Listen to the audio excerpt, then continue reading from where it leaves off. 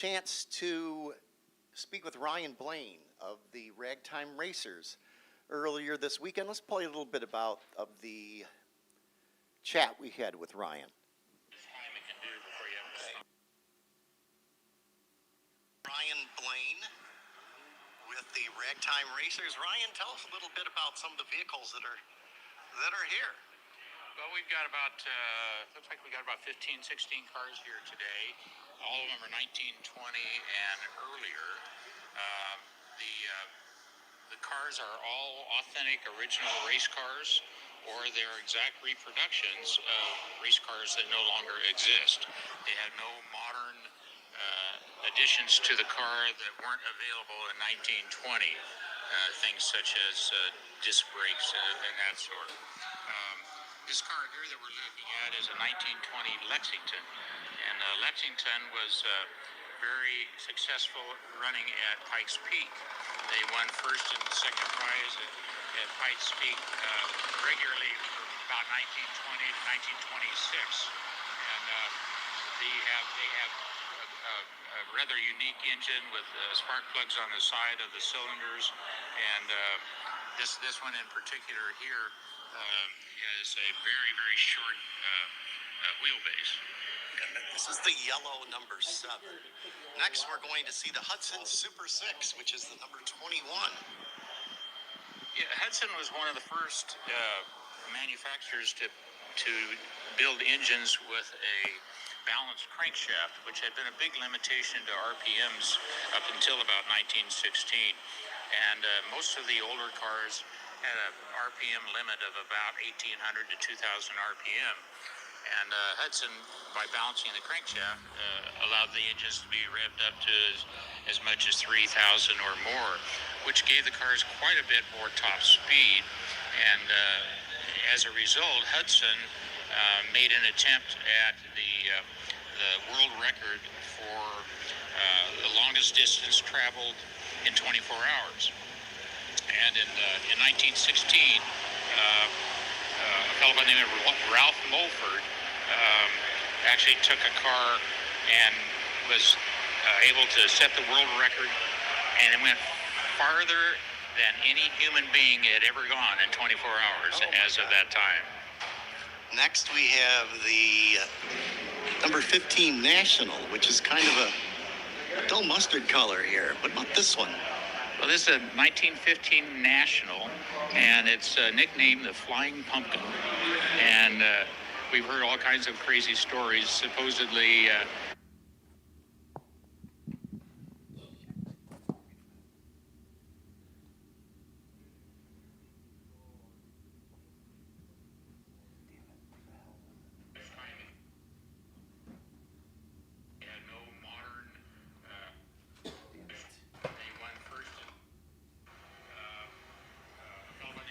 Ralph Mulford actually took a car and was able to set the world record, and it went farther than any human being had ever gone in 24 hours as of that time.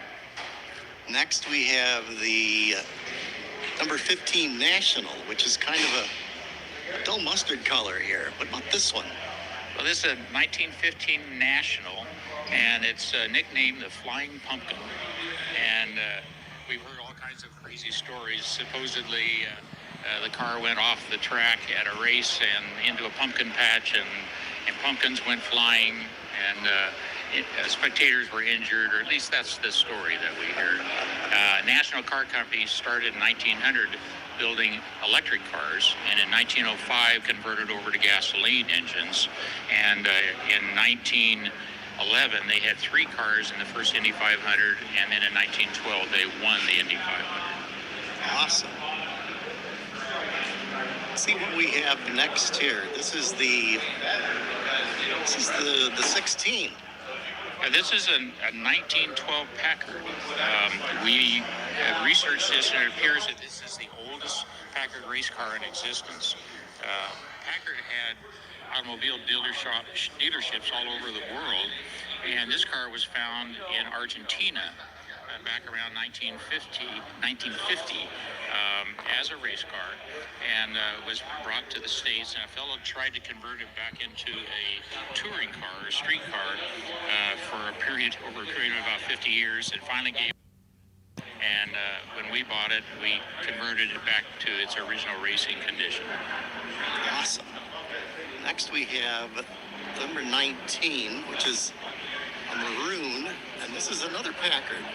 No, I think that they've got the Is this wrong wrong? board up Oh, here. okay. This is Sorry. a 1919 Buick, and Buick. This is a six-cylinder engine, whereas most of the others that we've been looking at are all four-cylinder engines. But Buick cars were powerful. They were successful in lots of racing, and this one has been beautifully restored. And it was found, and it had been repurposed as a farm vehicle, and then restored back as it was when it raced originally. Oh my gosh. Well, this next one's a classic, isn't it? Darn it. There's time it can do before you have to stop. There's time it can do before you. There's time it can.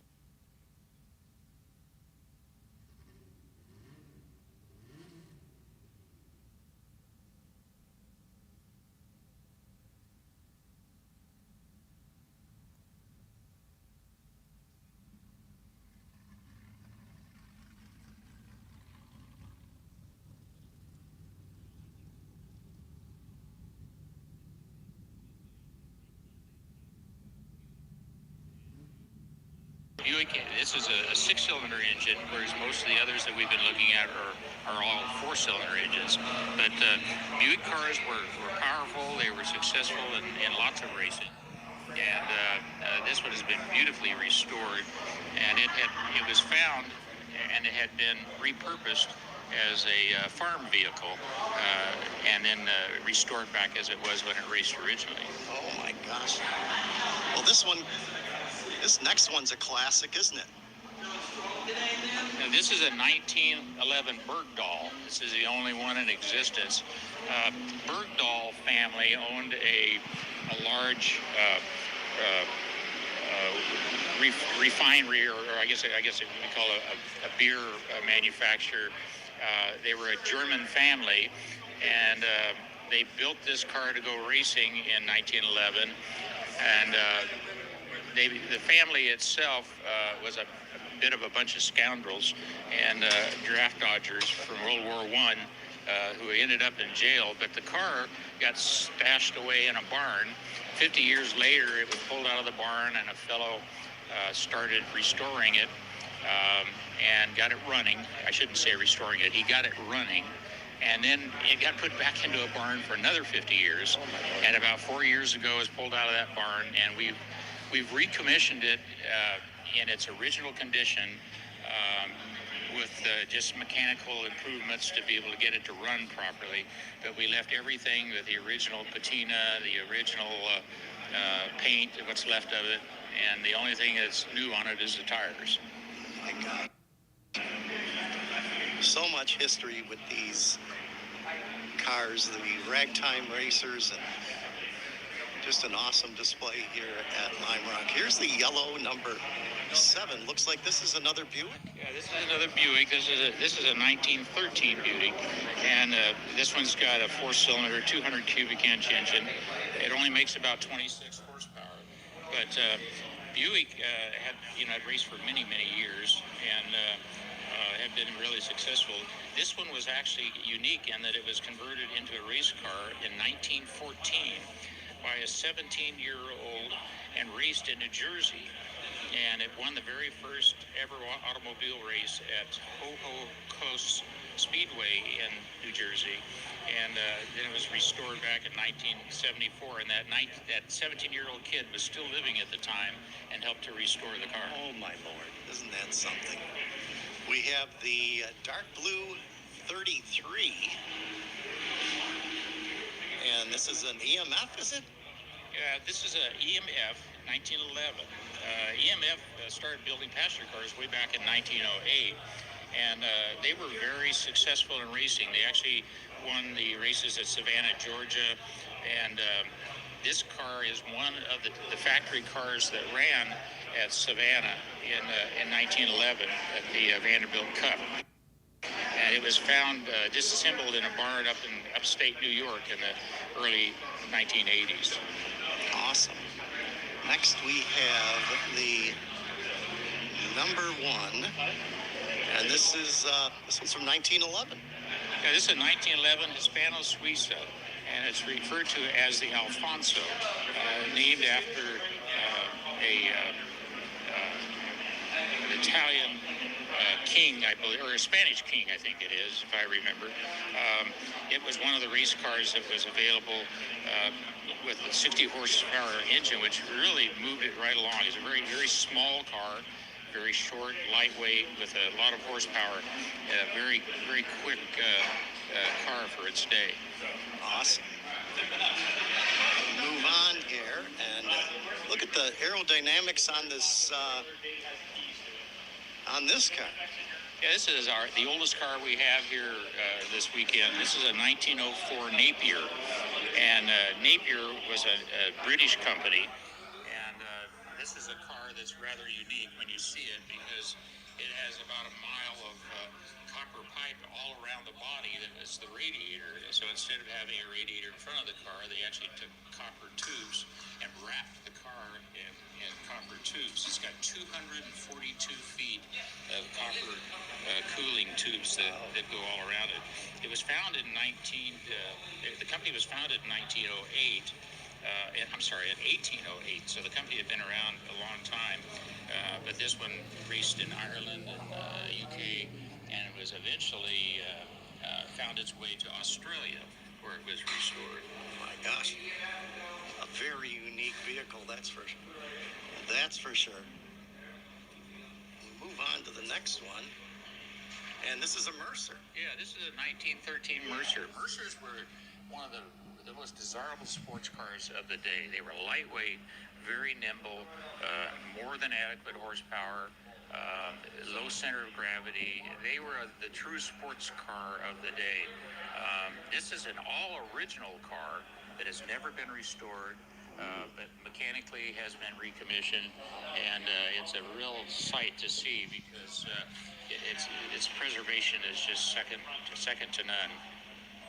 Awesome. And we now have the number 20, which is blue. In the back of it, it says "old and in the way." Yeah, this is a 1911 National, and I mentioned earlier National company was in Indianapolis, and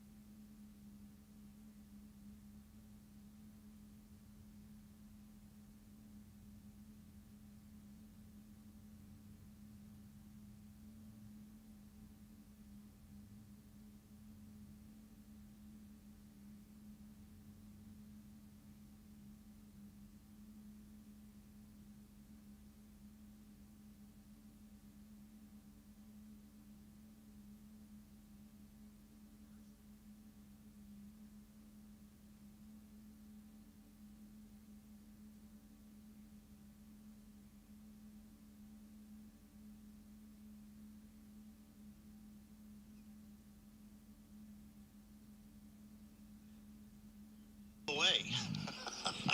yeah, this is a 1911 National, and I mentioned earlier National company was in Indianapolis, and the president of National was actually one of the founders of the Indianapolis Motor Speedway.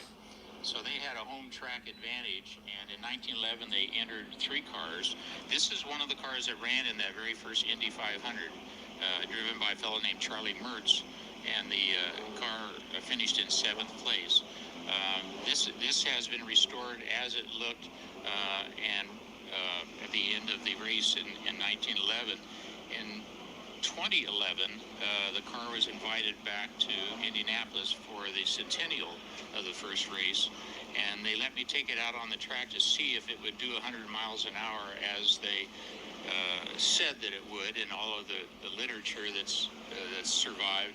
And sure enough, I was able to do a 100-mile-an-hour lap in the car with wood wheels, and it was quite a thrill. I was there at that one. I remember seeing that car That's about it. that day. What would you say is the value of all these cars put together under the tent? Just out of curiosity, there is just so much history here, and to have the Ragtime Racers here at Lime Rock is more than, it's so over the top, and we can't thank you and your team for being here. Good morning. Good morning. How are you? And there he is.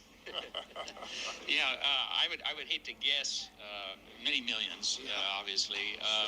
The Ragtime Racers, we're a non-profit group, and our goal is to try and keep the motorsports history of this time period alive. Most of these cars were just sequestered away in museums, never being driven, never being run, and so a group of us got together, and they're all individually owned cars. They're not any one person owns all of them, and the cars are brought out to the track at tracks all across the U.S., and our whole point is for people to see, hear, and smell the cars as it looked in 1920 or earlier.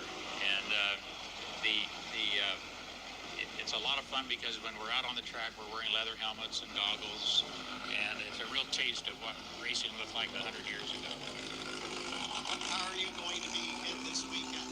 I'll be in the 1911 National Indy car. Well, thank you to Ryan Blaine and those at Ragtime Racers. We did that on Friday, and it's always good to have a new group like that. There's so much history that was back there. And they're in a paddock. Stop down, see the Ragtime Racers. They'll be out on course midday for some exhibition laps, and we look forward to having them out there at that time.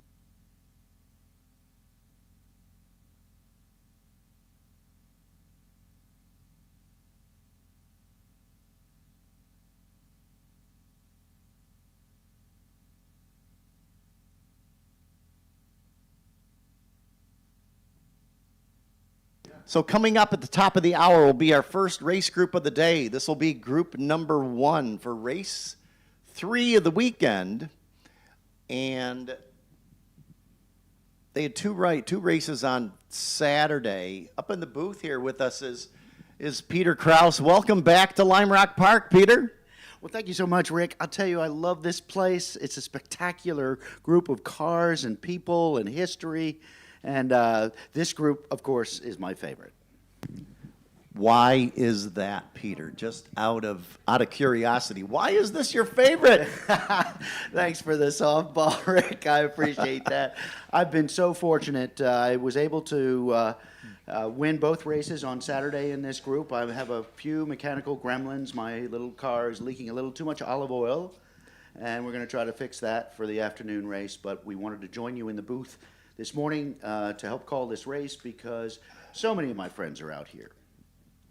The McLaren safety car has his lights fired up. You know what? I still don't know who's driving the safety cars. Simon Kirkby in that? You know, one of your Simon. Could be which his boss, of course, is Jeanette Weitenheimer, as we all know. But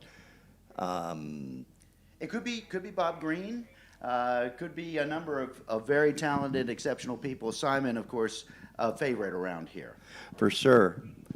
How many laps do you have around Lime Rock? What was your first race here? Tell us a little bit about that, Peter. Well, it's interesting. I've been racing here for just under 40 years, and I came to Skip Barber and learned a whole new discipline, and it opened my mind and set me on a path to make a vocation out of my avocation, and I've been fortunate for 4 decades to make a good living off of my passion.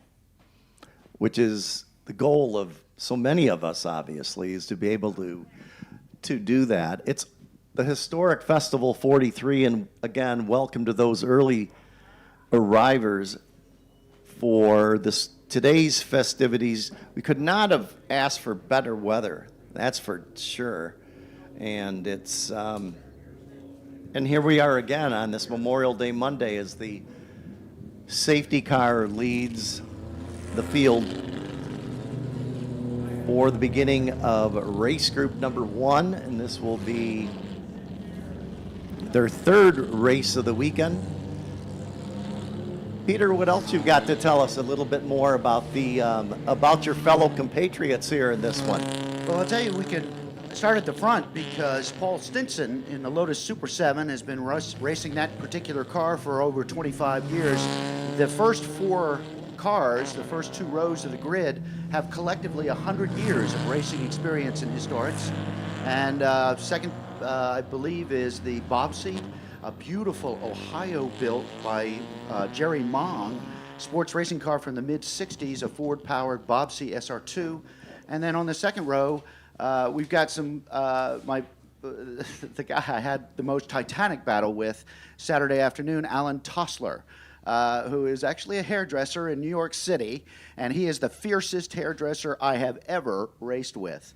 And then in fourth, we have Roger Casson, who is driving perhaps the quickest Alfa Romeo Giulietta Spider Veloce in VSCCA. You know, Roger is always smiling and always enjoying himself. Well, the battle that you had with Tosler was so entertaining. Over here in the left-hander, it was like, holy smokes, dude, what's going on? I mean, he was sideways, and we're waiting for Peter Kraus to give him a little bit of a nudge there, but you didn't touch him. No, it's super important. I mean, that's the difference. That is the difference between historic racing and contemporary racing, in the fact that you can race very hard, but you must race very fair. And I think that Alan was driving his mirrors perhaps a little more than out the front of the windshield, but that's okay. I got the brakes in traffic and was able to take the very long way around the outside of Big Bend and then beat him to the left-hander. And, you know, I wasn't worried because Lime Rock is the great equalizer. Here you can take a slower car, well-driven, and often beat a quicker, more powerful car. And the pace car coming into the pits, waiting for the green. So through the downhill and about to get race number 1 of this Labor Day Monday underway, green flag displayed, and that Lotus Super 7 jumps out front. There's your buddy in the 0-1, Alan Tossler in that MGB, trying to do the rim shot on the outside of Big Ben. He's clear, and you get to the exit of Big Bend. What's the line there? It's so, you know, you have the left-hander coming out, but... Well, the whole beauty of the thing was that Alan judged it perfectly, and he bowled his way around the outside of Paul Stinson and was able to come up to speed a little bit quicker than Paul, and he's now made a little bit of a break from Paul, and that's going to take some of the pressure off. Well, the pressure's off because you're not in the race. That's one of the pressures. But are you in any of the other groups this week? Have you been able to finagle your way into another car? Well, it's been nice. I've been offered several cars, but my interest is, you know, seeing my friends do well. Now, I understand. Alan and now Paul is really close to Alan as they come down the front straight. They've separated themselves, the front two, from the rest of the pack. But in 4th place and 5th place, we have a great battle between Andy Moore and Roger Casson in the dark green MGB. He locks up the inside front. Is Roger going to be able to take advantage? No. Ed Boyasian just waiting for Roger to make a mistake with that black Alfa Giulietta to try to take Roger. So we've talked about through the weekend, it's so awesome to see cars that are 40, 50, 60, 80 years old, and the preparation that goes into them and the heart and soul of the ones that prep these cars so the drivers, team owners, etc., can have some fun with them. But these are not parades, Paul. This is a true competition, and running at race speed with the miles that have been on these cars over the years. And it's so wonderful for those in attendance for the Historic Festival 43 to be able to take in something like this as the battle up front continues between the 01 and the 7. But it has to give folks like yourself just so much pride to be able to be in the car like you were and everyone else, to be able to run it at full racing speed as it was years ago. That's it. And, you know, the reason why this is my favorite, Niall McCabe locks up a little bit on the outside, trying to pass that spec Renault. But this is my favorite race group because a lot of these cars are trailered to this event on open trailers. Many of the drivers work on their own cars. I know I do all my own work. And to me, this is the essence of sports car racing as it was here at Lime Rock Park. Field down the Paul Newman straightaway, making their way back on through West Bend, of course. Have you ever gotten the same lap 2 times in a row at Lime Rock? So many people say that it's next to impossible, other than Skip Barber, of course. I think Skip could do it with his eyes closed. As Alan Tossler leads again, Paul Stinson into turn 1. I don't think, you know, Paul Stinson is like a dog with a bone. He's in that Lotus Super 7, and he just has a laser beam on Alan Tossler out front. But a couple of the interesting cars further back are Carl Whitney's number 215, 1954 Lotus Mark 9, and then right behind him, the white 914 of Ed Mettleman, a longtime competitor here at the park, dating back at least 30 years. And then behind him, perhaps the most beautiful car in the field, the Tojiro Climax of Mark Sendrin, who is an event chair for VSCCA. And you know, even at the back of the field, crossing the start-finish line, we have Butch O'Connor, and we have a blue number 48 MGB that has authentic period Sebring history. This is an MGB that actually raced in the 12 hours over 60 years ago. And as the leaders come down the downhill and are able to maintain that gap to the second pack. But the second pack, the battle is heating up because we have the Bobsey, Andy Moore in the MGB, Roger Casson in the country's fastest Giulietta Spider Veloce, Ed Boyasian in the black Giulietta, and boy, a really nice pass on the outside of Ed Boyasian in the Big Bend area. Niall McCabe trying again on the car number 61 Sports Racer. Niall in a 909 Austin Healey Midget, followed closely by Carl Whitney in the Lotus Mark 9. Oh, looks like Mark Sendrin's going to take the inside away from nice move. Ed Mettleman, and that was textbook, absolutely textbook. You know that you've made a successful pass when you have a run coming out of the previous corner. The 25 you mentioned, what is a Tojiro? So John Tojiro was an English car designer, racing car designer, and was very, very influential in the 50s. He built small displacement sports racing cars, purpose-built cars with Coventry Climax engines, but then his brilliance was recognized, and Brian Lister and a number of large racing car manufacturers began to hire John to develop and build the chassis and the suspensions for their cars, the Listers and other cars. But Tojiro made a number of specials that were powered by different kinds of engines, MGs, Jaguars, in this particular case, the Coventry Climax. Mark Sendrin's car actually comes from the central part of this country. It was originally a car that was raced for a very long time by a fellow named John Muller, who was a leading light in SVRA, and so it's wonderful to have that number 25 car here in New England and being able to be shared with the rest of us. So out front, last time by, the 01 of Tossler and the 7 of Stinson were side by side underneath the Chevrolet Bridge heading into and through Big Bend and to the line one more time. And Stinson running right on the tail of that 01 as these two having all kinds of fun.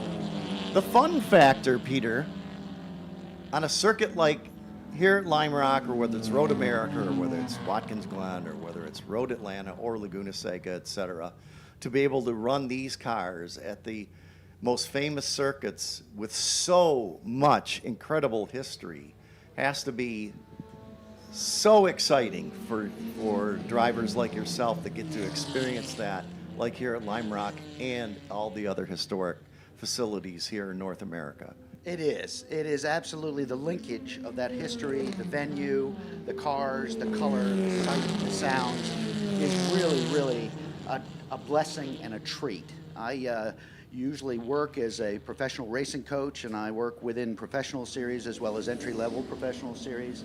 I've worked with Sebring winners, Le Mans class winners, even a world driving champion, but I prefer this venue because the cars and the driving, we have a potential move here for second place overall as Ralph Solomon in that black Bobsey SR2 tries to take the long way around Paul Stinson. Paul's going to slot in the front as they exit Big Bend, but this could heat up as the laps roll on.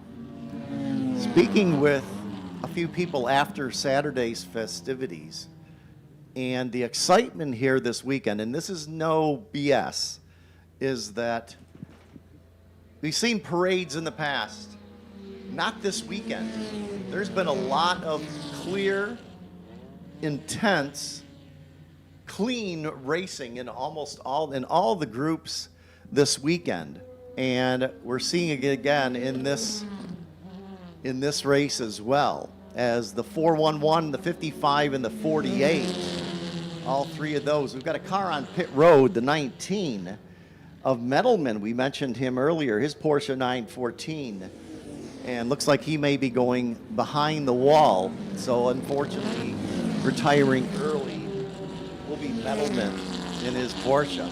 Meanwhile, up front, the leaders are in the midst of some back markers on this one, and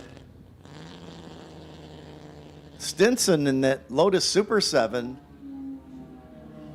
as well as Tossler, and now we have a 5-car battle for the lead, and down the Paul Newman straight one more time, headed to the uphill. What's the line at the uphill? What's the proper line when you get down the Paul Newman straightaway to be able to make the uphill, traditional uphill, of course, work? Well, I think that you have to take a line that makes your sphincter sensor go off the scale as you go up that hill. I was watching... You're talking about pucker factor. Yes, sir. I'm talking about a pucker factor par excellence. We've got another setup here for a potential pass for the lead, but the uphill is where the rubber meets the road or something more. But the Bobsey scything on by John Einhorn's red and black Austin Healey, the lead three, tight pack, and then the next group. But the uphill really does separate the men from the boys. I was watching MHP, Mark Hamilton Peters, in Mitch Eitel's Elva Mark 7S in another one of the races, and I can tell you right now, I took a collective breath. I held my breath every time I watched MHP crest the hill, because you're almost out of control as you get unloaded over that crest, and it is something that will get anybody's heart racing without any coffee on the coldest morning. And depending on what the car is, obviously, makes a bit of a difference. One, the handling of a heavy Corvette versus a Bobsey versus the Elva, of course, of MHP. So another great car to watch out for is that bright blue Turner Mark 1, the 950S of Stu Forer. Stu is an exceptional competitor here. He's been racing here for 40 years and raced in SCCA in the mid-60s, and he's still at it. A wonderful feature by Haggerty Online Publications on Stu's return to racing after some health challenges, and he is just running that Turner really, really well. And speaking of that, he has his mirrors full now of the 3-car battle between Tossler in that baby blue MG, as well as Stinson in his Super 7, and then the Bobsey. So those 3 cars now nose to tail. As here's a contrast, isn't it, Peter, going underneath and into Big Bend? Well, it's great because Carl Whitney has basically bided his time and watched the spec racer battle with Niall McCabe in the 909 and the 61 spec racer coming out of Big Bend now. He has pounced and passed both of those cars during this time as Alan Tossler crosses the stripe again. But we have a setup potentially again, the Botsy of Ralph Solomon doing a terrific job. He races out of Mike Clifford's shop in Hopewell, New York, and they are really, really close as they come out of Big Bend. That battle for second, we are nowhere close to being done on that one. We have about 3 minutes remaining in this 20-minute race. You do a little work with the Lime Rock Park Drivers Club, is that? Well, I have in the past. You have in the past, right? I have in the past, and the Lime Rock Drivers Club is something that I very much believe in because it's a great opportunity for people to come out and learn and have the kind of resources at the most beautiful facility in the Northeast. And the Drivers Club is the best idea that Skip has come up, at least for me, because I love seeing new people get into the sport and take advantage of these resources. We've got a great run down the hill and coming up to the flag. So one more lap around. This will be the final lap. So this three-car battle up front, Tosler in the 64 MG, Stinson in the 63 Lotus Super 7, and that 88 of Ralph Solomon. Now Solomon has been biding his time here. Is he going to be able to make the pass? And he has gone off course. So off in Big Bend, yellow out there, trying to make a adventurous move, let's say, and it cost him. Meanwhile, green around the balance of the racetrack, even though we're seeing yellow in one for that. And Stinson right on the gearbox. Well, the gearbox is up front on the MG, so that's not true. But we'll be seeing through the downhill here. There's been a heck of a fight between these two young men. Out of the downhill for the last time, Stinson right in the draft of the car of Tosler. He makes a dive, but Tosler there gets the win by about 1 car length. So I'm sure after those two get back to the paddock, there'll be some accolades, and between the two of them, here's the 88 of Solomon onto pit road. So after his misadventure in Big Bend, he's going to finish the race on pit lane. Balance of the field completing their race. Peter Krause, are you in Durham now? Is that right? I am. I'm in Durham, North Carolina. I live right across the street from Duke University. And I have an office and a commercial facility at Virginia International Raceway, where I've worked out of for 27 years. And really, really enjoy this sport and the people. You are right in the middle of the fight between 3 different schools in North Carolina. I live on the south side of Charlotte now. And so are you blue, light blue, or red? So unfortunately, I live in a house divided. Just looking at the colors of the schools. My wife, my lovely lady who has accompanied me here and has raced here for on and off for a decade herself, is a graduate of the University of North Carolina, Chapel Hill. And while I didn't graduate from there, I was successfully able to avoid any responsibilities, academically or otherwise. And I'm still a Duke fan, so I like that dark blue. Well, Peter, it's been wonderful to have you with us up here. A total aside, of course, from motorsports and the 3 schools in your neck of the woods where you're residing now. That was a lot of fun. Sorry you weren't able to be on the racetrack for this one, but I hope you enjoyed your time up here. We enjoyed having you with us, Peter. It's great to see you again, sir. Well, Rick, thank you so much. I mean, it's very, very gracious of you guys to have me here. And, I feel like this track is an absolute blessing and an extraordinary place that takes a big piece of my heart. It's a very, very special place to me and to a lot of people, and that's why we love sharing it. Feel free to come up for the second race this afternoon if you'd like. If you, still you know, moving, just, yes, sir. you might be in a car. You might be in a car by then. Wait. Thank you, Peter Kraus. Thank you so much, Rick.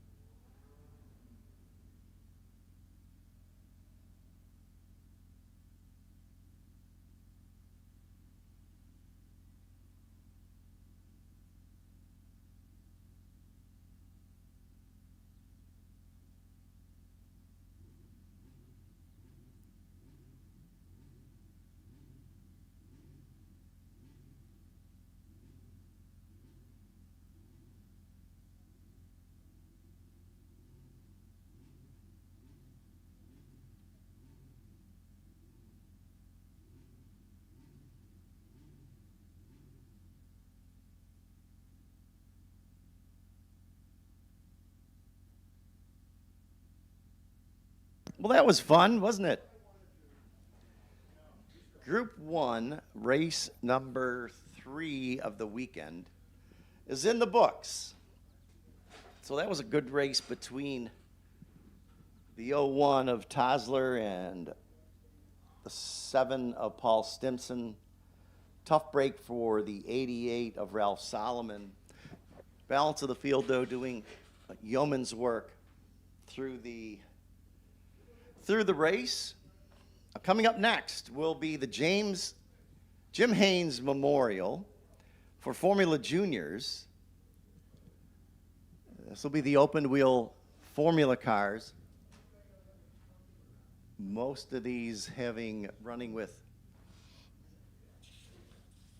engines that are right around a liter, 1.1. So we'll see that shortly.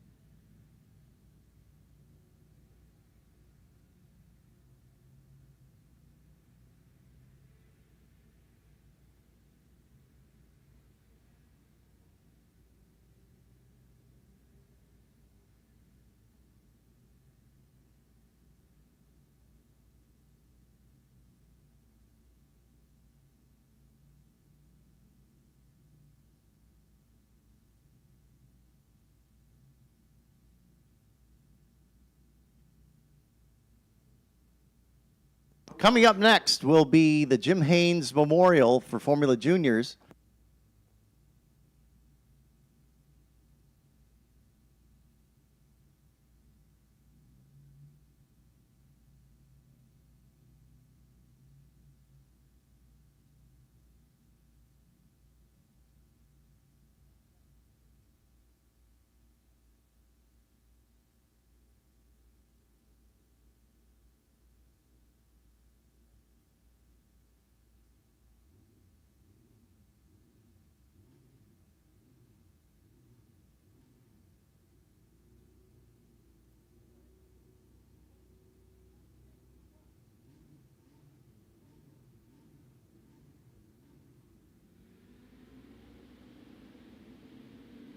Green flag for the Jim Haynes Memorial going down into Big Bend.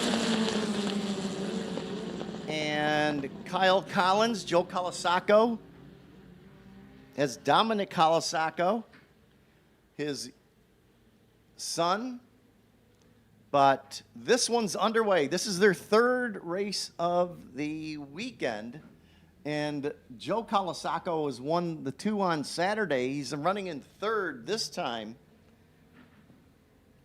And young Frank Del Vecchio has joined us in the booth for this one. Frank? Interesting that Colasaco in that rear-engine Stangalini, who just wiped the field, yesterday or 2 days ago, he just got snookered at the start, lost 2 places to Collins and Homke. That's number 18 and number 4. So Joe, number 30, is now running in third position.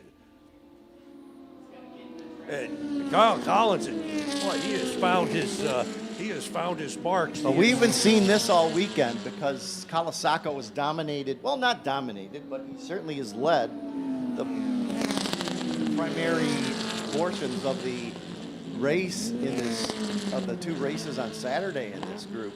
And he's going to have to work for it. And that's what this is all about. Absolutely. And take a look at car number 18. That's the yellow car in 4th place. That's Josh Mitchell. That car is a Lotus 18 that was previously owned by Jim Haynes, who is a figure here at the track. He was the track manager and for years before he went out to, I think he went out to Road America and ran that for a while. Yes, this is the Jim Haynes Memorial Group, the 2-car on pit road, and that Thomas Grudovich 60 Elva 200 Formula Junior going behind the pit road back to the paddock for attention to the crew. Hopefully he'll be back out for their second race of the weekend. Meanwhile, up front, Collins leads in the 18 in his 1960 Lotus 18. Robert Hemke's in the 4 in his 1962 Cooper.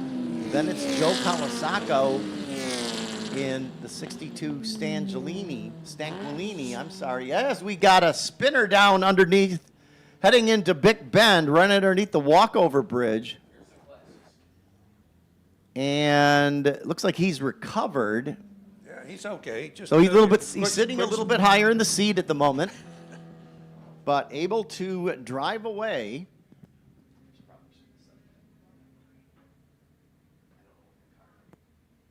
See if we can pick up the car number. No yellow flag. So the yellow's been dropped. So just some action down there heading into Big Bend. And we've got a car heading on to. This is the Stangalini of Colasaco, I think, coming in. Yes. And very rare car. Most of the Stangalinis are front engine. This is a rear engine car. Number 30. So Stangalini, who won both races on Saturday, was running in third, now having a mechanical problem. And Kyle Collins in his Lotus, his lead now at 3.2 seconds. Now this will move Hemke second, but it moves up Schifferle, moves up the 124 of Schifferle up to third. Yeah. We got a full course yellow, Frank. We do. Okay. So something else happened out there. Jay Mitchell is running really slow. He was up to fourth place in that yellow Lotus 18. My bad. It's actually a debris flag at start-finish line. Let the drivers know that there's a possibility of whether it's fluid or debris on the circuit, just so they have a heads up going into Big Bend and into that big braking zone going in underneath the Chevrolet bridge. It looks like right at the apex, you've got some grass and gravel that was kicked up by the spinning car, and that's probably why we have the debris flag. That only stays out for 2 laps, so everybody kind of knows where it is, and they bring the flag in. That flag is a striped flag. It's yellow and red. Just want to remind everyone that the Midway is open all weekend in the infield, packed with a variety of vendors ranging from delicious food, racing simulators, racing memorabilia. Be sure to take a walk through the Midway and see all that it has to offer as Kyle Collins stretches his lead over the 4 of Robert Emke, as his lead now about 2 seconds through Big Bend, down in front of the crowd that is assembling more numbers as every few minutes goes on here. Also want to remind everyone that the outfield is open also across the Chevrolet walkover bridge. Both paddocks are full of these historic and vintage cars. The Delmonte Race Group from the Pebble Beach Road Races of years gone by, their paddock is down inside of Big Bend. We have Rob Dyson's display of historic racers right behind the Skip Barber Tower. And just on the other side of that is the Ragtime Racers. Ragtime Racers with race cars from 1904 till into the 1920s, including the car that finished 7th in the first Indy 500 in 2011. So much history, so much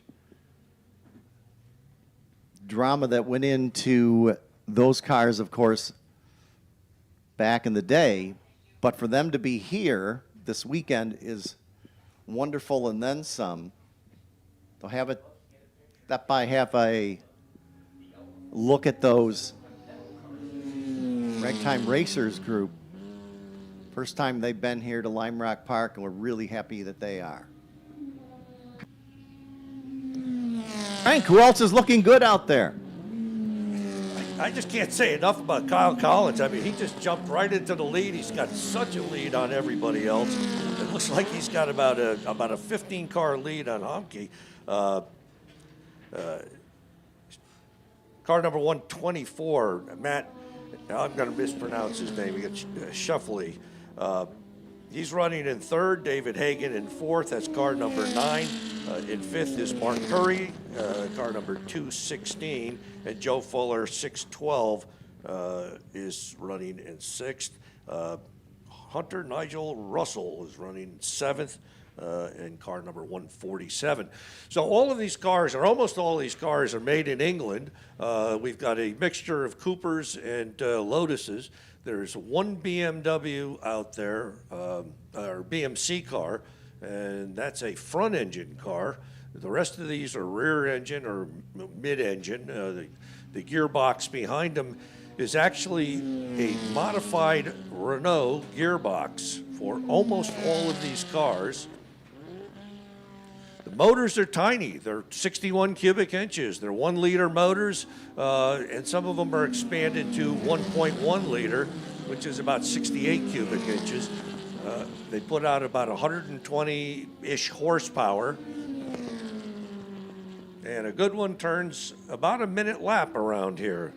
It was announced on Friday evening by Skip Barber that next year the International Formula Junior Group will be joining us here at Lime Rock Park for Historic Festival 44, along with the other feature group of next year's event, which will be Historic Trans Am. Those will be the two featured groups here. And there's always more surprises. Frank Delvecchio will be back in a surprise drive, I'm sure. Well, we'll get the Formula Ford running again. It lasted one session before it ate the motor. Well, and that happens. And we've got quite a group coming down here. We've got a race going on mid-pack. So the 612 of Joe Fuller, as well as Hunter Nigel Russell in his BMC, Fuller in the Lotus, Sven Dorr in that 8D, Spencer Patterson, as those cars having a skirmish on the racetrack. You know, a car that in the first race on Saturday, the 30 of Joe Colasaco, who was the son of, Joe Colasaco in the 30, but his son, Dominic, we're looking forward to having him back after the first race on Saturday, and still nowhere to be seen, unfortunately. So that's another, it's tough when you put so much time and effort into getting these cars prepped. And unfortunately for Dominic Colasaco of Greenwich, Connecticut, that his 61 Ram Formula Junior unable to make the start here. These cars are very delicate. Very delicate, Frank. Most of these cars are it's not like you can take it to a dealer and just, 1959, 1960, or to take it to Arnold's garage up in 61 or Canaan. These motors, these little tiny motors are turning 9,000 RPM with only 3 main bearings. Typically a four-cylinder motor has 5 main bearings. These things have 3, and they're whipping around. That crank is whipping around down at the bottom at 9,000 RPM. And that what gives it the distinctive sound that are in these cars. A few years back we had a Formula Junior special group, and we had cars from New Zealand, we had cars from Australia, we had cars from Europe, we had the West Coast guys. It's an amazing group of cars. They are so beautifully turned out. So next year we're really going to look forward to the Formula Junior feature race. So the 18 of Collins underneath the Chevrolet Bridge puts another lap in the books. And he's putting a lap on the field right now. He goes down into turn 1. The 4 of Hemke and Dave Hagan, I should say, in the 9 car, running in 3rd spot. Then it's Matt Schifferle in the 124 and the 147, which is the 1960 BMC of Hunter Nigel Russell, being your top 5. We have 15 cars that started the race. A couple we've lost, unfortunately. And hopefully those cars will be back out for their second race of the day this afternoon, as every race group getting 2 shots at a race both on Saturday as well as here today on Labor Day Monday. Just want to welcome everyone being here. We appreciate you taking in the Historic Festival 43 at Lime Rock Park. Today's race is being dubbed the Autodromo Spirits for the past 3 years here at the Historic Festival. Autodromo founder Bradley Price be on hand at midday to present a special Lime Rock Park watch to an award recipient in each run group who exemplifies the spirit of sportsmanship and driving excellence in that run group, as chosen by the drivers committee and the corner workers here at Lime Rock.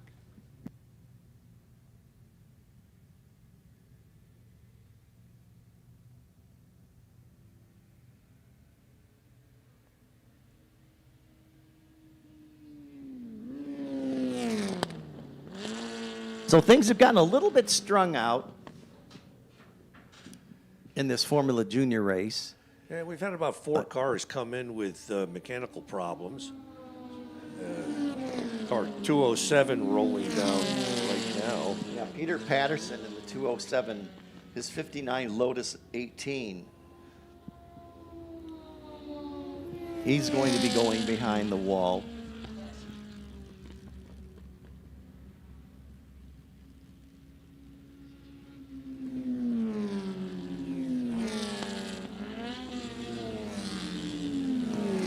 We were just talking up in the booth that the Lotus 18 can run as a vintage Formula One car. It can run as a Formula Junior car. It can run as a Formula C car, just with different motors in it. It can even run as a Formula B if you put a Lotus twin cam in it.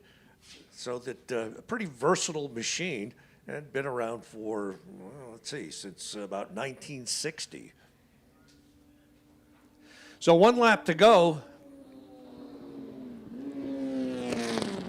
And Kyle Collins just leading the entire race. Jumped out in the lead, passing the Stangolini, going into turn 1.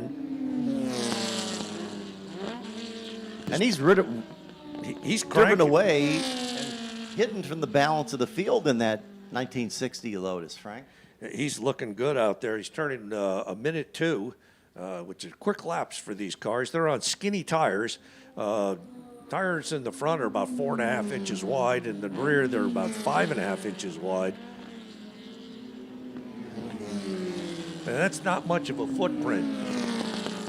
So making his way around the 1.5 miles here, the distance here at Lime Rock Park, Kyle Collins looking to finish up a dominating win, and he's through the downhill and to the checkered flag here. Kyle Collins in the 18 in his 1960 Lotus 18 takes the victory. Looking for the 4, which finishes in second. There's Robert Emke. Emke finishes in the second spot. And now looking for the 124 Shefferly and Hagen is what they were the last time by. So the 577 takes the checkers as well as the balance of the field. So the Formula Juniors, again, as we mentioned, next year it will be the International Formula Junior Intergalactic Festival most likely as well, being here at Historic Festival 44. But meanwhile, that'll be the completion of race group number 2. Coming up next will be race group 3, War Area, and we'll be featuring the Delmonte Trophy cars that raced in the Pebble Beach road races, and that will be the next cars on track.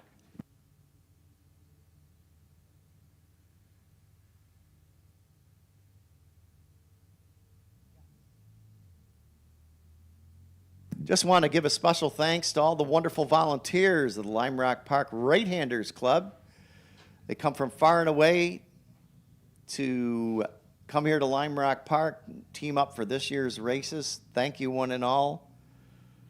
Also want to remind everyone that the Barber Shop is your place to go for the official Historic Festival 43 merchandise. That's in A Paddock. Grab an event t-shirt. Check out all the other Lime Rock Park merchandise at the Barber Shop.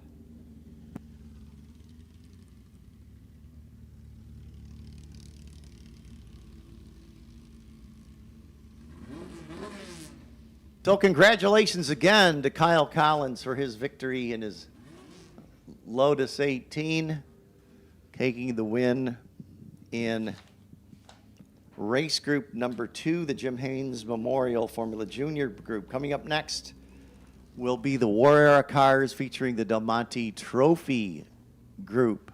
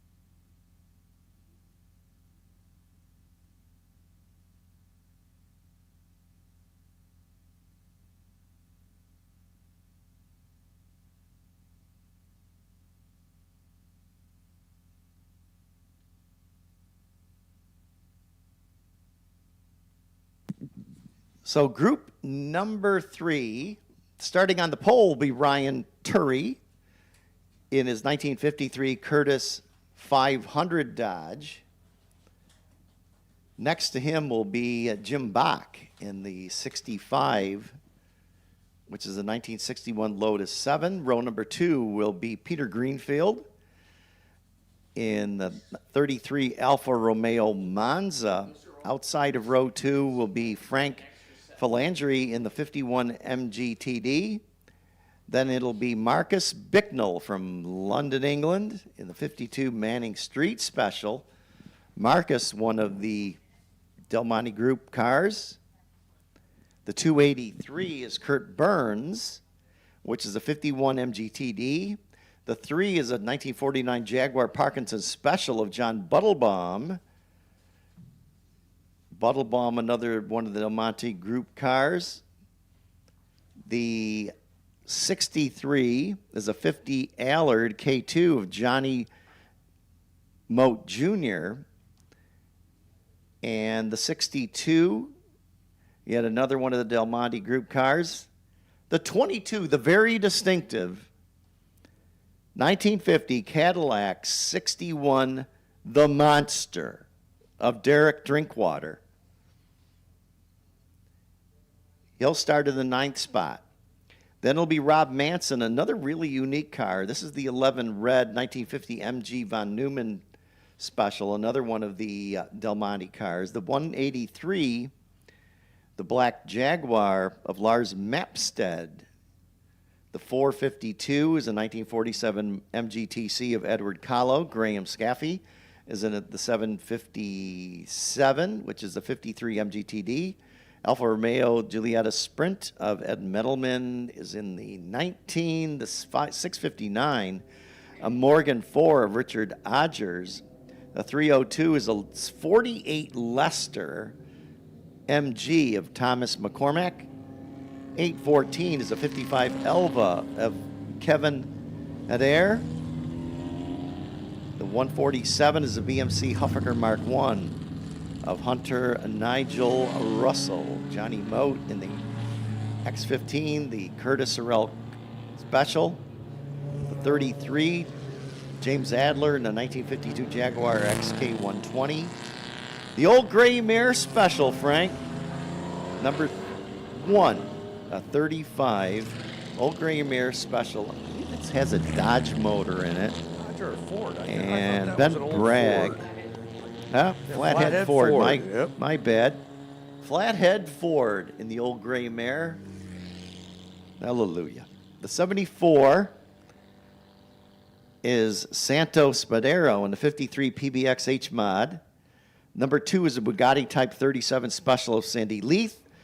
Luca Menezecco is in a 28 Bugatti 37A. That's car number 31. The 155 is a 59 Volvo Sports Racer of Brian Hunter. The 59 Voigt Crosley of Richard Campbell is car 91. And rounding out the field, the 746. And the 746 is a 1938 Morgan F-Type Trike. Unusual looking car. Three-wheel car. Three-wheel car, but only 2 are drive, as far as we know. And that's Chris Towner that's driving the trike. So this will be group number 3 coming to the line shortly. The great tax dodge. You know, we've got 2 Crosley-powered cars out there, and they're powered by the Crosley Hot Shot motor with a little tiny motor that would turn about 10,000 RPM in stock trim. The Crosley Hot Shot looked like, I think it was smaller than like a Mini Cooper. Oh, yeah. There we go. So pace car comes in. Car's coming down the line. Looks like we're missing Peter Greenfield's 1935 Grand Prix Alfa Romeo. Ryan Turry in the 8C, the 65, the 15C, as we're underway in race group number 3, War Era cars featuring the Delmonte Group of the Pebble Beach Road Racing back in the 1950s. They've been here through the weekend. Their first time here. Many towing in from the West Coast where they were at Laguna Seca Raceway a couple weeks ago for the Monterey Historics. Happy to have them here for the Historic Festival 43. The field making its way down through the right-hander onto the Paul Newman Straight, heading toward those assembled on the berms and on the hills high above the Paul Newman Straight to the uphill. The tricky uphill, you got to nail that right, and then down the short chute to West Bend, underneath the drive-over bridge, to the right-hand downhill corner, and then back to the Samposi Straight. So we're coming to the completion of lap number 1, and it's the 65 out front, 65 of Jim Bach, and his 61 Lotus 7.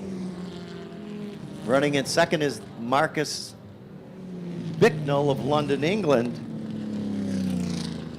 in his Manning Street Special. And then it's John Buttlebaum in the 3 and Frank Velligari. So Frank Del Vecchio, a big cross-section of different powered cars. In this one, the Monsters up in the top 10 at this point. The 22 of Derek Drinkwater. And Running in the fifth that's spot. a reproduction of a car that ran at Le Mans. Yes, the Monster that has a 5.5-liter GM motor in it. Derek from Chiddingford, England, based on a 1950 Cadillac frame. As unique a car as there is. Is it the most gorgeous car that's here, Frank? It's interesting. Interesting is the right word.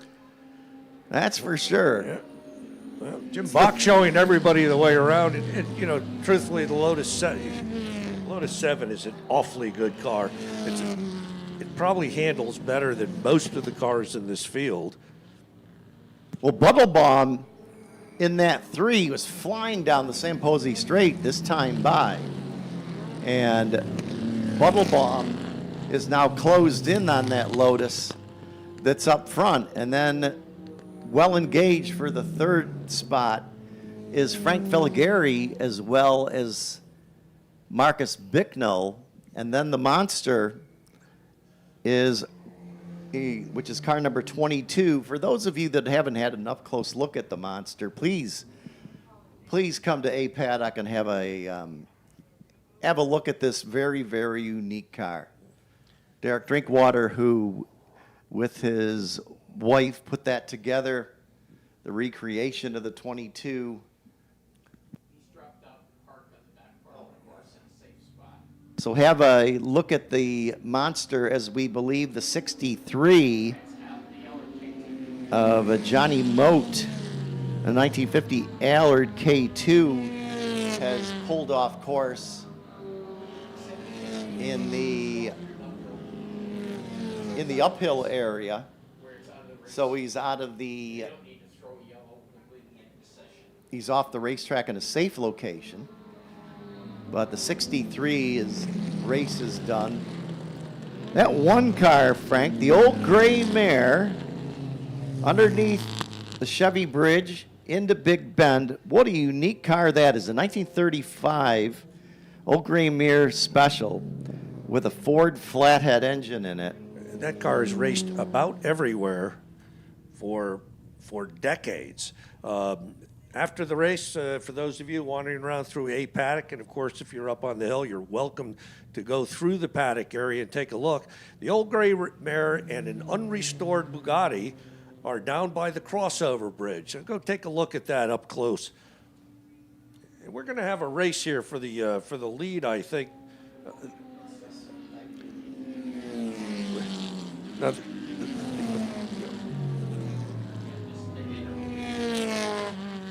So the Jaguar, that's a special car. Jaguar Parkinson Special, car number 3, had moved up into second place. It's now in third place. Well, you can see Ben Bragg as he makes his way around the course. I noticed it last time by as he goes into the right-hander, using the body lean as far as to add a little weight to be able to help the handling. Not sure how much that helps, but every little bit helps. Every little bit helps. So we had a smoker last time by down on the Sam Posey straightaway, and safety vehicles are going out for Ed track Melham inspection. heading back into the paddock area. It's car number 19. That's a 1959 Alfa Romeo Giulietta. So we've got safety vehicles on course. You've got the trike in front of the leader. So the 65-3 and the balance of the cars, white flag, which signifies safety vehicles on the race course. As we've got a car at pit in, looks like we've got a little fire on one of the cars at pit in. Frank, you got some smoke in the air there. Getting the drivers out of the car. Safety crew is there. And Le Monster is back on the track. It was off and it's back on again. So Monster doing some agricultural driving on the last lap. Peter Drinkwater. Derek Drinkwater in the Monster, and Derek having an off-course excursion. Just the looks of that has to be a monster of a car to drive. Right, Frank? like driving a school bus out there. But again, it's as unique as can be, and it was created back in the day by Briggs Cunningham, the race at Le Mans, went to GM, and got the Cadillac folks to come on board to be able to race at Le Mans back in the day. And again, this is a recreation that Derek Drinkwater painstakingly put together. And for it to be here on Historic Festival 43 is wonderful for all of us to have Derek and the Monster with us, as well as the balance of the cars. Now, the trike, Frank, is almost a lap down, but with the full course yellow, well, I guess we're back to, we got one lap to go. So they had a wave by on the trike. Some people got it, some didn't, so to speak. And the leader, being Jim Bach, he wasted no time. I don't know. Got around the trike, I and think the trike just pulled over and waving people by, which you can actually do that. There we go. One of the cars was getting an orange meatball. That's a black flag with an orange center on it. It means something's the matter with your car. While they're sort of touring around here at somewhat reduced speed. some of the cars are. Well, it's pretty neat to take a look at a couple of blue Bugattis. Car number 2 and car number 31 is car number 2 is a 1931 Type 37 Special, and car number 31 is the Bugatti 37A. So 2 and 31, both Bugattis. So Bach in the 65, which is the 61 Lotus 7, John Buttlebaum in his Jaguar, Frank Fuligari in the 928 being the top 3 scored as they head into the Big Bend area, through Big Bend in that running order. You know, I guess Yeah. we're racing every place except for down the hill, and we've got a waving yellow there. So there's no passing in that area, but the rest of the track is clear. Yes, sir. So on this one goes, as we have about 5 minutes remaining in this 20-minute race. Each one of the race groups, there's 9 of them here again this weekend. And today, all of the 9 groups will each have a race this morning and then another 20-minute event this afternoon, midday. You'll see the Ragtime Racers out on course. And they've been a real treat to see. And again, if you haven't done so, take some time underneath the big tent behind the Skip Barber Tower and butted back to back the Ragtime Racers, as well as then Grand Marshal Rob Dyson, his car collection, including the McLaren Carling Black Label Indy car that David Hobbs drove a few years back. There's a 962 that won the last Riverside 6 hour back in the day, Drake Olson and Rob Dyson that's there. There's former ALMS cars that are also there. Rob has a great collection of cars that he have brought here. There's a Trans Am car that's there, and the Dan Gurney Eagle, which is there, boy, that and is a that's beautiful car. that is an awesome car as well.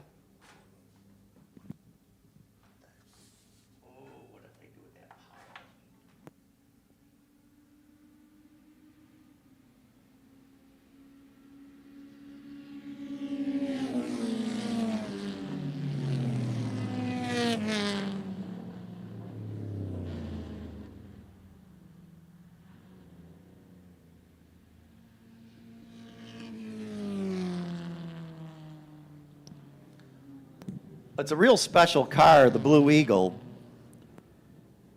It's one of Dan Gurney's most iconic Indy cars. Jerry Grant qualified that car, Frank, in 30th and finished 20th in the 67 Indy 500. But it, as Skip Barber says, it's one of the most beautiful race cars that Skip's seen. It was built by Gurney's All-American Racers,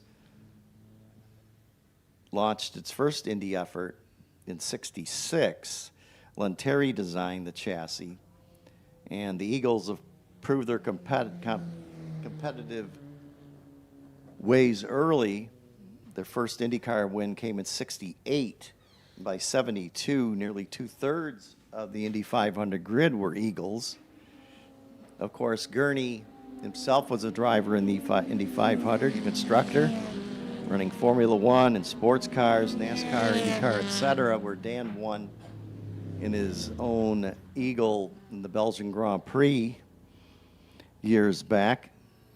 All-American Racers amassed an extensive record of victories, cementing the Eagles' place among the greats of American open wheel racing. Make sure you see the Blue Eagle.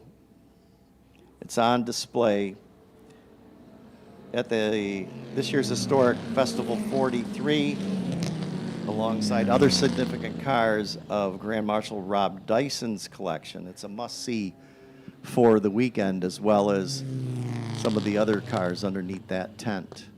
Frank, wouldn't you like just to sit in the Eagle once? Oh, I'd love to drive that one. And, of course, he even made a Formula Ford. There was an Eagle Formula Ford out there that David Loring drove to a number of wins. David Loring, longtime competitor, God rest his soul. David, as diverse a driver as there ever was, won and raced in so many different formula over the years, and that was one of them, Frank. Also underneath that tent, we want to mention that the BMW that conquered Daytona, as well as other races internationally, a BMW E9 CSL, that's underneath the Dyson tent also, with the distinctive BMW colors, as we will be seeing one to go with the line. And here's a gaggle down the Sam Posey straight. What a great mixture of cars. We've got the old gray mare, we've got sports racers, we've got MGTDs. Great group of cars. Let's call out to Frank Philangri. Is that how you pronounce his name?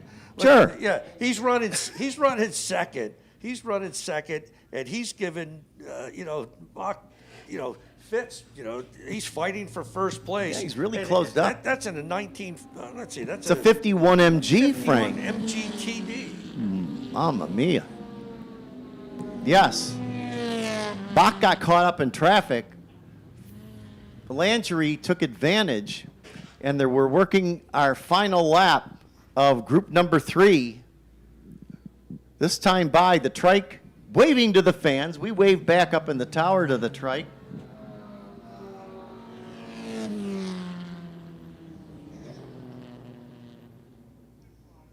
Chris Tower, the pilot of that 1938 Morgan trike.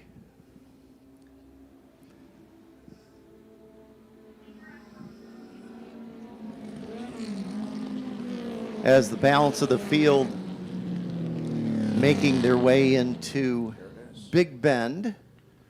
Here's a fight between some cars of yesteryear, being the 31 and the old gray mare. Yeah, those are 2 Bugattis and the old gray mare with the Ford flathead. Taking the victory, right, Frank, is Jim Bach. Yeah, Bach. He holds on and takes the win. Phil Gary, yes, he closed in, but he made up 5 seconds, but not the last 1.054 as Bach takes the win. Landry finishes in second. Buttlebaum, who looked really good early, and then he fell back a bit. Yeah, he dropped ended up down in to the third place. Yes, he did. He finished third. And then London, England's Marcus Bicknell, one of the leaders of the pack of the Delmonte race group, finishes in the 4th spot with Kurt Burns in the 283-51 MGTD, finishing 5th. The monster of Derek Drinkwater, number 22, the distinctive 1950 Cadillac, distinctive I guess is an understatement, finishes in the 6th spot. So congratulations to Derek. Rob Manson in the 11. That's another unique car, the 1950 MG Von Neumann Special. Lars Mapstead in his 52 Jag. Kevin Adair in the 814 and Graham Scafey in the 757 rounds out the top 10. That was an entertaining race as well, as all of them have been in one way or another for the full weekend here of Historic Festival 43. Coming up next will be group number 4, which is the Wings and Slicks Formula Fords as well. We'll have Can-Am cars in this one. There's a Crosley 35F of the Tim Tammons in. There's an Ensign. Anyway, stick around for that one. And again, keep in mind that all of the concession stands are open here throughout the day. Pick up a beverage, keep yourself hydrated. Another gorgeous day for Historic Festival 43. And Frank, did you have anything to do with organizing the weather? Because it's been fantastic. I'm a rainmeister. Early on in my career, I won more races in the rain than the dry, but this is fabulous. This is the best weather I think that we've had in the last 5 years at the festival. It's wonderful, and again, thanks to all the race fans that have joined us here throughout the weekend and here on this Labor Day Monday. Delamar Hotels and Spas are pleased to sponsor Lime Rock Park and Historic Festival 43 as Connecticut's premier destination for unparalleled hospitality. We know a thing or two about elegance, just like Craig Robertson does, of history and tradition. Spend a day relaxing at the spa, indulge in a decadent meal at our award-winning restaurants, or simply relax in the comfort of your well-appointed guest room. We look forward to welcoming you soon in Greenwich, Southport, West Hartford, or even Traverse City, Michigan, way up on the peninsula in Michigan.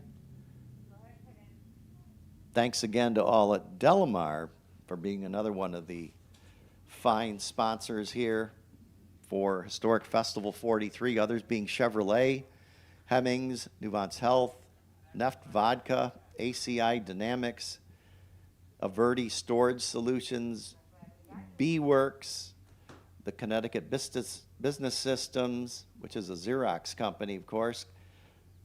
Call before you dig. Visit Connecticut, folks. Country Carpenters, Cub Cadet. We mentioned Delamar, DTLC Equipment Trailers being just some of the many sponsors that jumped on board here to help out and make the Historic Festival 43 a part of everyone's weekend here. Coming up next will be group number 4 for the Wing Slicks and Formula Fords.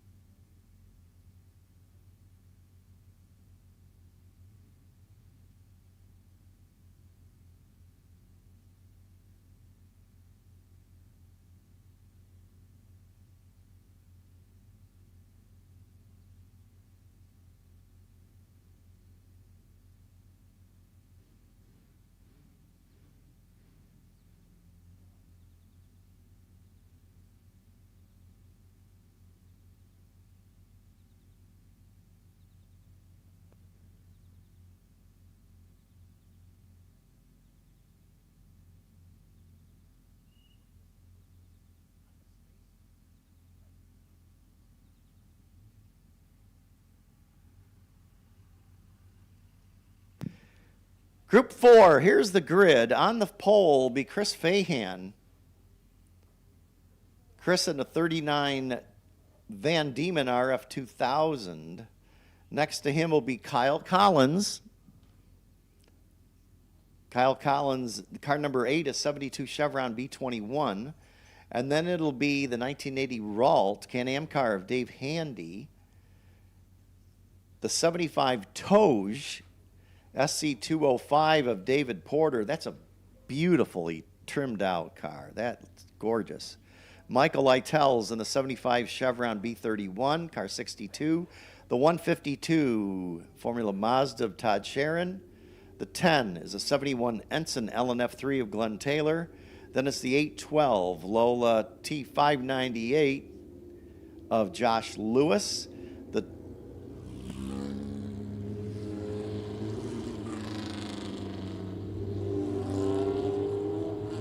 Oh, there it is.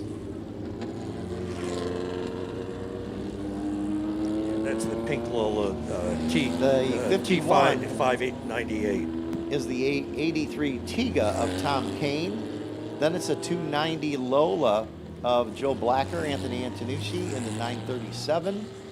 The 79 Crosley number 0 of Tim Hammond. Kurt Utzby, a 69 Chevron B16. Gordon Mendiza in a 75 March 75B. The 77 is Matt Schifferly in a 71 Lola T12. The 53 is Ben Sinnott in a Lola T492. Then it's the 131 of Garrett Wilson, which is an 84 Lola T598. Joe Colasacco is in the 4, which is a Ferrari, is what's listed with us. The 3 is a 72 GRD 372 of Matthew Christ. Dominic Incantopolo is in a 73 Chevron B23 number 27. The 2 was a 82 Lola T596 of Bob Mittman. Gary Rutherford's in the Van Diemen RF81. Steve Beeler is in the 50 car, which is a 79 Lola T540. Joe Riolo is in the 6, which is a 73 Lola T330. The 66 is an 87 Swift DB2 of David Bauman. Randy Domick is in an 84 Swift DB1. That's car 29. The 32 is a 78 Crosley 32F of Christopher Vasquez. Peter Greenfield in his 82 Ralt RT4, car number 41. John Hearn in a 77 Ford Hawk DL17, which is the red number 7, rounding out the field. And Peter is not going to run, and either is John, so those two cars are out. As is our car, the number 13. Unfortunately, the 13 Camouflage 81 Van Diemen of Frank Del Vecchio unable to be making the start as well as the field approaches. All right. The Let's see what start-finish Fayan line. does, because he jumped the start early on, but he doesn't do it this time.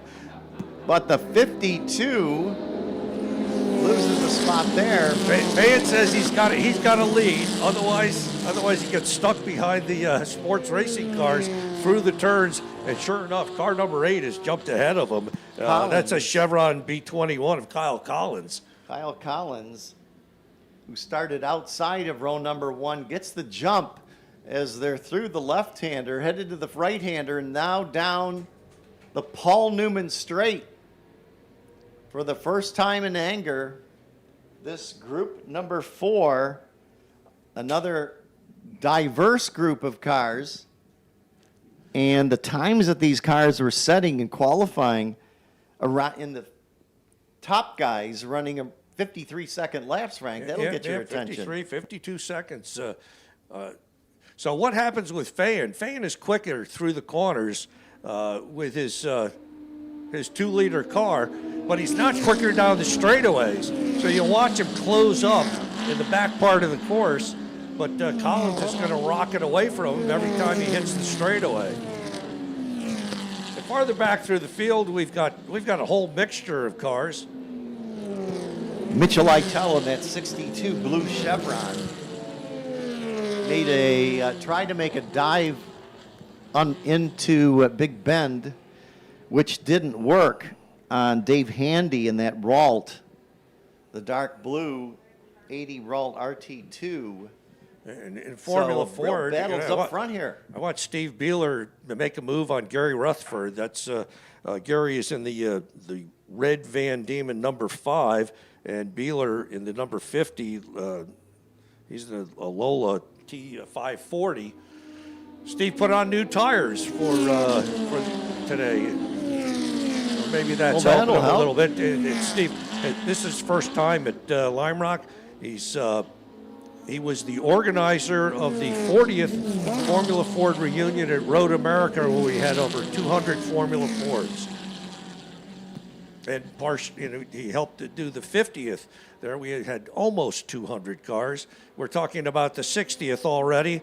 Beeler goes down in the inside of Rutherford, down into turn 1. These are the Formula Fords, a little farther in the back of the pack. Rutherford shuts the door on him. That's a battle right there, as we have about 4, 5, 6, 7 cars all in lockstep here. The battle farther down in the field from the leaders, but nonetheless, they're having their own wonderful race as another lap in the books for Kyle Collins in that 72 Chevron, but Fahan not Fan closed up a any little closer. bit on him. And this time he does at the exit of Big Bend. He's right on the tail of Collins's Alpha. Dave Porter comes in early in the toast. That's a tough break. Yeah. That's a tough break for Porter, who had such a good Saturday. That car was flying, especially in the afternoon, but hopefully he'll be back out this afternoon, as they'll all get a second chance at the races. That number 4 Ferrari of Joe Colasacco, that was making some nice noise down the Samposi straight, Frank. What a sweet car that is. Again, Fayan only a car length or so back behind Collins, but not able to get by him.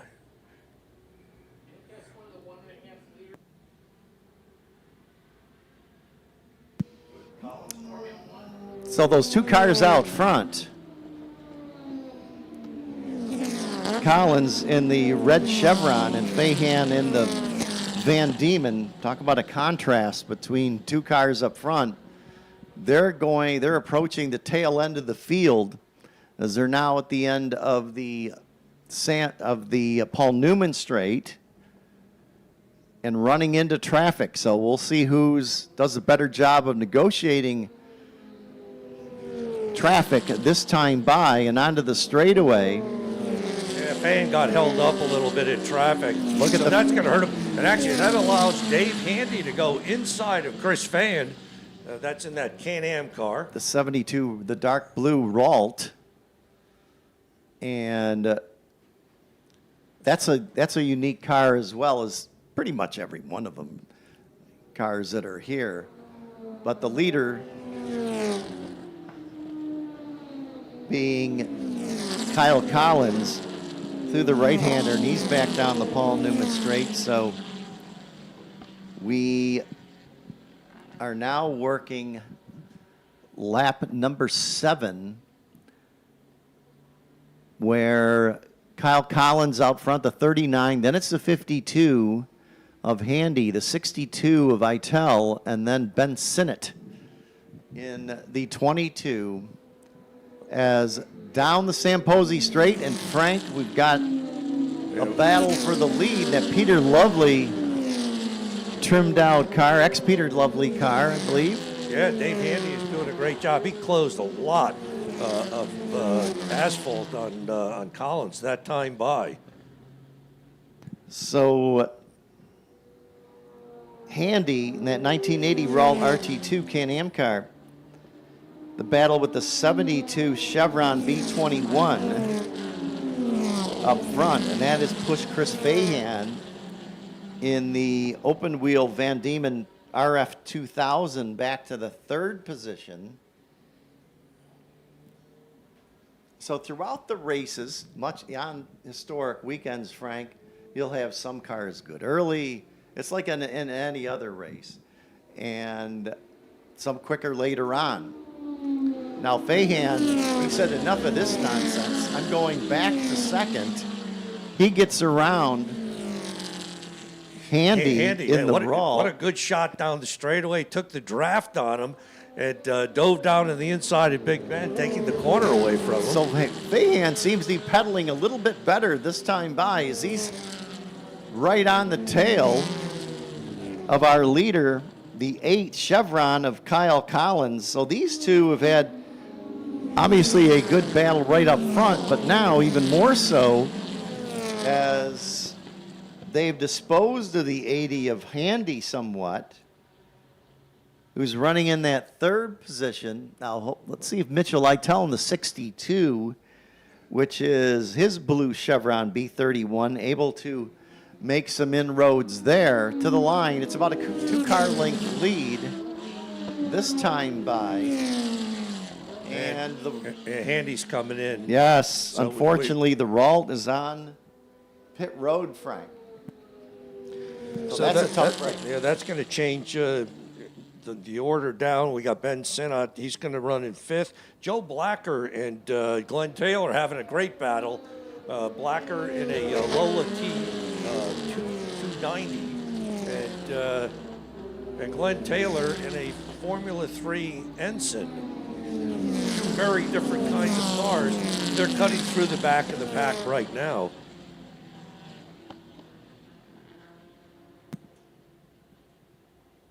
The tough that we're not seeing Peter Greenfield out here in this one. Yeah, Greenfield had a crash early on. Yeah. And Van's still stuck behind Collins.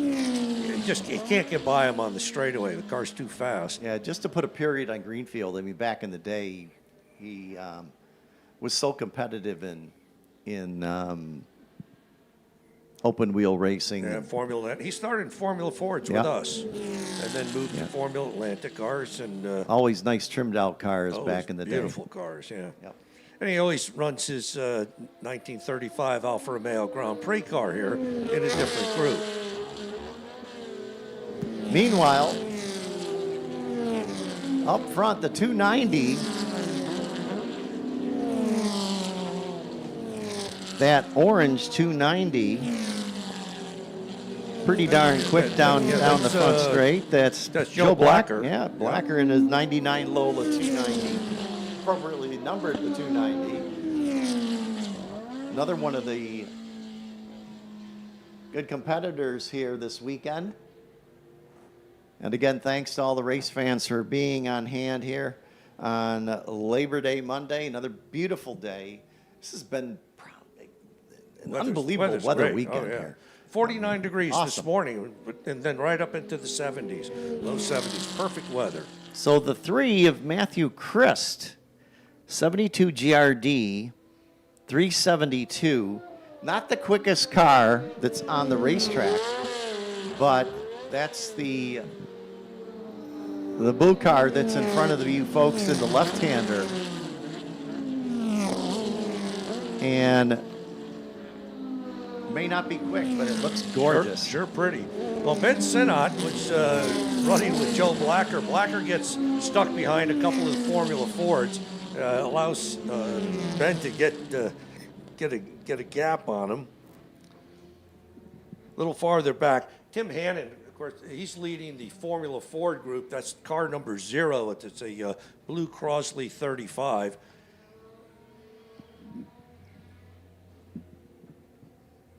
So Collins, who has led from the start, there's the 3. Isn't that a good-looking car? Good-looking Frank? car, Oh. yeah. So looking for the leader to rocket through the downhill. No, the best sounding car out there is car number 4, though. And that Sorry. the 4 car being Kawasaki's Ferrari. That thing is motors chatting quite well and a wonderful tone. That's another thing about the historic festival is the diversity of the power plants and the sound that you get from whether what we saw in the Formula Junior race to what we have here to the ground pounders like the Corvettes and the Mustangs. That'll be coming out later on. And Fahan's taking the lead, He Frank. took the lead, and he did that in traffic. He got by Collins. It's a well-handling car, like many of them are, but that Well, the Formula, a good Van Diemen, 2-liter car out-handles the car of Collins, but just can't outsquirt it down the straightaway.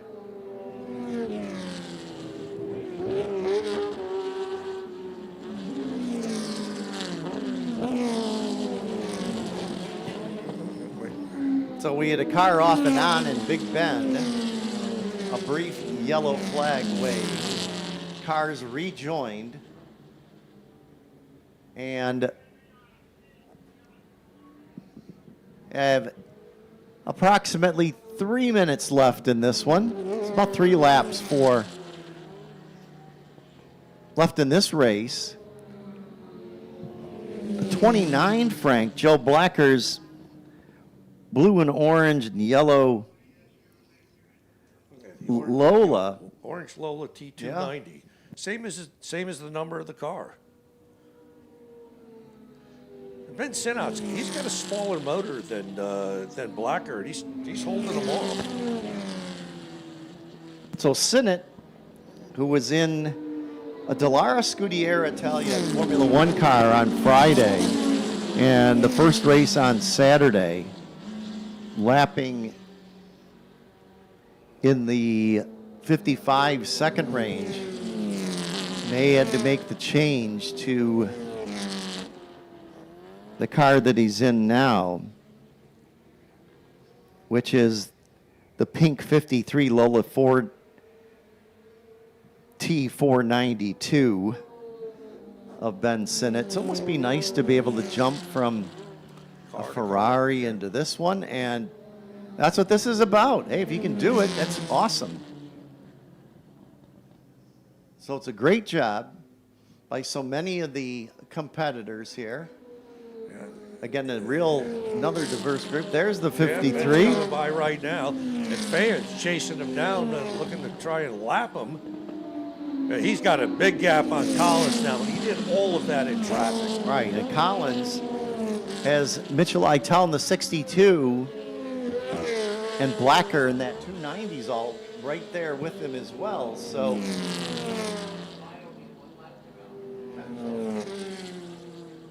Steve Beeler gets by Gary Rutherford finally and has opened up somewhat of a gap. Beeler, 70 years old, from Michigan. And just a youngster. yeah, well, Gary Rutherford's 79 or 80 years old. He's been racing with us forever. And he's raced pretty much everything. He's raced Alfa Romeos, lots of Alfa Romeos, some Formula cars, and endurance racing. He's run Camaros. I've co-driven with him.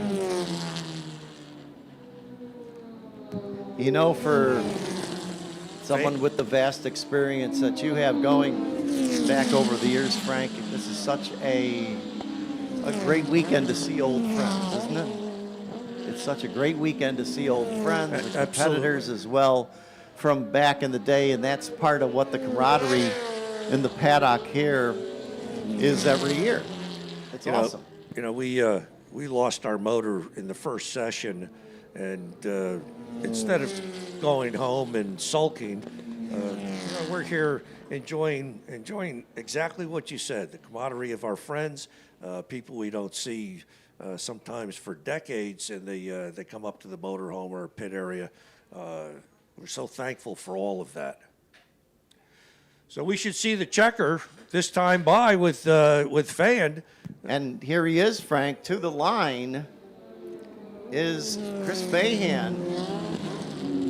And he takes the win in his Van Diemen.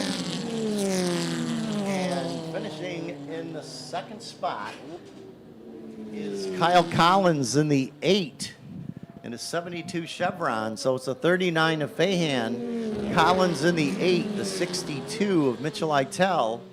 And then Ben Sinnott made his way up into the 4th spot in the 22 car with the 290 of Joe Blacker finishing in 5th. Then the 42 of Kurt Utsby, the 10 of Glenn Taylor. Tom Kane finishes in 8th with Tim Hannon.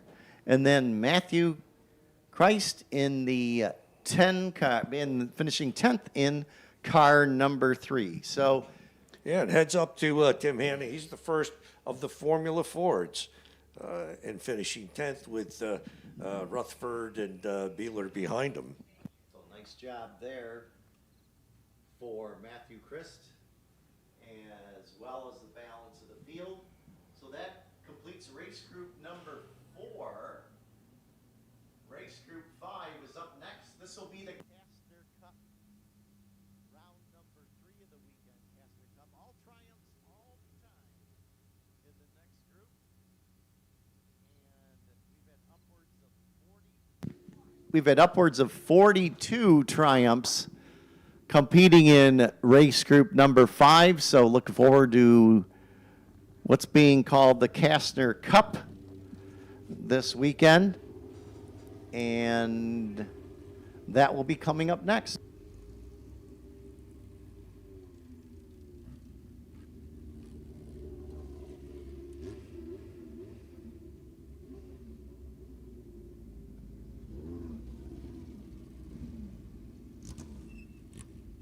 So this group, paying tribute to one of the most influential figures in British motorsports history, R.W. Kaz Castner, the man who turned Triumph into a racing powerhouse on the West Coast. This is our special Triumph feature, which brings a spotlight to the Castner Cup, a dedicated run group divided into 3 different classes of Triumphs: under 1.6 liter, over 1.6 liter, and 2.2 liter, being a celebration of competition, innovation, and a legacy that helped shape grassroots racing in the United States. Castner, who started from a small garage in California, tuned, raced, and outsmarted the competition, first behind the wheel, then as Triumph's U.S. competition manager during the golden era of sports car racing. He parlayed his early racing contacts into a job at Cal Sales in Gardena, California, West Coast distributor for Triumph. And we honor him this weekend. The Castner Cup, which was established in 2003, unlike most trophies, it isn't awarded to the fastest car. It goes to the driver who embodies the spirit of Triumph racing, passion, perseverance, sportsmanship, and mechanical integrity. It travels to a different track each year, and this is the first time that it's visited us here at Lime Rock Park. This will be the Castner Cup group of all Triumphs coming up next.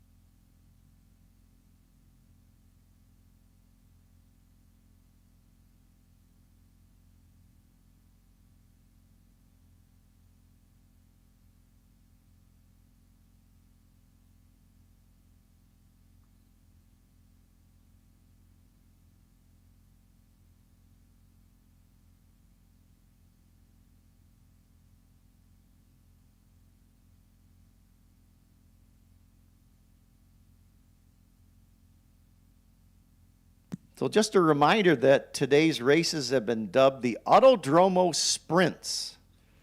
And for the past 3 years here at the Historic Festival, Autodromo founder Bradley Price, he'll be on hand at 1:50 p.m. on the Winner's Circle podium to present a special Lime Rock Park watch, much like what we've seen displayed on the wrist of Frank Del Vecchio. Tried to get it away from him, but I've been unsuccessful. Regardless, that Bradley Price will be on hand at 1:50 at the Winner's Circle podium to present a special Lime Rock Park watch to an award recipient in each run group who exemplifies a spirit of sportsmanship and driving excellence in that run group is chosen by drivers committee and corner workers. So I want to get everyone a heads up on that. Is coming up next is the group of Triumphs.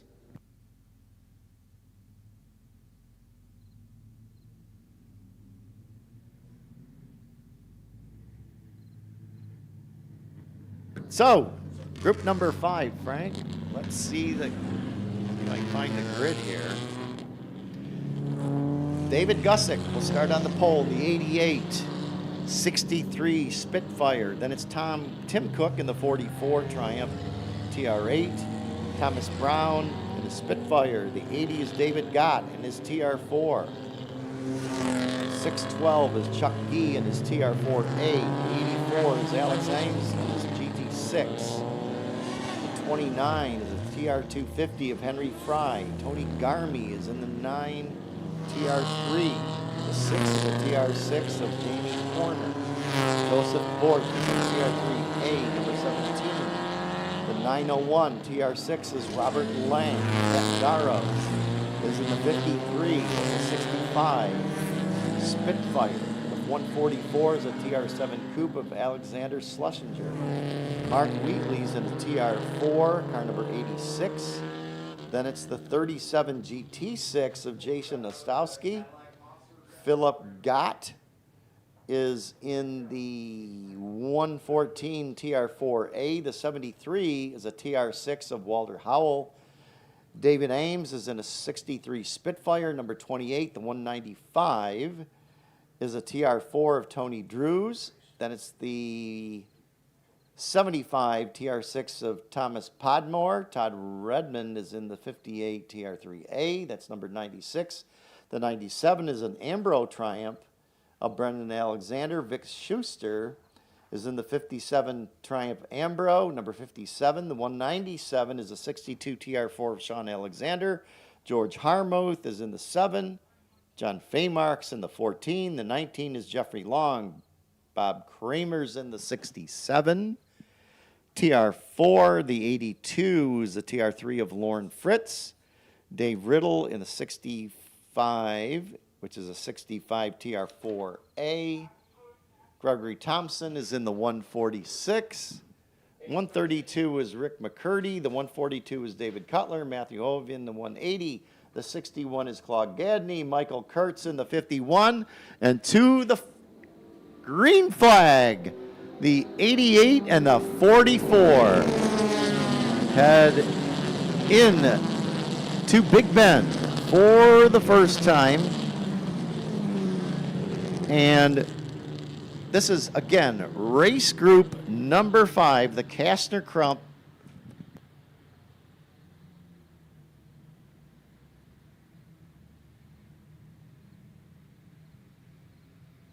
So crumpets, one and all here in the booth. Sorry about that. So the Castner Cup race is underway. Let's take a little And quick break and talk absolutely. to Derek Drinkwater. It's great to see Derek Drinkwater again. The Monster here at Lime Rock Park. It's awesome to have it here, Derek. It's wonderful to be here. How does that car handle in the downhill? Scary. It's difficult because it's 3,500 pounds, and all the cars that I'm up against have got numerous amounts of gears. Sure. And I've got 3 and I'm only in 1. So I found the only way to do it is floor it, hold on tight, and just hope for the best. This was a project that you undertook with your beautiful wife. How long did it take to put this recreation together? I know you were talking with David Hobbs last night at a gathering of how you put it together. How long was the process from the idea we want to do a recreation of the Monster to getting it out on the road or out on the racetrack? Well, we were a bit cheeky because we entered Le Mans with the Monster, but all I had at that stage was a chassis, a little bit of a body, and I put some tarps over the back and front, and we put an entry in saying, all we've got to do is paint it. I went off to work in Africa, because at that point we hadn't got in. We didn't have an entry, because there's 3 shut-offs. We didn't get in the second one, and I'm working in Africa, and then Pat rings up at home, and she said, you need to get your butt back here, because we've got an entry. So I got home, so I had 5 months. I didn't have a choice, so I had 5 months. That was it, to build a car and then go race it. That's awful quick. That's awesome. Tell us a little bit about the engine that's in the Monster now. So it's a Cadillac. It's a whole 170 brake horse. It has torque like a train. It's 3 on the tree, 7-to-1 compression ratio. So once you get going, it doesn't stop, literally. It doesn't stop.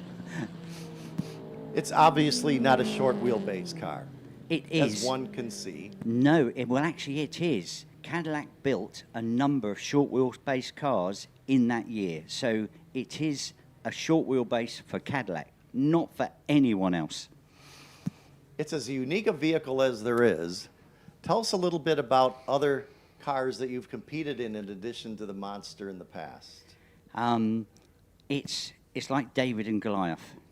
I'm sure they've got the upper hand most of the time, but the Monster has a surprise. It has a bit of a kick, and once you get it going, like I say earlier, you can't stop it. And they're sort of like, you have to treat it with respect and be a bit cheeky with them. You toy with them and then let them get in a false sense of security, and then you attack. That's awesome. Your first laps around Lime Rock with the Monster, what were those like? Interesting. How so? Well, we had Dorsey gave us a little bit of a hint. Dorsey and- Schrader, a legend in his own mind, yes. And then a British guy that does a lot of stuff here. I forgot his name. He's going to kick me. Was that Simon Kirkby? Simon. Yes. Yeah. They gave us a talk and gave me a ride round, and it's very difficult because I've not got big horsepower. I've not got 4 gears. So when people say go in third, go in second, and do this, I'm in third, near enough all the time. Occasionally when I'm second, but third. And Dorsey said to me that, and in a couple of parts of the track, if you mount the curb, put the weight on the 2 left-hand tyres, it'll dig in. But you've got to be brave to do that because it's a big car. And a couple of times I've done it, and it's great. But on the very first race, I went down the straight, I passed 2 cars, and then all of a sudden I found them in the wrong position. And then I had a big spin because the tyres were hot enough. So all the public got to see all 4 sides of the car at once. You're a display mogul by doing something like that. Just playing to the fans to be able to show them all different views of the car by spinning and doing a 360. So I'm sure you got a standing ovation from everyone that saw that. I think it was pretty close. I managed to get it. It was like going off-roading, and then today I passed a little 3-wheeler. And The trike. The trike, there we go. And it was over on the back, and I'm thinking I was flat out. And I wasn't quite sure whether he was going to cut the corner, so I cut the corner. So I've now got an off-road vehicle. I've got a boat, a race car, and an off-road vehicle. Just get out of the way. Here comes the monster. So the monster through the downhill. Tell us about that, the pucker factor, etc., or just how beautifully smooth it is through the downhill here at Lime Rock. Well, it sort of starts from the uphill. On the race we just done, it actually went light, and I nearly went into a sideways. And that sort of, my heart was going a little bit, but the only way I can catch these guys is to be brave enough that on the downhill, flat out, mount the curb and put the weight on the left-hand side and just let it go. And yesterday, I was just doing that. It seemed like I had another 200 horsepower, and I passed one of the cars. And then as I get down to the straight, next thing I know, he's passed me again. I'm like, I spent all that time trying to pass him, and he's back. Darn! It is a bit upsetting. But the monster is, when I'm with everyone, it's great. It's good fun. The public get to see little and large. But when I've got room, I call it room to breathe, and I know that I'm not worrying about what's coming up behind me or in front of me, I can then work on where I need to be in the track and try and sort of get on it. The monster is paddocked in A paddock. Yes. Correct. So I want to invite the fans to come to A paddock, have an up-close look, have a chat with Derek about the car. You've been on a tour this year again with the monster. Where were you? You were at Laguna Seca. Well, In the past, you've run there, yeah. right? Well, it started And- at Daytona. So we raced at Daytona 24 hour. We then drove across America. But we also fitted a tow hitch to the monster and got a teardrop trailer. So we drove across America, Route 66, Grand Canyon, a couple of car shows, as you do with a race car. Sure.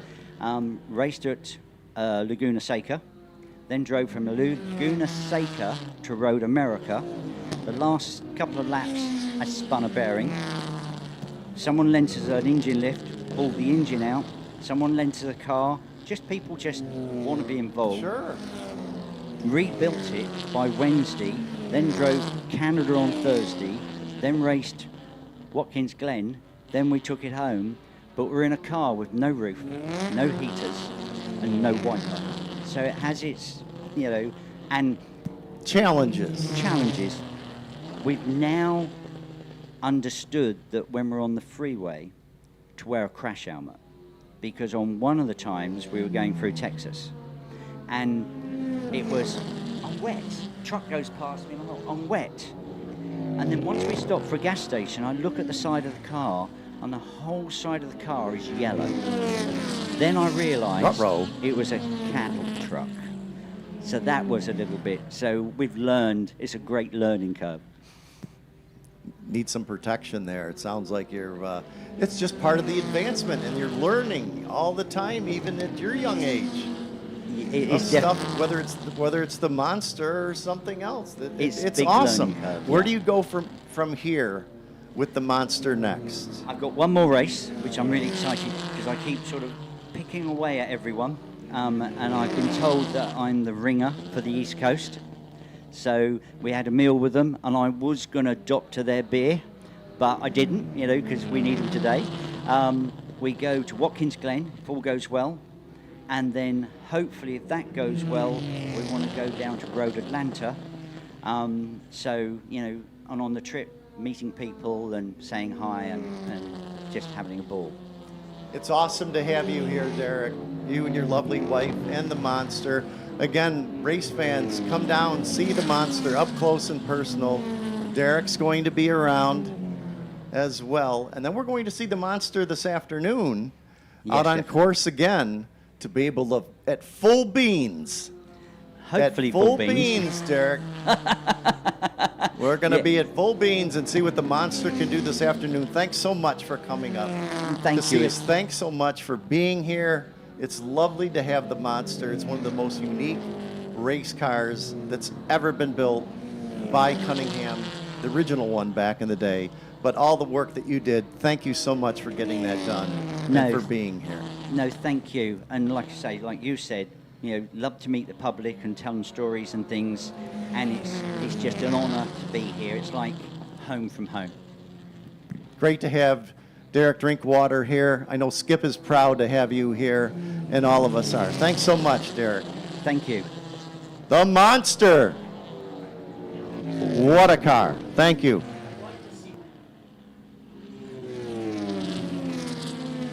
So all triumphs all the time, Frank, going on here. Yeah, while we're talking to Derek, we've got a race going on, and David Cusack in that Triumph Spitfire is leading the race with Tim Cook behind him. Cook in a Triumph TR8. So that little Spitfire, Cusack he is pushing the pedal down on that one. Heads up to that. So we have about 4 laps remaining, 4 minutes remaining, 4 laps. These cars turning 104s for the drivers up front. Thanks again to Derek Drinkwater for being here. The man with the monster here for Historic Festival 43. So it's Gussick in the 88, Cook in the 44, Henry Fry in the 29, Alex Amy's in the 84, Dave Gott in the 80, the 6 of Horner, 18 of Brown, Lang in the 40, Pat Darrow in the 53, and Pat Darrow in the 53 is 10th. And then Alexander Schlesinger and Jason Ostrowski rounding out the top 12. And Jamie Horner just moved up into 5th position. Jamie Horner, gal from Minnesota, the Minnesota group, in that beautiful red TR6 and it's number 6. Doing a great job out here. First time at Lime Rock. Thanks for coming out, you and your whole crew.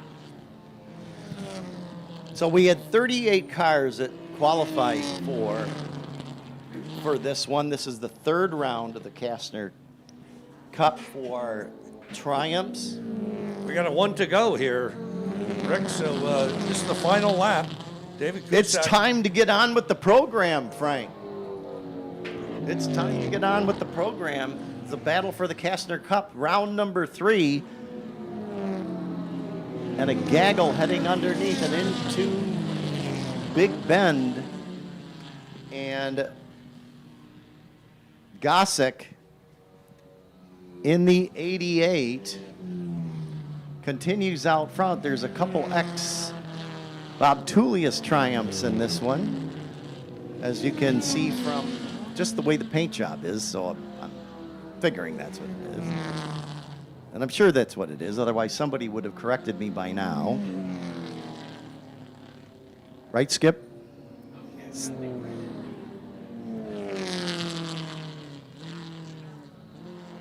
we're looking for David to come by right now. The checkered flag is in the hand of the... Rocketing through the downhill, Oh, yeah, Frank, here he comes. is the 88. And David Gusick with the victory over Tim Cook in the 44. Then it's Henry Fry in the 29. David Gott and Alex Ames rounding out the top 5. This is the Castner Cup All Triumph group, putting on another good show as they have all week, last few days, and probably all week somewhere. But you'd rather be somewhere than nowhere. So they'll be out this afternoon for their 4th and final race of the weekend for the Castner Cup, being group number 5. And coming up next will be group 6, which is the Tintops IMSA RS and under 2.5 liter cars, with Eric Wensberg is going to join us with words of wisdom from the world of BMW.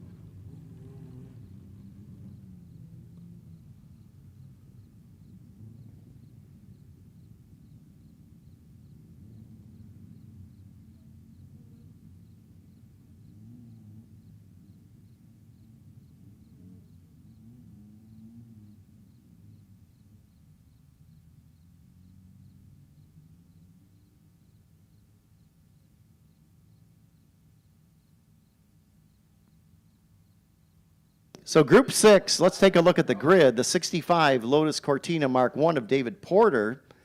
Car number 70 will start on the pole. Then it's the 120 Datsun PL510 of Mike Agnafilio. The 33 Porsche 914 of Greg Ami will start third. The 198 Mini Cooper of John Clerk, who has been very entertaining in both of his races. The little Mini, who finished on the podium, I believe. Craig, right? I think he finished third in the second race on Saturday. The 77 is the 72 Alfa Romeo GTV of Joe Courtney. Then it's Jonathan Draper in the 62 BMW 2002. Starting in 7th is a 222 of John Dunnick. And Dunnick is in the 75 BMW 2002. Then it's the 810 of Gastere Pasalo in the 68 Porsche 912. The 027 is the 81 Alfa Romeo GTV6 of Bradley Price. The 97, 968 Porsche 911 of Ted Gionis. John Woods in the 68 Porsche 911. Car number 36, the 35, which is a 72 Porsche 911 of John Munch. John Goodman's in the 240 Alfa Romeo GTI. Then it's the 46, which is a 74 Alfa Romeo GTV of Michael Donnelly. Bill Reckett is in the 73 BMW 2002, number 58. Then it's the 3 of Brian Bagnall, which is an 83 Porsche 944. The 466 is a 73 BMW 2002 of Jeff Downing. Mike Joy is in the 48, which is a 69 Datsun 510. The 64 is Mark Wagner in the 74 Porsche 914 1.8. Kobus Renke is in a 68 Porsche SWB 912, which is car number 912. And rounding out the 21 car field is a 136 76 BMW of Kate Garabedian. That's your field for the Tintops IMSA RS and under 2.5 liter cars.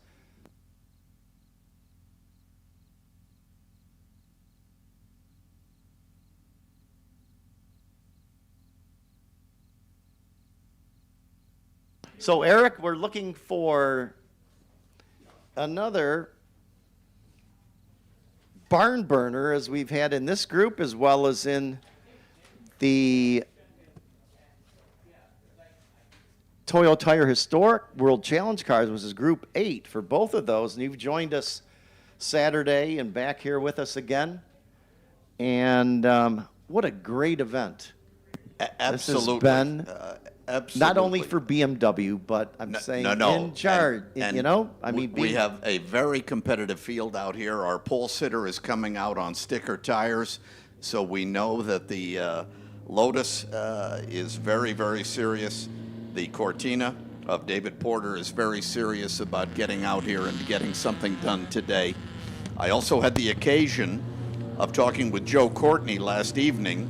It turns out his 72 Alpha GTV lost its brake pedal midway through the race on Saturday, and that issue has been resolved. So you'll see, I think you will see a midfield charge from the number 77 Alpha as well. I think we're going to have a good event this morning, and I would love to remind all of our spectators here that you are enjoying Skip Barber Day, officially Skip Barber Day in the state of Connecticut today. Skip being honored for the second year, I believe, with Skip Barber Day. Of course, Senator Blumenthal was here yesterday. Absolutely, had a great And time. Which was nice to see him back at Lime Rock Park. He seems to like this place. He definitely likes it, and after a ride with the Ragtime guys, I think he will be forever changed as of yesterday. It's always good to have the political side of things covered in anything. I really do expect to see great things here. We have the Mini Cooper of Jonathan Draper, who did so well on Saturday. I think you're going to see him, John Clerk in the Mini Cooper. I think you're going to see more from him today. David Porter in the Lotus looks serious. And Greg Amy in the 914 was very good on Saturday. And he's looking to repeat his success today.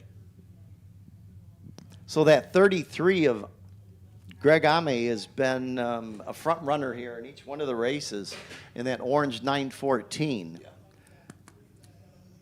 So as the field makes its way through the downhill behind the McLaren safety car,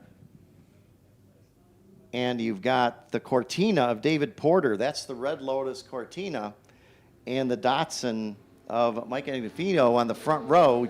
Green flag displayed. Oh, big jump by the Porsche. Oh, the 810. Big jump by the Porsche. The 810 of Gaspari Fasalo, who started in the 8th spot. Ends up in 3rd at the end of turn 1. Eric, got to say, that was a very ambitious start, but hey. He may have pulled it off. I watched him at start finish. He nailed the start. Meanwhile, the Cortina's out front, but that Porsche's up to 3rd. So nice job there. That was unexpected. He kind of snookered him. I think the big loser there was the Mini, being very careful, slid back to 8th or 9th, being very careful through the left-hander. But watch the Mini come forward. I think he will pick his spots carefully. Yeah, the Mini, the 198 Mini, who has been entertaining as all get out here throughout the weekend. So quick down the straightaway. And Porter hard on it down the front straightaway in the Lotus. oh, the Cortina out front. Then it's the Porsche 33. And then of the 914. Then it's the 88 who is in that, or the 810, I should say, Fasalo. The 912. In the 912.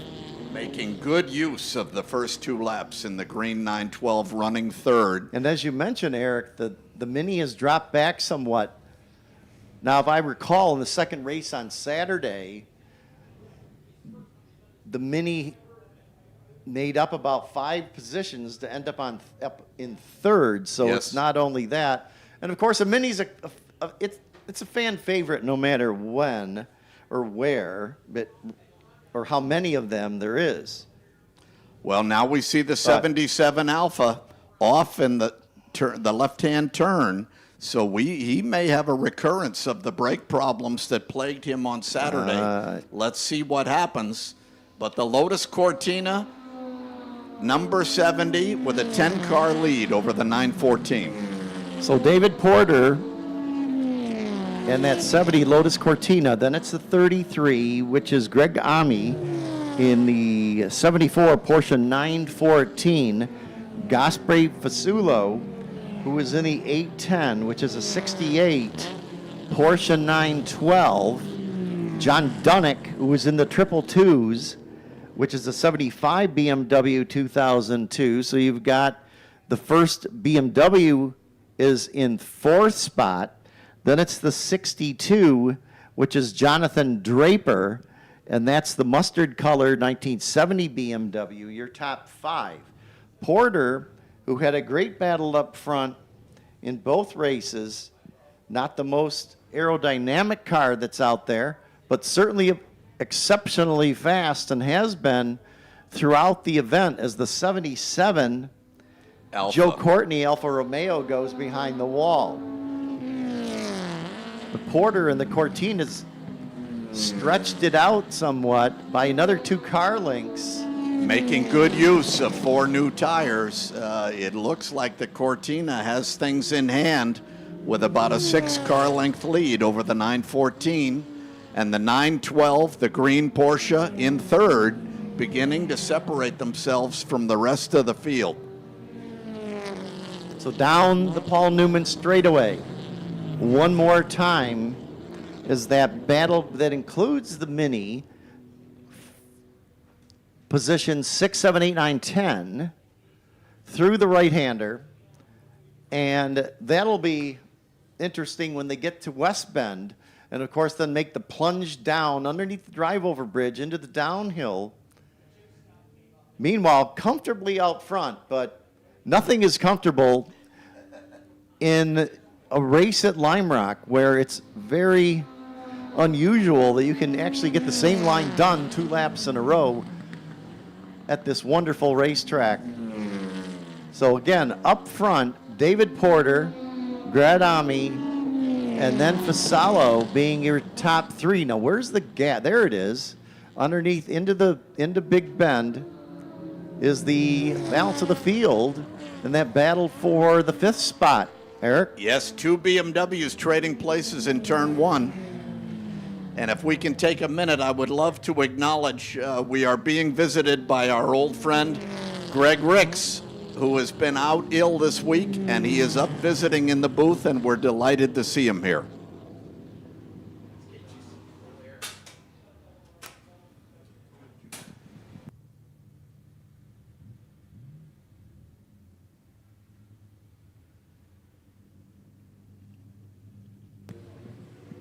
Porter coming down the front straight again. 7 or 8 car lead over the 914, and they have really stretched it out over the 912. A 20 car lead over third place, the 810 Porsche 912. BMW number 62 in fourth, and now, interestingly, the Alpha up into fifth, with the Mini close behind in sixth. The midfield action is beginning to heat up here, while Porter has things in hand at the front of the field.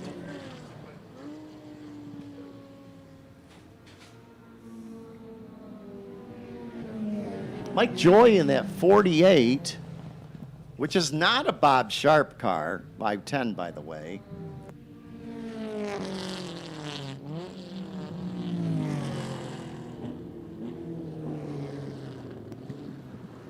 It even says not a Sharp car.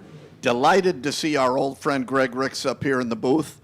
He's looking to help us out again this afternoon. Everybody is delighted to see him here with us this weekend. So the Lotus Cortina continues to lead, with that being David Porter, who right from the start. Now this car running in third, 912 Porsche. which is a 912, and car number 810, Giuseppe Fasalo. It's a 68 Porsche 912, who had a great start from the 8th position, snookered 3 cars in front of him right off the bat, was 4th by the time they got to the Big Bend, and has been running strong. Probably this has been the strongest that car's run all weekend. I would agree, and it looks very good. If he can hold third, it would be a terrific outcome for him. But in the meantime, we see the second place 914 beginning to push and make some inroads on David Porter's lead at the front of the field. He's only 3 or 4 cars back now, and a considerable distance to third. Almost a straightaway now to third place. The top 2 cars beginning to really stretch it out. So the 65 Lotus Cortina of Porter, his lead over Hami is 0.6 of a second that time by over the Porsche. So we have Porsches in second and third. The first BMW, Eric, is the 1970 BMW 2002 of Jonathan Draper. And then it's the Alpha of Bradley Price. The Mini now is up to the 6th position, followed by John Dunick in another BMW 2002. What's the significance? I mean, you've got a little bit of knowledge about the BMWs. I do. Of the 2002 model. They are very well balanced. They don't have all the power that some of these other cars have, but you will find their braking to be very, very good, and the balance of the car is something that really comes into play in a tight, quick circuit like Lime Rock. And you see the Draper car, the 62 car, now running in 4th, making up a few positions. So we have BMWs, I think, in 4th and 6th. So we are beginning to see some action here on the BMW front, but it's going to be very tough to penetrate the top 3 here, as they are really, really pulling away from the field. So this group, which is group number 6, they, as all the other 9 groups, will be out this afternoon once again, as we now have we're about halfway through, a little past halfway through of this one with that Cortina, the red Cortina of David Porter that is led from the get-go over Greg Hahami and Fasalo. Further back, now Mike Joy of Fox Sports, voice of NASCAR on Fox, previously with how many Daytona 500s has Mike called now? I mean, he started on pit road back in the day, and Ken Squire was in the booth on play-by-play, and he's CBS. got with CBS. Yes, Eric, and it's nice to have Mike, who's a staple here at Lime Rock Park, tooling around in his Datsun 510, car number 48, with a font on the 48 looking like a gurney car. But Mike, who's been in several different kinds of cars over the years, and we're happy to have him as well as everyone else that's competing here this weekend on Historic Festival 43. So Porter's lead this time by was 2 seconds over Hami. And then Fasalo, Draper, who is about 7 seconds adrift now of Fasalo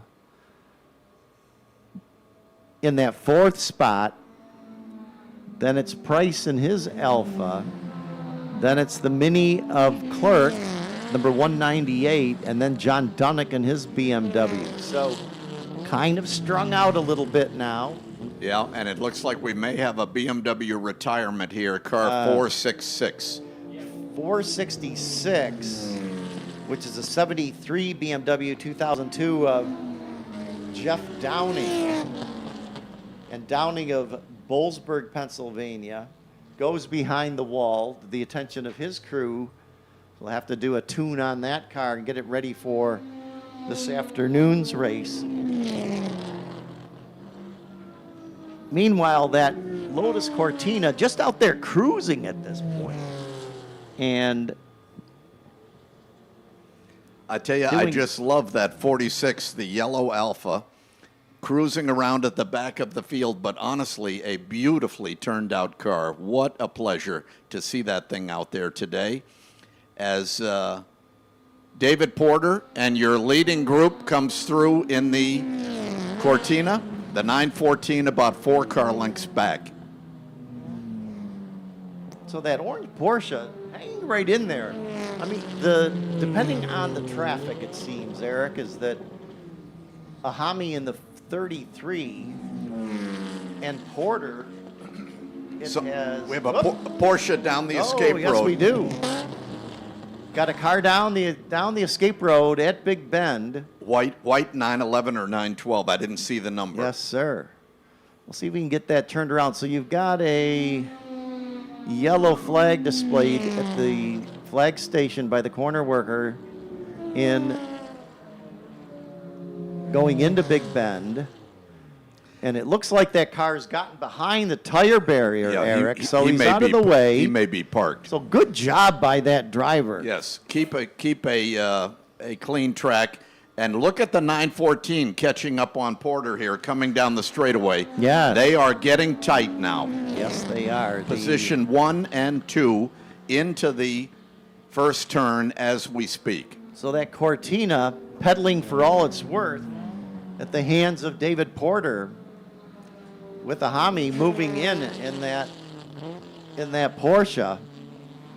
Anytime you have a yellow flag at a local turn, you have to be careful about how gentlemanly you become, because some of the other field will not be nearly as willing to back off, and I think we saw a bit of that here. Mr. Porter has got his mirrors full of orange 914 all of a sudden. Greg Ami in the 33 car beginning to press from second. So we have about 3 minutes remaining. And the battle for the lead coming down the Sam Posey straightaway. About 3 car lengths this time, Eric. Yeah, this could be good. This is a good race. These cars are evenly matched in braking and seemingly in acceleration. This is a very good race right here. So about a lap and a half, unofficially, as the leaders through the left-hander, now to the right-hander, heading down the Paul Newman straight.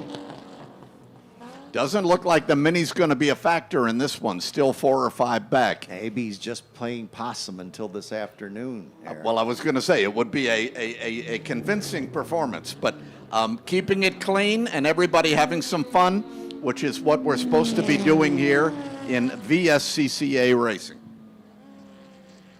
Fun, competitive, Safe. and very safe. Leaders, they got traffic here this time by getting the 1 to go sign as they put a lap on the 46. Ooh! But the 33 takes a Tightening peek. up. Yeah. Very tight through one between the first Lotus and the second Porsche 914. Porter hanging on, but he is feeling the pressure here in the final lap, really laying it down in the left-hander, and they are running for all they are worth. That lap car able to help the Porsche be able to move in just another car length or two on Porter. So Ahami, as they're making their way down again, down the Paul Newman Straight, And there is a yellow flag out. as we've got a standing yellow, waving yellow now in Big Bend, Something. and now they've dropped it, and now they have, I think we had a spinner in one, I believe, who cleared the track. there we go. We're still green, and here comes Coming your to winner. the line, the Lotus hangs on. So the Lotus hangs on by about a 4-car length win. A great win for David Oh. Porter in the Lotus Cortina. That- Really solid drive. It's great to see that car here too, like so many others. I mean, And listen, well driven, let's face it, as Mike Joy comes down in that beautifully prepared 510. And your third place car, I believe, is the 810 Porsche 912 in third. all right, Gasperi Fasalo in the 810, coming home in the third spot. Jonathan Draper in the 62 BMW. So, Eric, the top finishing BMW in this one is Draper in his 1970 BMW 2002. Then John Clerk in the Mini finished fifth, number 198. Then the 027 Alpha of Bradley Price. Ted Giannis in the 97 finishes seventh. The 222 of John Dunnick BMW. Rounding out the top 10, John Munch in the 35 and Michael Donnelly in the 46. So that'll wrap up group number 6. And ended up being a 0.4 of a second win by Porter, but Greg Ahami in the 33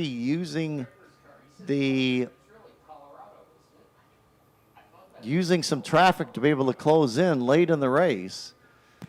It's 70 of Porter, the 33 of Ahami, and Gasperi Fasalo being the top 3 as the Red Lotus Cortina on pit road heads back for the victory celebration in the paddock for his win. But these cars, again, will be back out for another race this afternoon, Eric Wensberg. Yes, and the emergency services guys are tending to the car down the escape road, and we are told we have a disabled car in the uphill as well. So a little cleanup to do, hopefully no harm, no foul, as everybody comes in after a good hard run.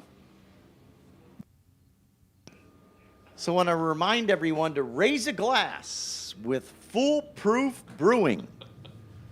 Foolproof Brewing Company, the official craft beer of Lime Rock Park, straight out of Bridgeport, Connecticut. Foolproof's new brewery, tap room, and kitchen brings bold brews, craft cocktails, and a fresh menu to a reimagined historic space, which is what Lime Rock Park is. Fuel your weekend with flavor. Foolproof Brewing, now on tap here. And there's a beer garden, the new beer garden that's been built up on the hill, right, Eric? Are you going to go have a little taste here? What we got? Well, Listen, I am still working, and I want to remind everybody who's still driving that that will come this afternoon. But we are happy to have the Foolproof folks here with us. And at the end of the day, if the day's racing is half as good as what we just saw, we're going to have an entertaining afternoon. we sure are. We welcome all the fans here. Good to see you again, Eric. We'll see you in 30 minutes. He'll be back for the Toyo Tires World Challenge group. Coming up next will be group number 7. They'll be making some noise. This is the Big Bore and Air-Cooled Porsche group, group number 7, their third race of the day of the 9 groups that we have. And that will be coming up next.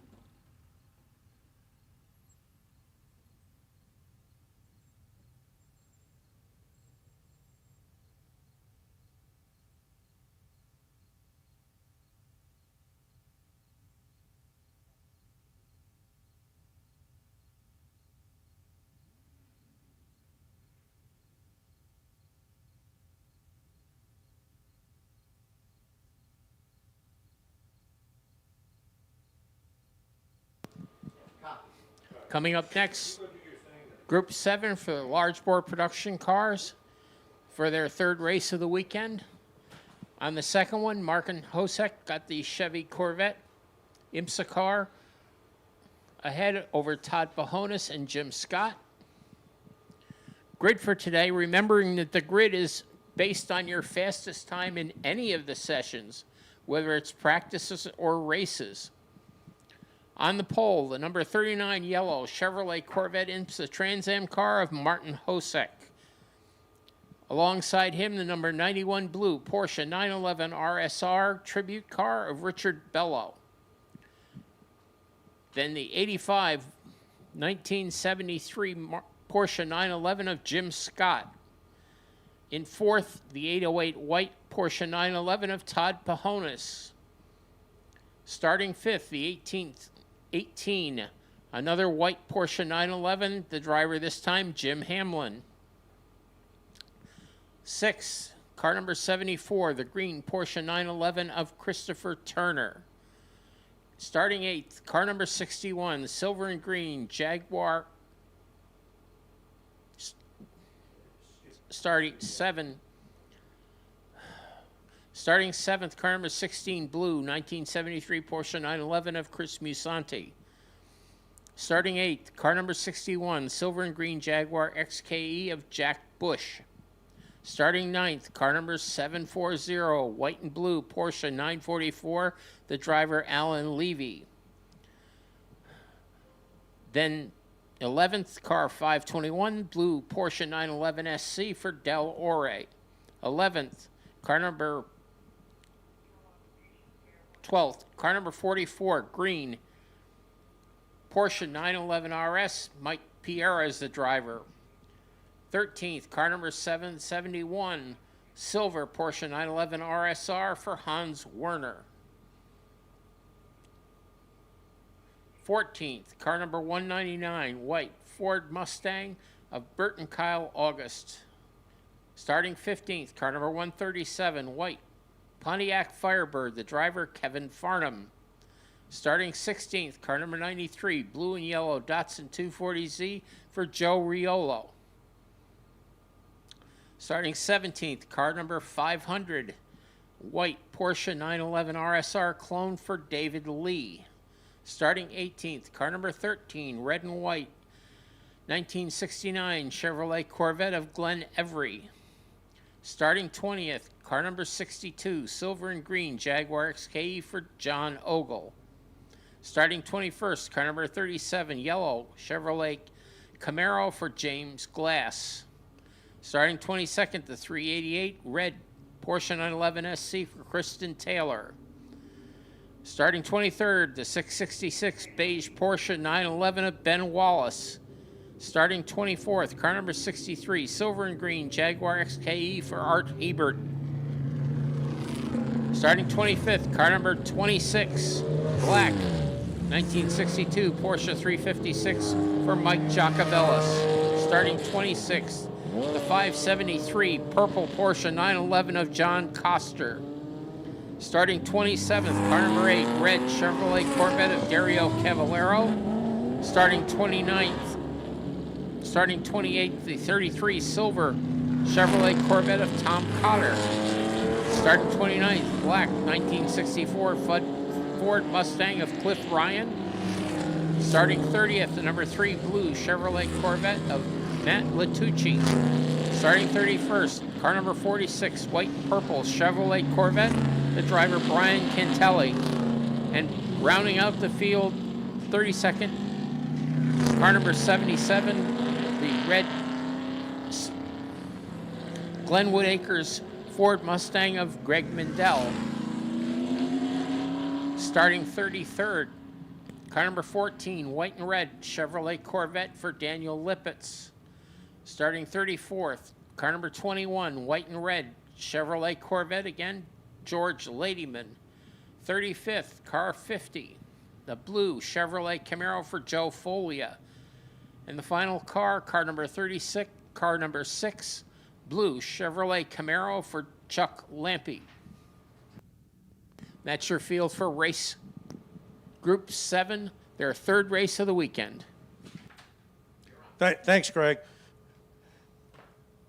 You know, the car that's starting last in the field is a Mark Donahue, either reproduction or it might even be the same Camaro. Take a look at that car number 6, Chuck Lampy. This is going to be one heck of a race. We've got a full field of cars, and we got the ground pounders out here. We've got Martin Hosek in that yellow Corvette on the pole position. He's going to be chased down in the first turn by a better handling Porsche 911 with Richard Bello. And let's see how this plays out. Field's coming down, looking for the starter. Green flag, green flag. Corvette, better acceleration, shoots forward. Fell on the outside, he's going to try and make an outside pass, and does, through Big Ben. Taking the lead, the blue Porsche 911. Just out handling the Corvette, able to drive around the outside. And a gaggle of Porsches right behind him. Scott Pahonis, Jim Hamlin, he's been around here forever. Scott Turner, Chris Musanti, who's got his own Porsche business. He preps a lot of the cars here, including the one driven by Del Ore, a little farther down in the field. That's car number 521. Del's dad used to drive a Stengolini here, and his uncle used to drive a Cooper Norton Formula 3 car.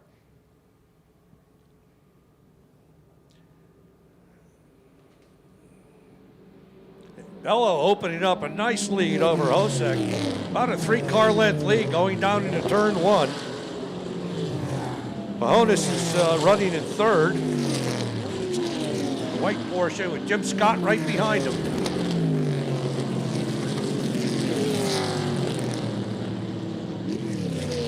chaos in the back of the pack.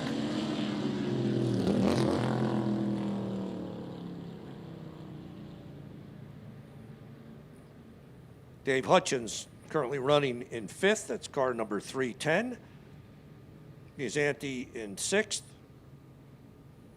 Car number 16. Mike Pierre, he's done a lot of laps around here in a whole bunch of different cars. Car number 44 running 7th.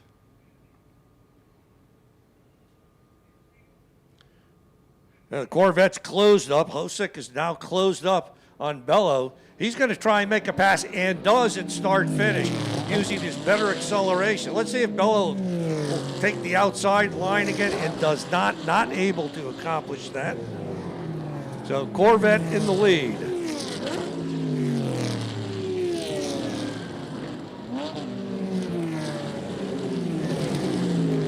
You know, Craig, there's a real rivalry between the Corvette people and the Porsche people. Oh, yes, there is.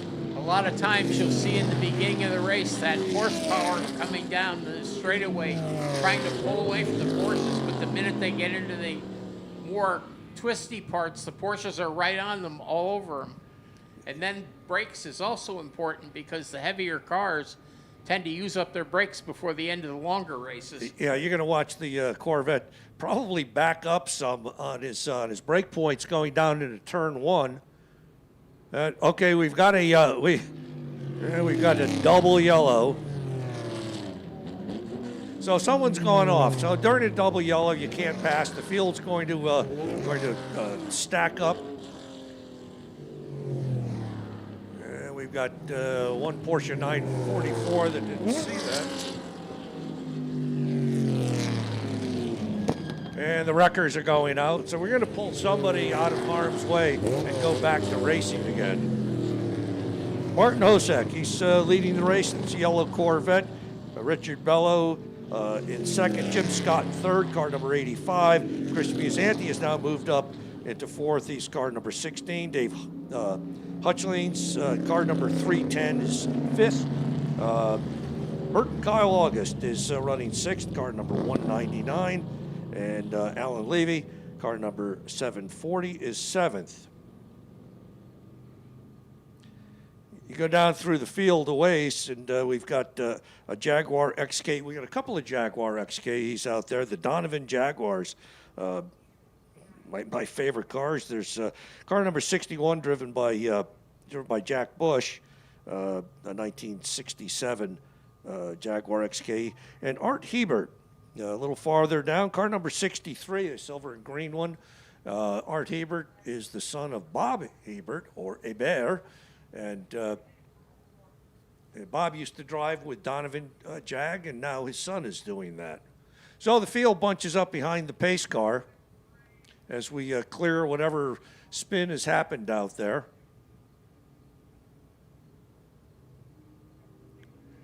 Craig, I'd like to have that pace car in my garage. That's a McLaren that's been lent to us by Miller Motors out of Greenwich.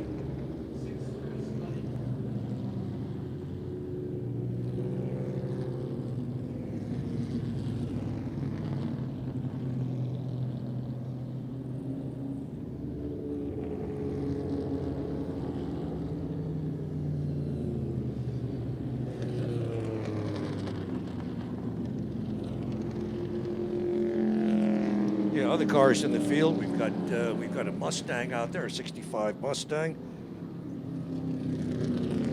and we also have somewhere here we've got a Nissan Datsun 240Z of Joe Riolo, and Joe's been around here a long time in a number of different cars. Car number 93, it's blue and yellow.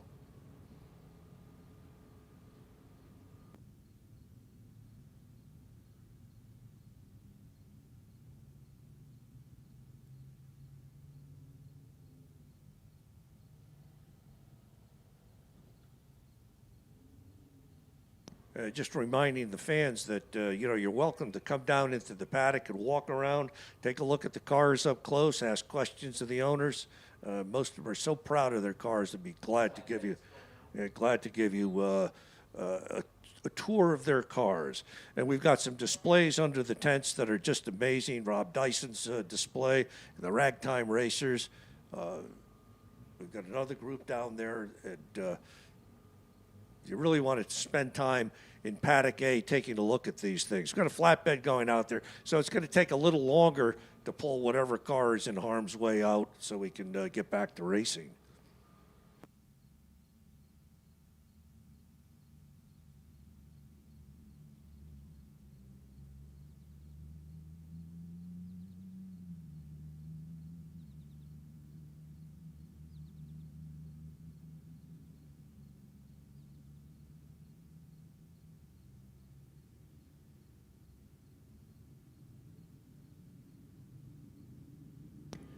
For those of you new here to Lime Rock, the track is approximately 1.6 miles long. It's one of the shorter tracks in North America. It's a very technical and very fast track. It's one of the most beautiful tracks in North America. We've been all over Canada and the United States, and this is the favorite place of almost all of us. There are cars and drivers here that specifically come to Lime Rock from pretty far away. We've got Bugatti that was towed in 2,400 miles. We've got the Minnesota contingency of Austin Healey 3000s and a TR6. We've got guys from Wisconsin, and the car next to me is a Formula Ford. We got a Formula Ford from Michigan, Steve Beeler, and is organizer of the 40th Formula Ford reunion at Road America. We plan on doing something here for the 60th Formula Ford reunion. And we've just heard that this cleanup is going to take a while, so we're going to checker flag this race. Unfortunately, we're going to cut it short just in the interest of safety. And we'll get on with race 8 as soon as it's cleared up. Craig, you want to go through the top 10?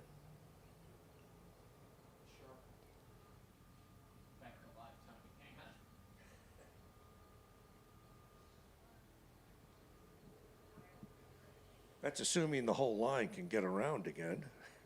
Well, yeah, there is that.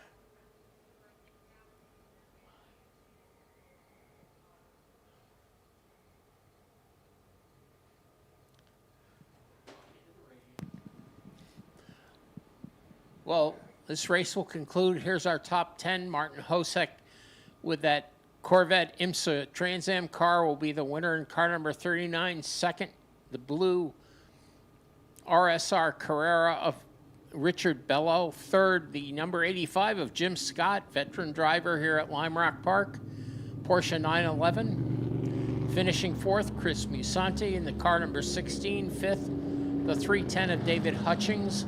Sixth, the 199 of Burton Kyle August. Seventh, Alan Levy. Eighth, Mike Piera. And rounding on the top 10, the 771 Porsche of Hans Warner.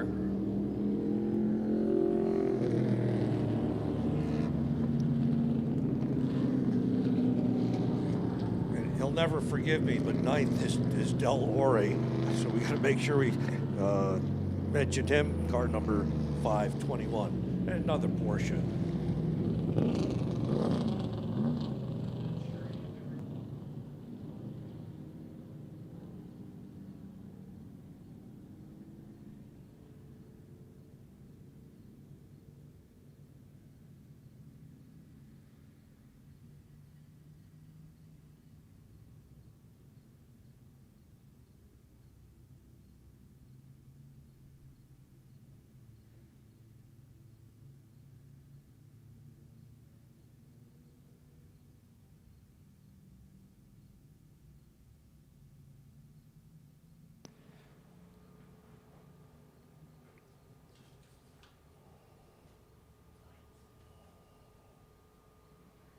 So up next is race number 8.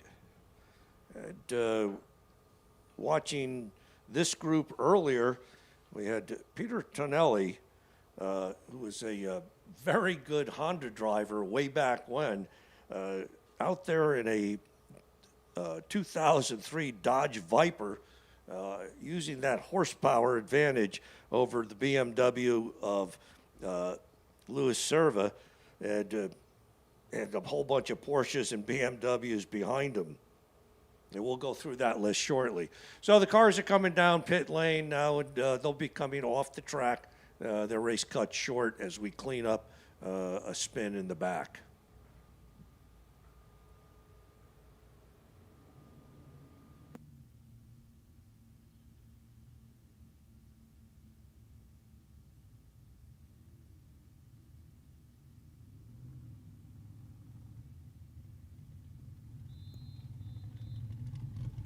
This afternoon activities, our pre-race is going to start at 1:45. That's after a lunch break. And we'll do the national anthem, the invocation, and then we'll start off with race number 4, the Castner Cup, and then we'll start running through groups 1, 2, 3, and so forth.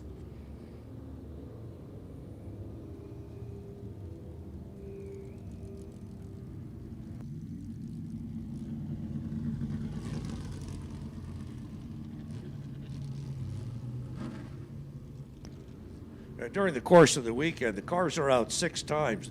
They're out twice on Friday in practice, and then we race twice on Saturday, twice today.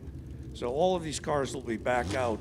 You know, it's so frustrating for a driver to get your race cut short.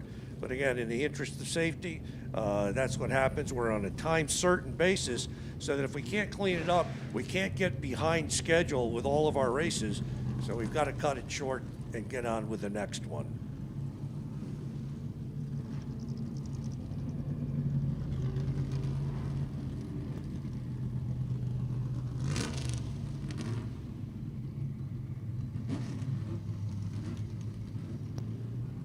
Now, Craig, one of the things that I didn't see this weekend was anybody coming up out of the stream. A lot of people don't know that that's one of the best small trout streams in the state of Connecticut. And I fished there for decades. I haven't the last couple of years. But I got to tell you, you can pull trout out of there in the middle of a hot August day. Oh, there are a couple of people at the SCCA races who used to do such things all the time. Well, Ken Payson, Exactly. and myself, we were the 2 trout fishermen.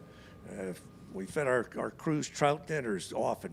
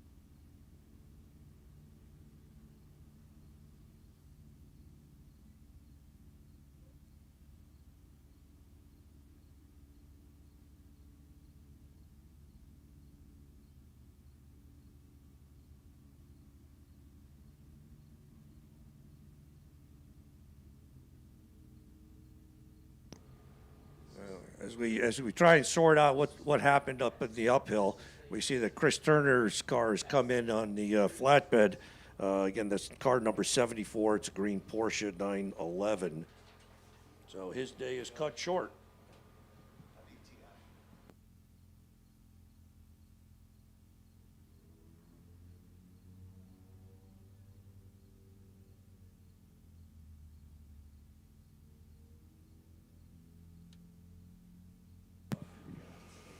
So track cleanup continuing.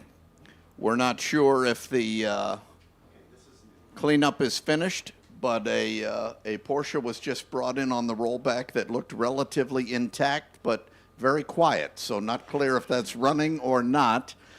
But we expect to be back to Group 8 in just a minute. The Historic World Challenge Series, brought to you by Toyo Tires, is next up.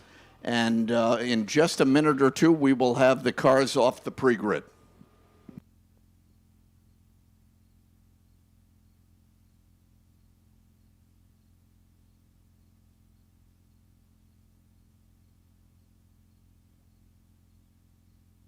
Just want to remind everyone that today's races are dubbed the Autodromo Sprints for the past 3 years at the Historic Festival. Autodromo founder Bradley Price will be on hand at 1:50 p.m. on the Winner's Circle podium. That could be a bit of a change compared to some earlier schedules. So the presentation will be at 1:50 on the Winner's Circle podium to present a special Lime Rock Park watch to each award recipient in each run group who exemplifies the spirit of sportsmanship and driving excellence in that run group, as chosen by the Drivers Committee and the corner workers.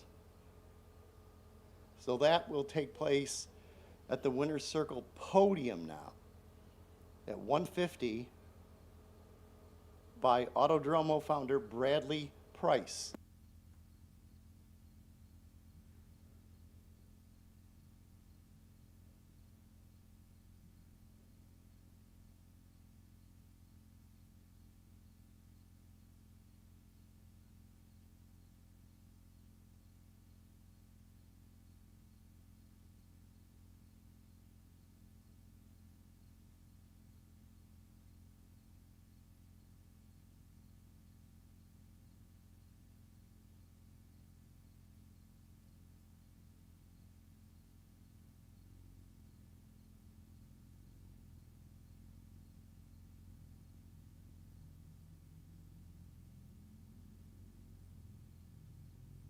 So the Toyo Tire Historic World Challenge. Coming up next, the 88 2003 Dodge Viper Peter Tonelli, who won yesterday's second race, or Saturday's second race, I should say.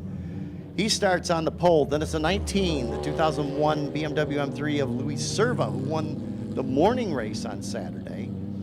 The 49 is a 2000 Porsche 911 GT3R of Michael Stach. Steve Katz is in the 113, which is a 2005 GT3 Cup Porsche. The 023 is an 03 BMW M3 of Hugh Stewart. Brian Goodman is in a 2004 BMW M3. That's car 48. Then it's the 222, the 05 Porsche 996 Cup car Van Svensson.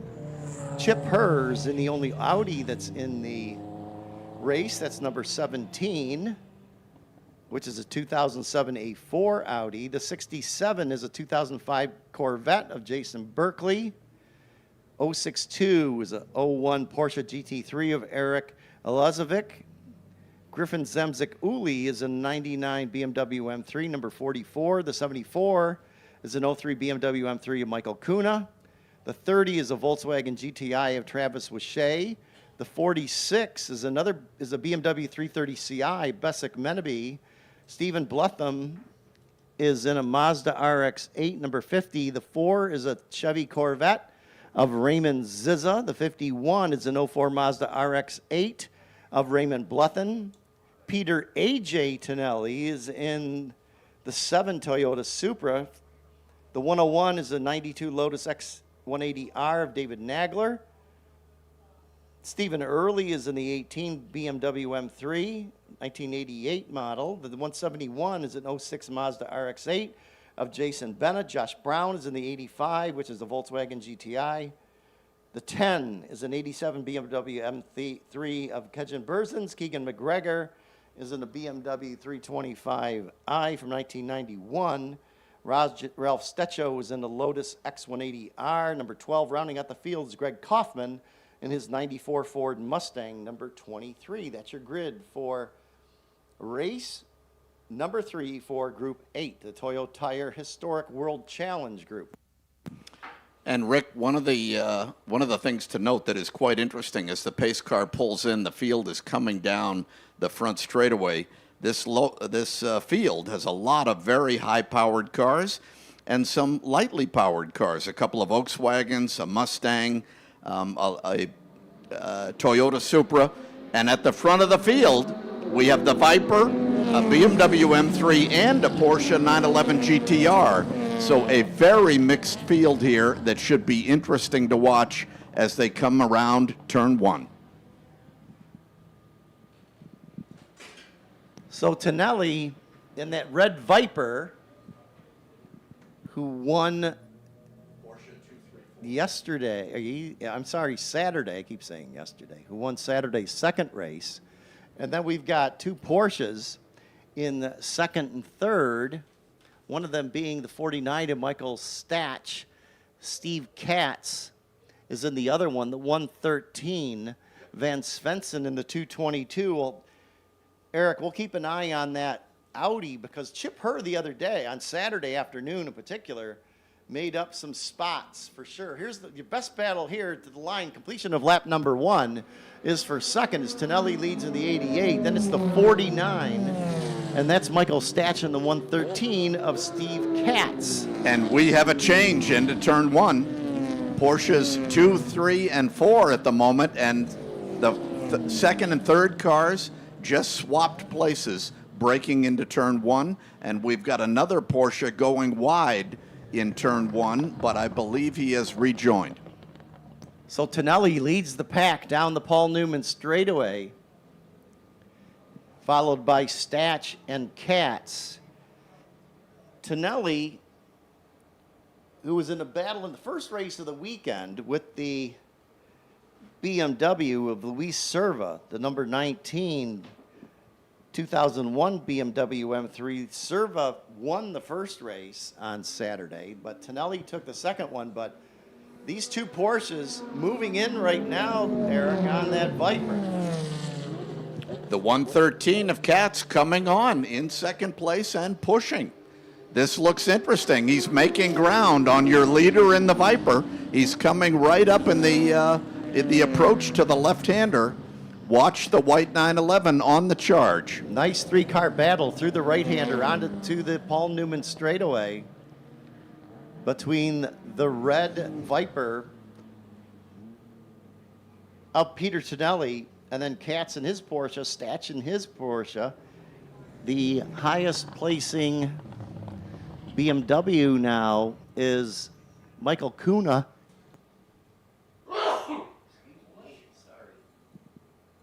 who's in 7th position at this point. But the BMWs seem to do better on the second part of these races over the past couple days. Taking a peek down the inside into Big Bend was Statch. That was aggressive. Katz, yeah, and Statch in second and third. And Eric was able to get by. No, Tonelli holds on as they are on the right-hander. Now they're nose to tail down the Paul Newman straight. Very tight battle for the top 3 right now. Watch the top 3 led by the red Viper. They are really trading looks down the inside. So in the race on Saturday afternoon, Tonelli just drove away for all intents and purposes. Not doing so this time. He does lead down the Samposi straight. Oh, Tonelli, then it's the 113 of Katz and Michael Statch underneath the Chevrolet walkover bridge through Big Bend. And then in front of you, fine folks that have joined us here on Labor Day Monday in the left-hander. Your leaders encountering traffic. Traffic is going to come into play here with the top 3. As is the case in so many of the races here, not only here at Lime Rock in the Historic Festival 43, but throughout the other races that these competitors take part of as well. Van Svensson in that 222, running in fourth. Now the 042. Very 062 close. in third, but Tonelli about a 3-car length lead. Again, back down the Samposi straight into Big Bend. And the Porsche, better on the brakes. The Vipers got to Yes. slow down probably an extra 500 pounds. Estimated, of course. Well, and over the course of a race, that will be a factor. The Porsches are really testing him coming into turn 1. Let's see how the brakes on the Viper can hold up. How the BMW's doing here, Eric? Let's take a We've got a strong group of take a peek. BMWs and Alphas and even the Audi of Chip Hare in the middle of the field. Let's see if they can move on, if they can make up some ground. So Travis Lachey, who's still active in World Challenge, if I recall, in his 17 Volkswagen GTI. The top 3 in the Toyo Tire historic World Challenge, they are really pushing it. So that time by, Tonelli does a 55.997. Katz about a 1/10 of a second quicker in his Porsche than Statch, who's another 0.8 of a second back in the 49 car. So I know Eric Wensberg will be hoping that the Beamers hit the nitrous button here soon. Oh, there's no nitrous in these. I'm sorry. We wish there was a nitrous There button. we go. That was made illegal back in the 80s. That's what Jack Roush said to Dorsey Schrader. Beautiful Lotus and beautiful BMW M3 coming down the front straight. The 10 car and your leaders are coming down right We lost right one of after them. Yeah, we lost the 49 of Michael Stack, as it's a 2-car battle for the lead now between the Viper of Peter Tonelli and Steve Katz in his Porsche.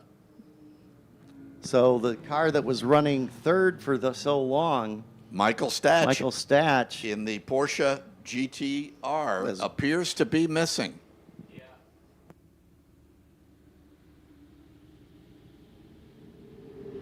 So the 222 and the 062, you got a pack of 4 into Big Bend, and a car slow,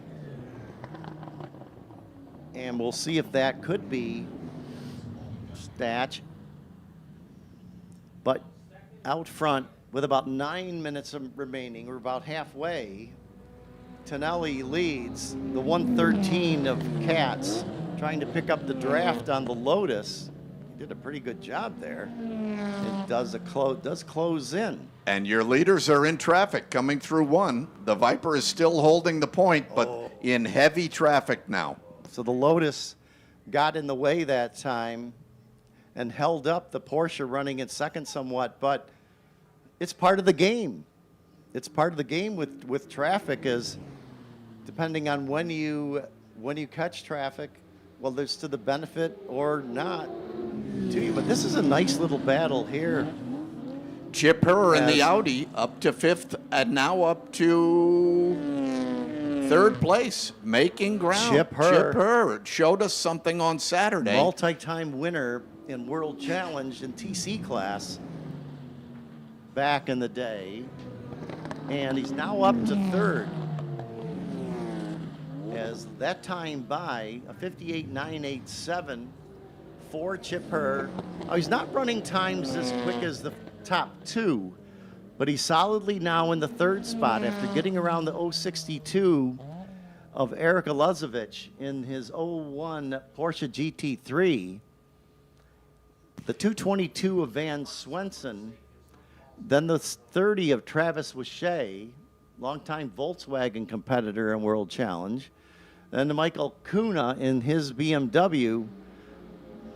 So Eric Wensberg about to put out the call for the BMWs to turn up the wick here, as Kuna, the highest placing BMW, was 7th at this point.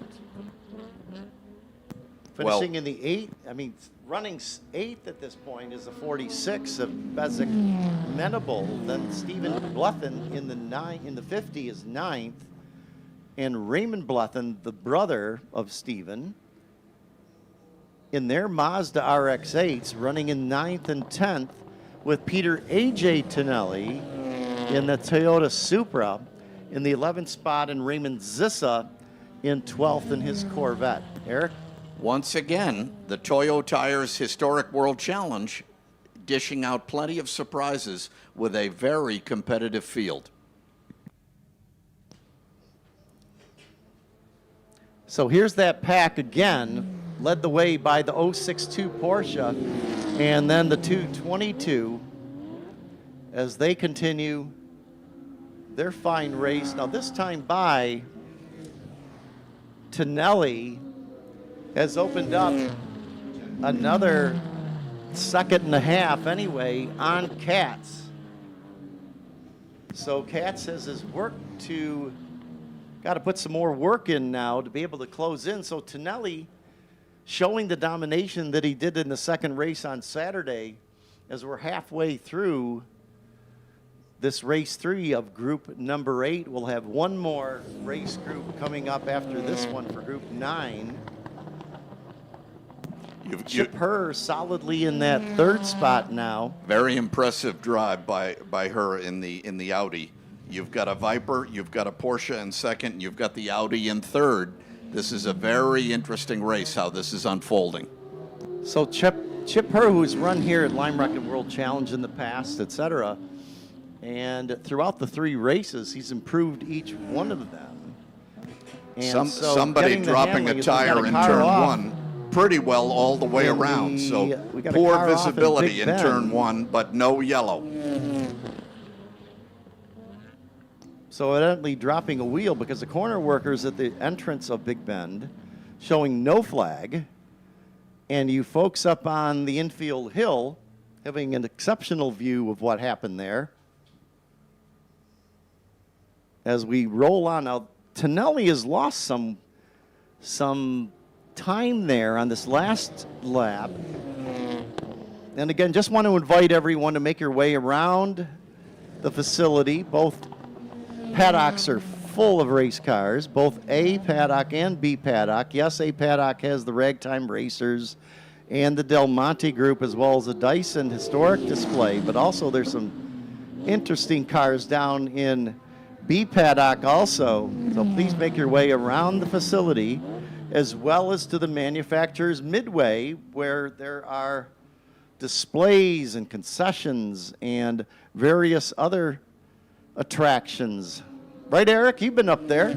Absolutely. And I want to call out your top 4, top 5 cars are all running below 1 minute laps, all 59 seconds or better. So you've got a very competitive top 5 here.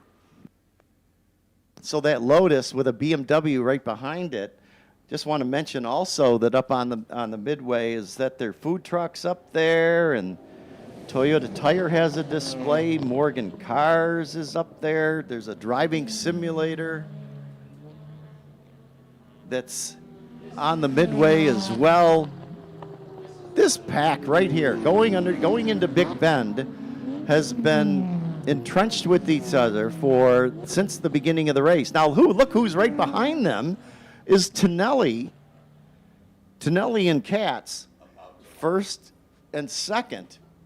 Now, those 4 cars have absolutely don't care what's going on. They have their own race going on. The leaders are coming up on them. That doesn't mean they're just going to get out of the way. You can show me that blue flag if you want, but again, everyone has to be safe. Right, Eric? Everyone has to be safe. There's no question. Touching. That's part of Can't class have racing. contact. Racing in the mirror is part of this sport, and that's what makes driving these cars so challenging. Everyone's got their own race going on, and when the leaders come up behind you, you have to be mindful of not getting in the way, but holding your own position as you try to move forward. So your race for the lead coming to the line, and the passing flag being shown here at start-finish.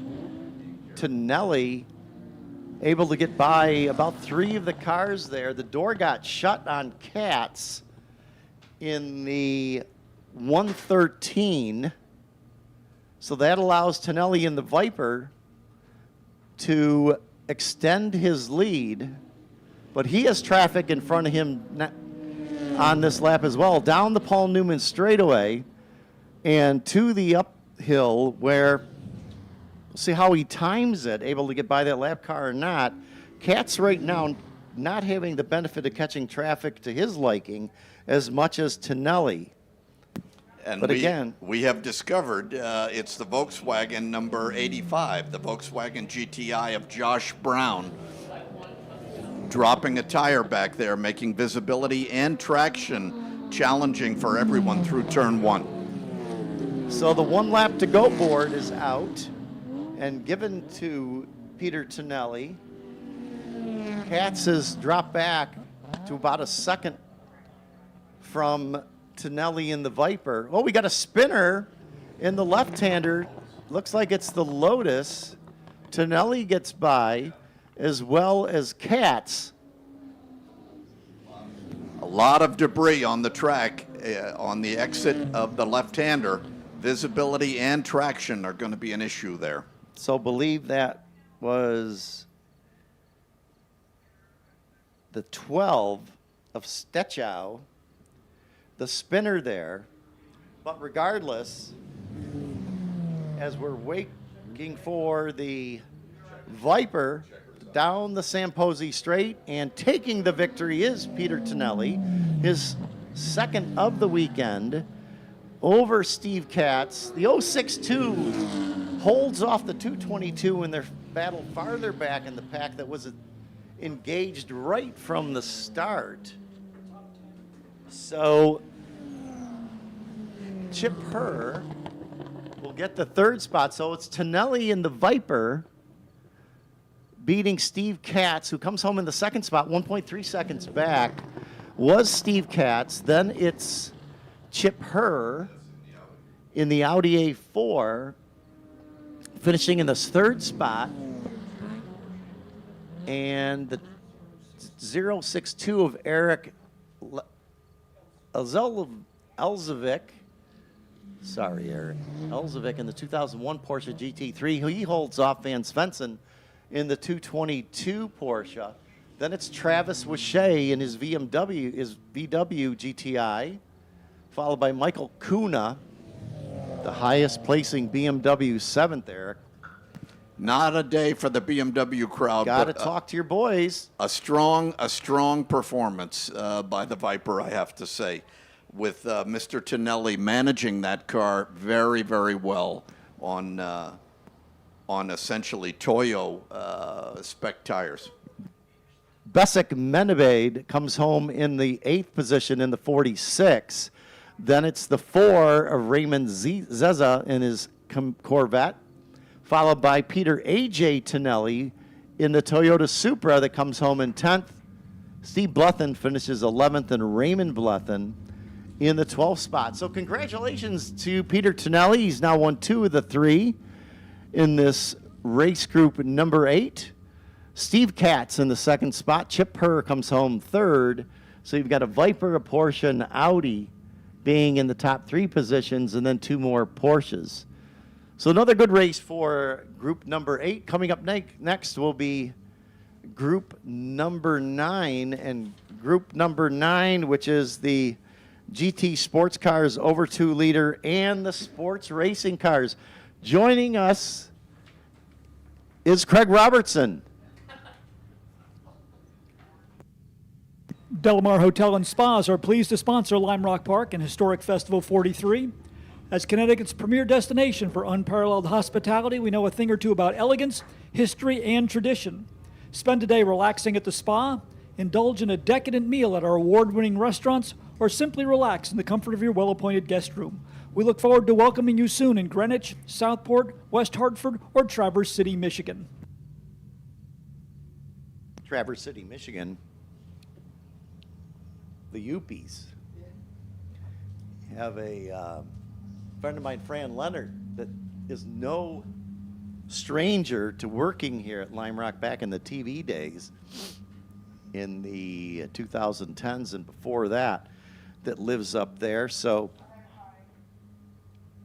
we thank all of those people that are in that part of the world. Again, welcome race fans for Historic Festival 43. Coming up next will be race group number 9. And this is for the GT over 2-liter sports cars. And the car and driver that has dominated over the Friday's practice qualifying as well as the race, both of the races on Saturday, has been the 740 Blue Elva Mark 7S BMW of Mark Hamilton Peters. He's kind of run away and hid in the first couple races. That doesn't mean he's going to do the same thing in this one.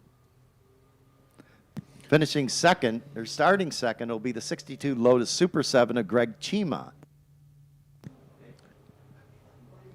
In Group 9, in their second race, the order was Mark Hamilton Peters, as we've already heard, winning, but followed by Martin Hosek in the Devon Special Wide Body, and then Kurt Uzbe in the Lotus 23, rounding out the top 3.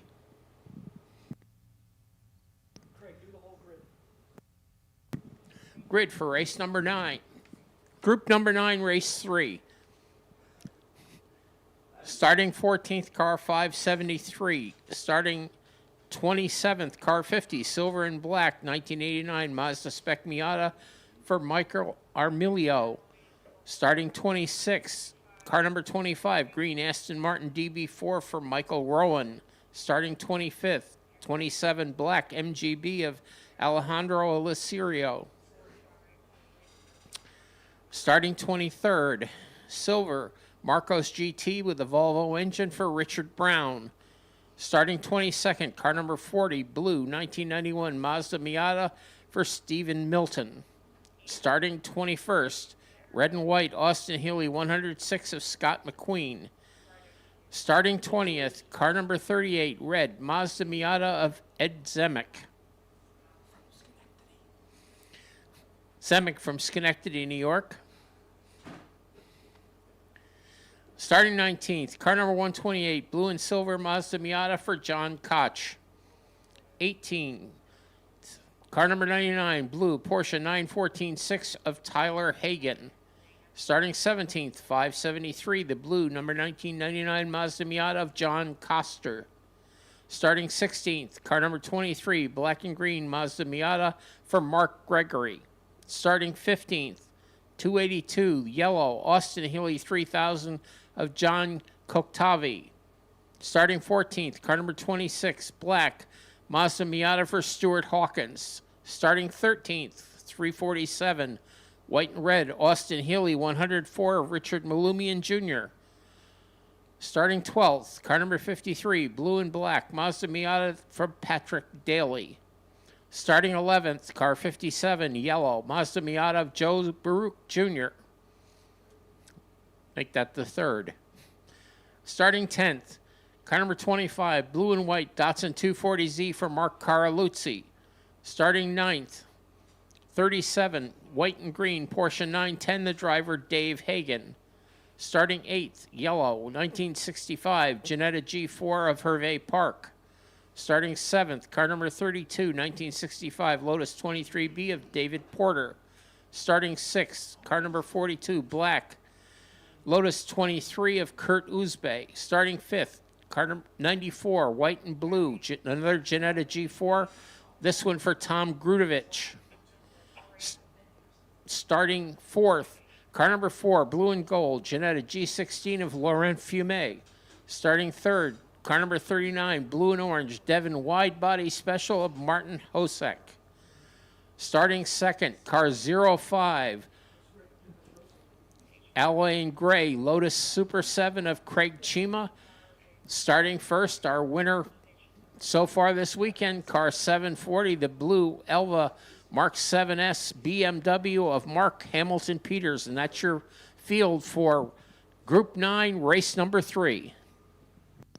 Thank you, Craig. Just want to remind everyone that today's race is being dubbed the Autodromo Sprints. And for the past 3 years, here at the historic festival, Autodromo founder Bradley Price will be on hand at 1:50 p.m. in the winner's circle. So just want to remind everyone the location has been changed for the presentation, which is now at 1:50 at the winner's circle, to present a special Lime Rock Park watch to a award recipient.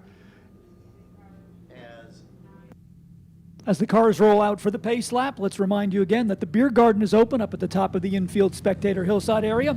Raise a glass with Foolproof Brewing Company, the official craft beer of Lime Rock Park.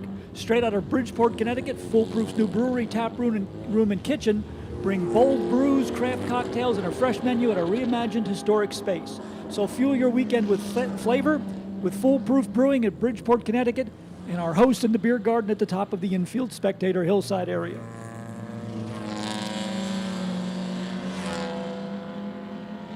Also, thanks to the folks from Country Carpenters, the official post and beam builder of Lime Rock Park, for the beautiful new beer garden, the permanent facility now located at the top of the infield spectator hillside area. So we hope that you'll stop by and sample the many treats that are available at the Lime Rock Park Beer Garden, courtesy of Foolproof Brewing.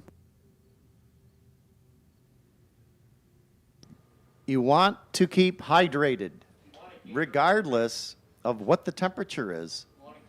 That everyone keep hydrated. So do a water chaser after you have your six-pack up there in the beer garden, if you do that. Remember, the concession stands are open here as well, the Midway area. If you haven't seen the Ragtime Racer display, you will see them on track here during the lunch break.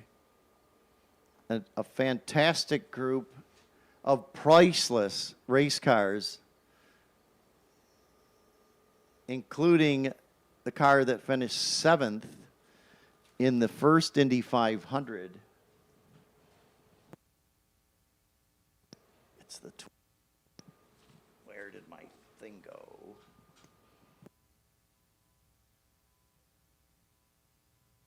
So they'll be out on track shortly during the lunch break. And just want to remind everyone that Lime Rock Park isn't just for the pros. Visit limerockpark.com/drive to learn more about how you can get yourself on track in your own car or one of our rentals. That's limerockpark.com/drive to learn more. As Green Flag displayed the big bore cars back out, as well as the little Elva that has scooted away in that BMW-powered Elva of Mark Hamilton Peters. There was more than a couple laps around here in the past. But running second is Martin Hosek. Now, the 39 of Hosek, who's been chasing Hamilton Peters, that's a 57 Devlin Special wide body. And that car,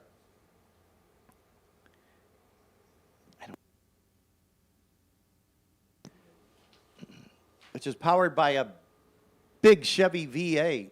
So you've got the little Elva BMW, rockets down the Samposi Straight, pulling away from the big power that's in the 39 car. Running in fourth is Laurent Fumex in his Janetta. Then it's the 94, Thomas Grudovic, and Kurt Uzbey in the 42.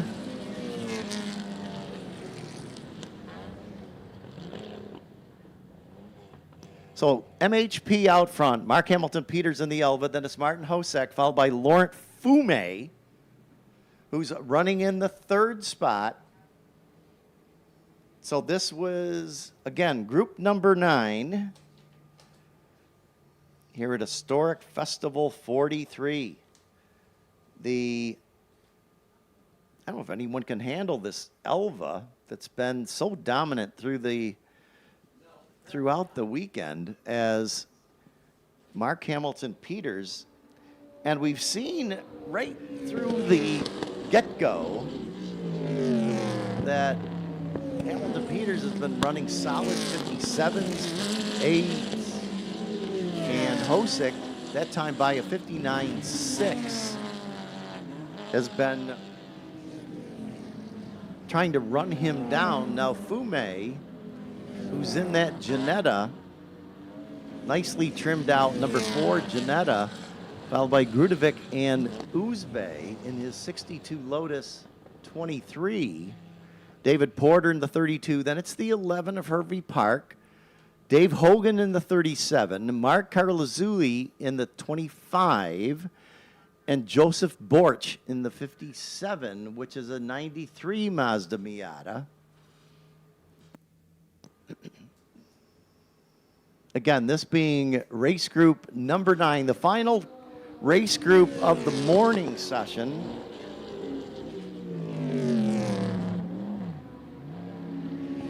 Now that it's afternoon, actually, this is what happens when you don't even look at your watch. You get so excited about being here for the Historic Festival. And anyway.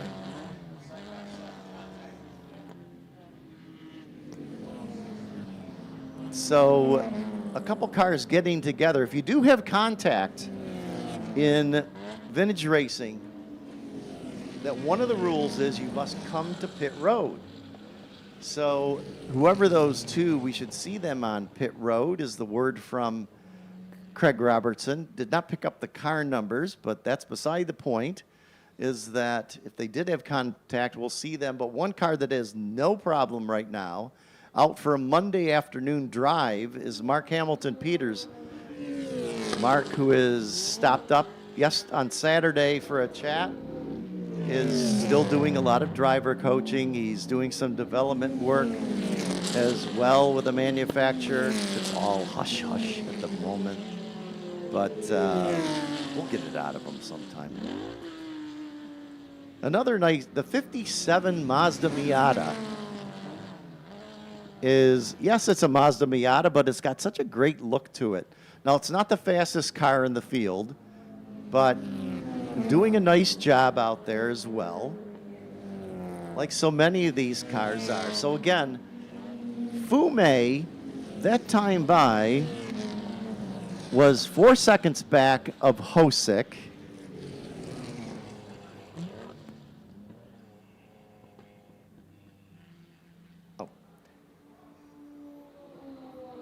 Understand that the 106 was one of the cars involved that had the side-to-side contact. So we'll see the 106.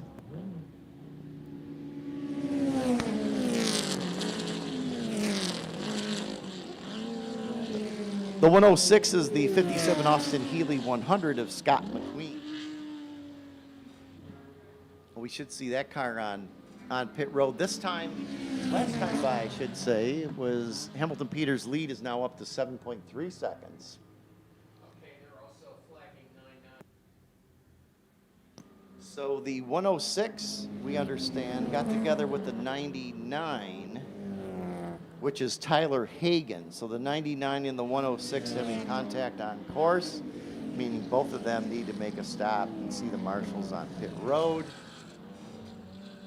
And speaking of that, we want to congratulate Chris Schumacher and Nikki Canino, who got engaged on Friday night. Two of the people that work pit road, Chris Schumacher and Nikki Canino, congratulations on your engagement, which happened on Friday evening after the festivities on track. So we're about halfway through group number 9, race 3. Again, they'll be out at the end of the day for their 4th and final race of the weekend. Hamilton Peters, this picks up another second on Hosick. Actually, the best race thus far right now on track is between the 4 and the 94, where Laurent Fume and Thomas Grudovic are in the battle for the third spot. Now on pit road is the 99 and the 106. They'll come to the attention of marshals. The 106 being the red and white Austin Healy of Scott McQueen. And the 99, which is blue, orange, and black, 1972 Porsche 914-6 of Tyler Hagan. Meanwhile, blistering the field is Mark Hamilton Peters in the Elva. Well, let's check out that battle for second. And we see them next time by here on the Sam Posey Straight.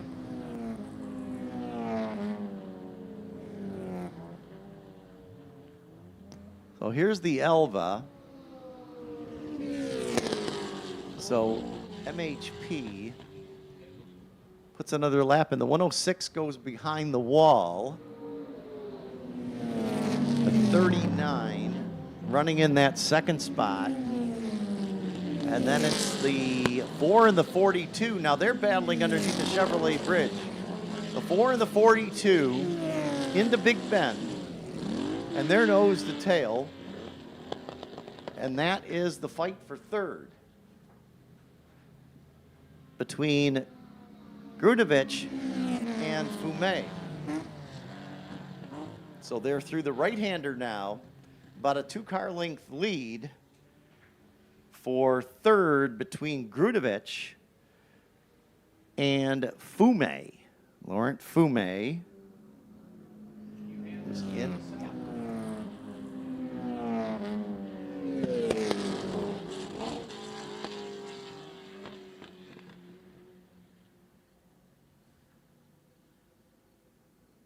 So Fumé from Madison, Connecticut, 68 Ginetta.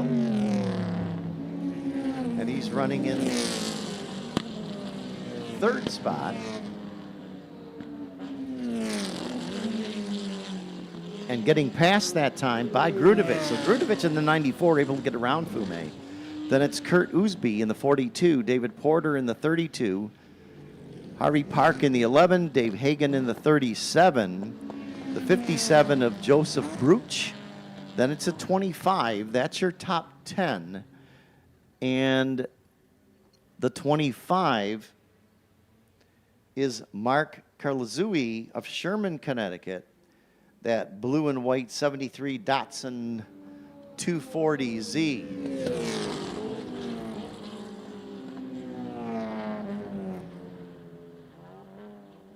So the leader is now caught some traffic. That engine note on that 39 and big bore Chevy power plant is just awesome to hear, screaming down the Sam Posey straightaway. And that of Martin Hosick. Hosick, who is playing second fiddle, no pun intended, to Mark Hamilton Peters in this group through the on-track practice qualifying on Friday, as well as Saturday's, both of those races. So let's see whether the 42, I should say, of Oosbay, who's now gotten around Fumé. So you got Grudevich in the 94, the 42 in the 4. Grudevich, Oosbay, and Fumé. That's your battle for third, fourth, and fifth. Here is, so Hosick and Grudevich in his 94, which is a 66 Ginetta, has closed in a bit. And Grudevich, that time by, was only 0.6 of a second behind Hosick. So they're closing in on Hosick. So is Hosick having some bit of trouble out there, as we are now 4.5 minutes to go in this one. Hamilton Peters cruising into Big Bend. that time. Let's take you through the top 10. Mark Hamilton Peters is your leader, car 740. Martin Hosek in the 39 second. Tom Grudovich in the number 94. Janetta is third. Kurt Uzbey in the 42 is fourth. Laurent Fumé in the number 4 is fifth. Running sixth now, the Lotus 23 of David Porter, number 32. Hervé Park in another of the front engine Janettas, number 11 is seventh. Eighth to the Porsche 910, that is Dave Hagan. Ninth to Joe Baruch III in the Mazda Miata Roadster. And then the Datsun 240Z of Mark Caroluzzi rounding out the top 10. Patrick Daly, the first of the Lime Rock Drivers Club cars, in the number 53 Mazda Miata in 11th position. So down the Paul Newman straightaway, that time Grudovich has caught Hosek. He's right on the tail of the 39. So he's made up a ton of time on the Devon Special, the blue and orange Devon Special of Hosek. And that's the 94 of Grudovich in his 66 Janetta G4. And here's the battle to the line. And this is for second. Now this time, because of the big horsepower on that big GM power plant of Hosek, able to pull a couple car lengths away. But when they get through Big Bend, the Grudovich pulls up right on the tail of that car and goes side by side.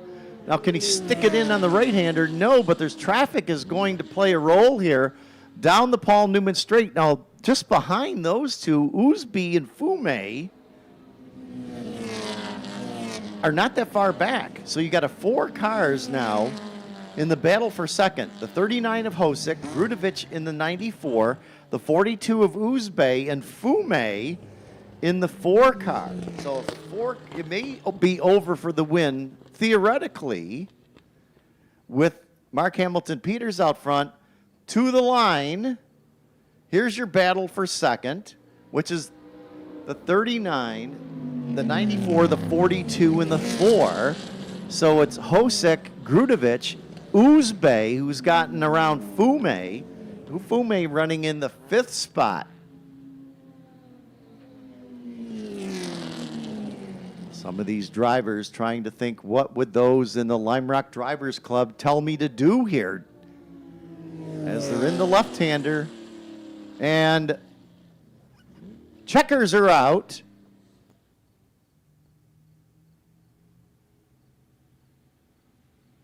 So that was the battle that ultimately was won by Mark Hamilton Peters. Peters' victory, 16.335 over Martin Hosek. Hosek holds on to second by 0.8 of a second over Thomas Grudovich. And then it's Kurt Uzbey coming home in the 4th spot with Laurent Fumé in the 4 car, finishing in 5th.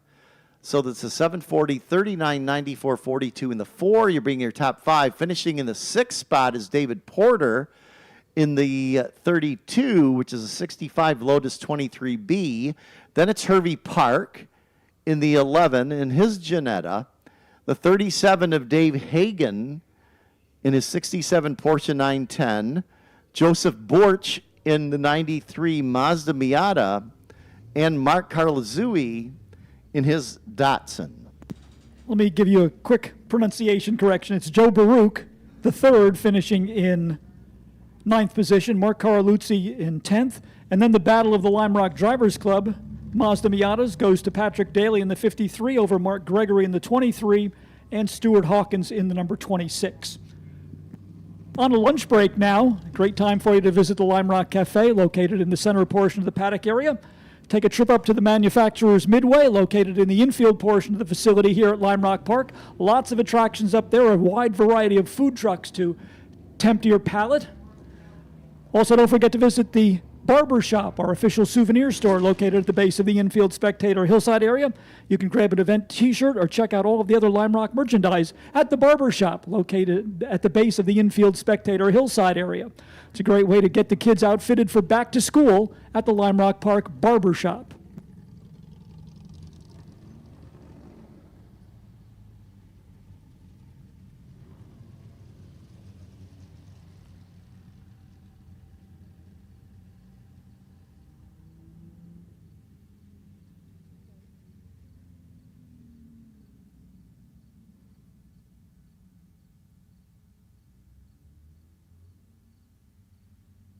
How do you relax after a long drive? How about with an indulgent massage at the Delamar Hotel and Spa? Or perhaps you'll enjoy a handcrafted cocktail and a sumptuous meal at one of our award-winning restaurants. Delamar is pleased to sponsor Historic Festival 43 here at Lime Rock Park, and we invite you to come and relax with us in Greenwich, Southport, West Hartford, or Traverse City, Michigan, and experience the distinctive charm and hospitality synonymous with the Delamar name.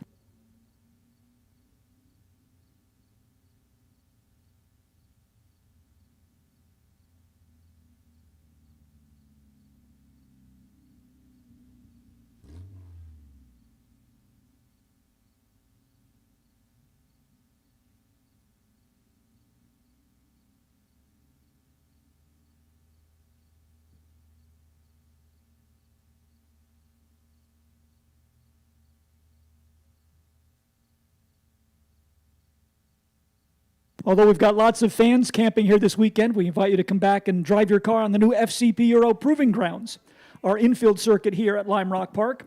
With a fast and flowing autocross and a course and a 600-foot wide skid pad, it will surely challenge drivers at every level. For more information on how to get your car on track, visit provinggrounds.fcpeuro.com. And don't forget, the Lime Rock Summer Autocross Series is underway. The Liqui Summer Autocross Series now underway for the 2025 season. It's a great way for you and your friends to enjoy your performance car, a great way for beginners to get an introduction to high-performance driving. Plus, we have an all-new timing and scoring system providing live telemetry.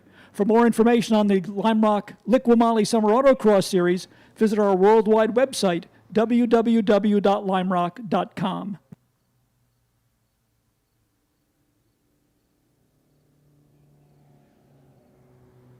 Some of our car corral groups enjoying a couple of parade laps around the racetrack, and then we will bring out the Ragtime Racers for their display at approximately 1 p.m. this afternoon.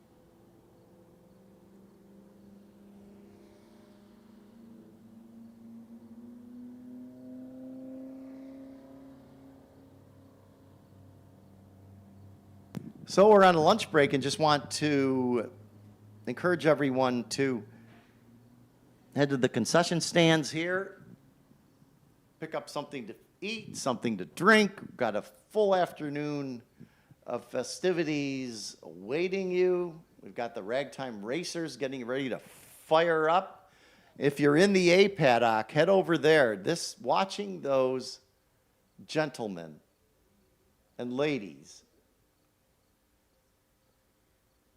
get those cars cranked up, fired up, the smells, the sounds, it's outstanding, absolutely outstanding to have the Ragtime Racers here with Ryan Blaine and company as part of Historic Festival 43. As was announced on Friday, is that Historic Festival 44 will have the International Formula Junior Group.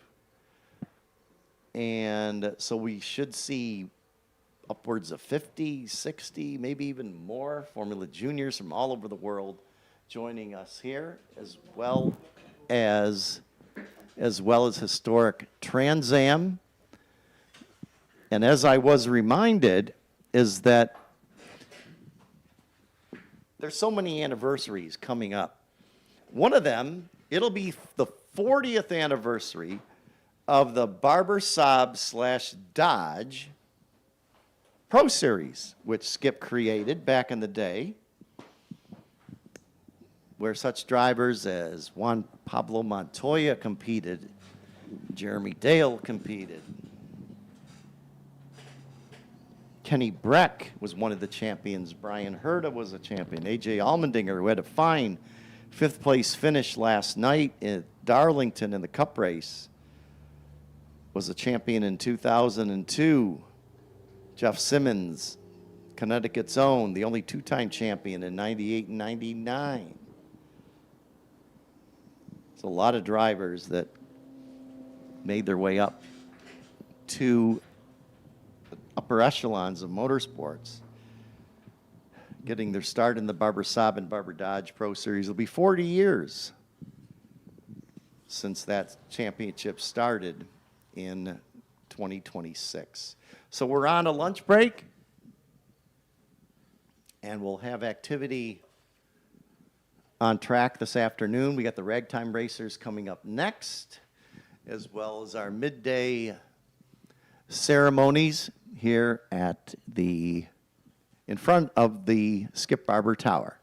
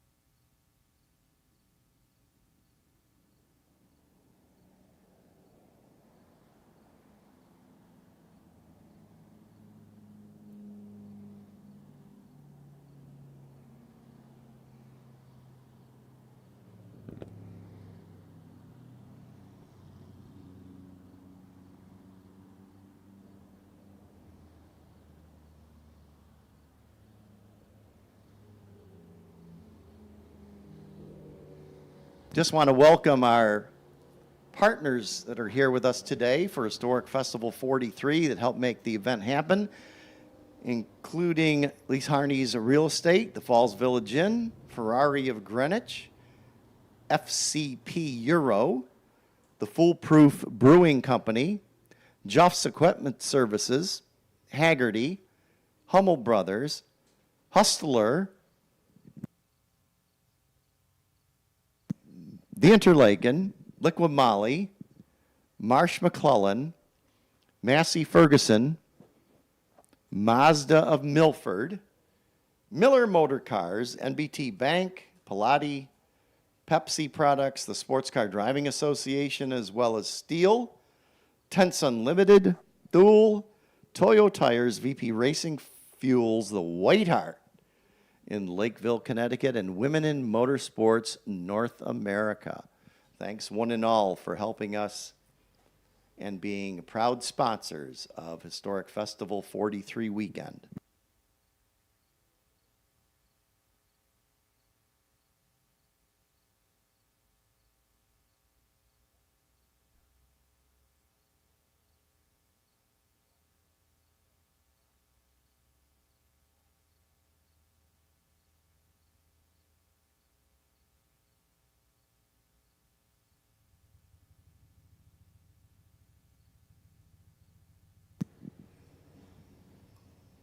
Cool down and turn up the flavor with NEFT vodka, Neft vodka. Stop by their activation in the Midway to sample the ultra premium vodka served straight from the barrel. Plus, grab a Lime Rock lemonade, the official drink of race day at one of our bars.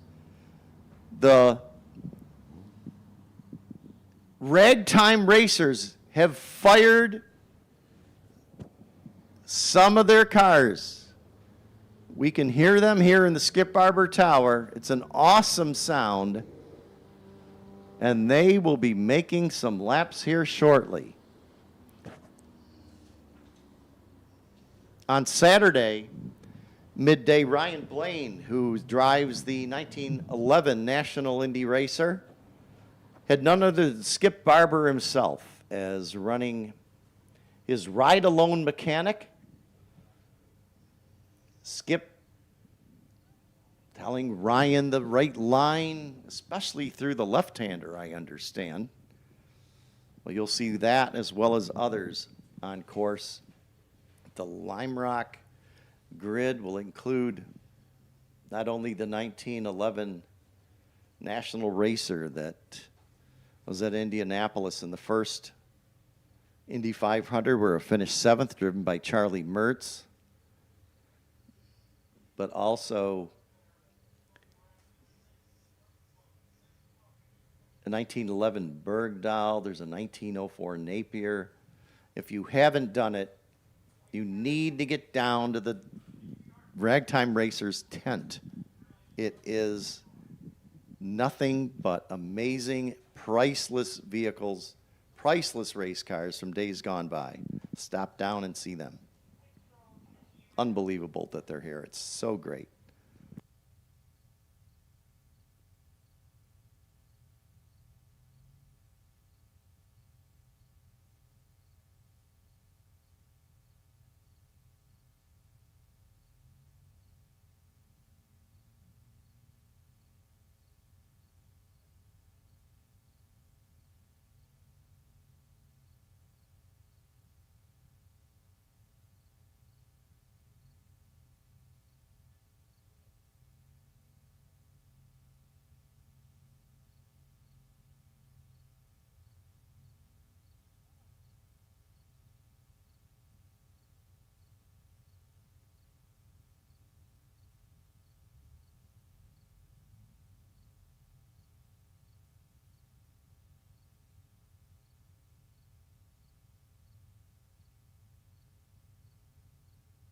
One more reminder that the Midway is open all weekend long.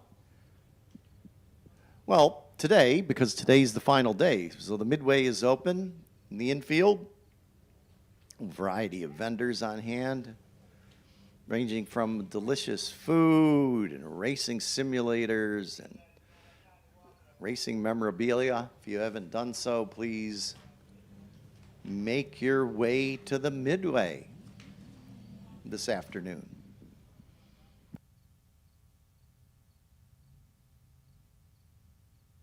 There's food trucks up on the Midway. There's a Morgan. Cars are up there. Toyo Tire has a display.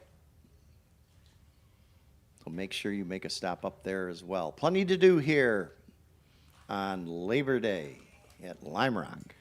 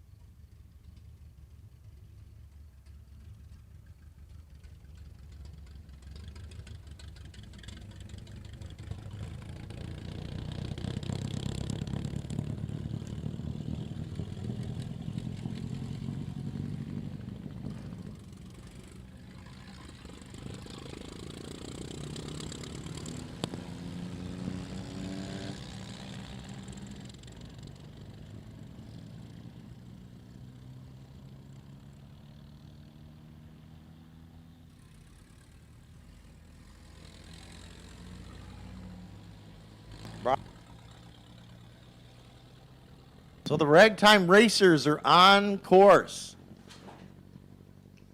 And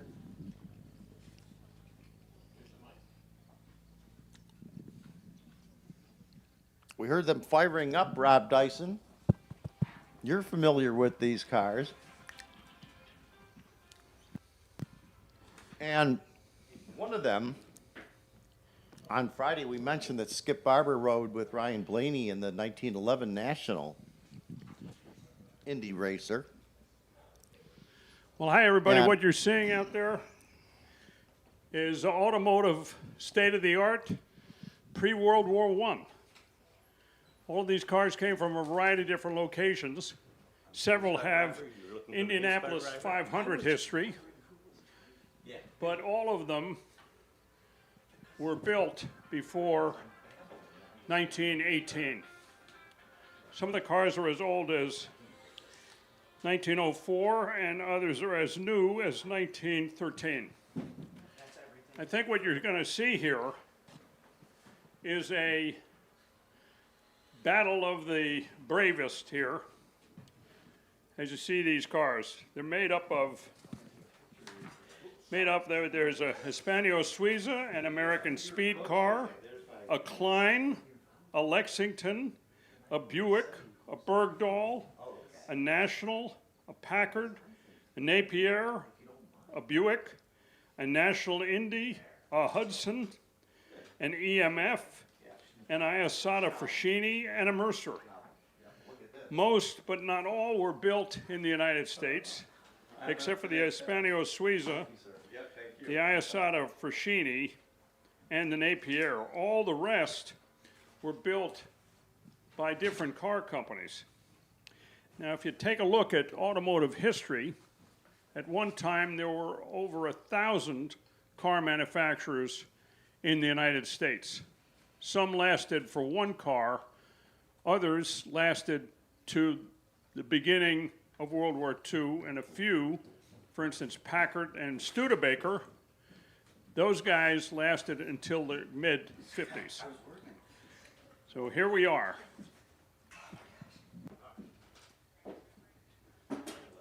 And here they come. They're coming down the start line. They're getting ready for the green flag.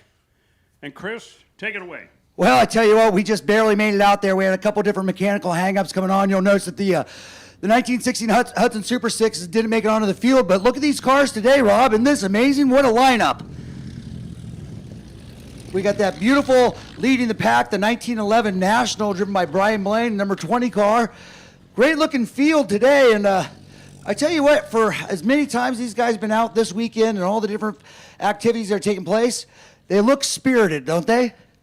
And look, you can't beat racing history, especially as represented by these guys. Oh, I mean, the dedication, the amount of effort that it takes to get these cars on the track. I mean, throughout the year, fixing them up and making sure they have a great season. I mean, it is a lot of work, and you can see the smiles on their faces as they go around the track. It has been well earned. If you have a chance after the event, come on down and see these cars close up. You can't believe it. Oh, This is state of the art, pre-war state of the art. It really is. I mean, for people to come down into that paddock area and check out the Ragtime Racers, I mean, you can say right now there is nowhere else in North America, South America, and really probably anywhere today that you could see anything like this going on. Actually, the Western Hemisphere. The Western, this universe. We'll stick with Western Hemisphere. That's enough. That's good. Oh my God, I'm sorry I'm late, Rob. That's right. No, I know you were getting the car running. Oh, we had a lot of hang-ups there, but boy, the crowd loved it. So was I. But here we go. They're coming around now. It takes a little while to get around.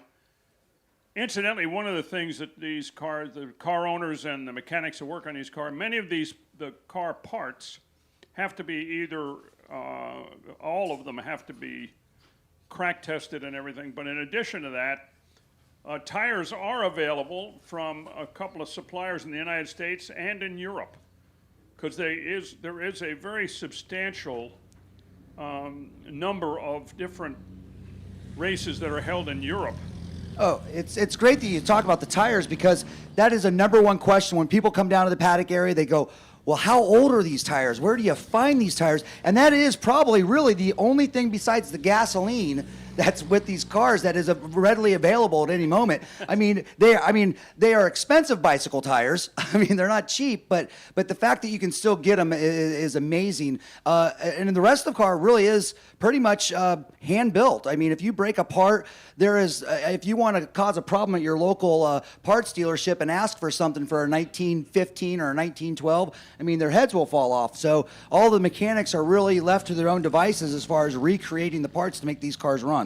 Yeah, the big thing you get from your local parts store is parts to make sure that the tow vehicle can make it. Oh, rope, chain, all of the accessories, hazard equipment, lights, caution stuff, caution bars, you know, a triangle that you'd stick on the back of a tractor. Yeah, but other than that, all of these cars are enthusiastically put together by a team of really, you know, Rob, I like to really call this portion of the race day really the PBS KQED portion of the show. You know, this really is the Ken Burns moment where you get to see these cars come out from history and let the people actually interact with them. And many of these cars, by the way, when they raced, it was not normally on pavement. They would normally race on dirt roads. However, principally in major city areas where the civilization had demanded better roads, there were paved races.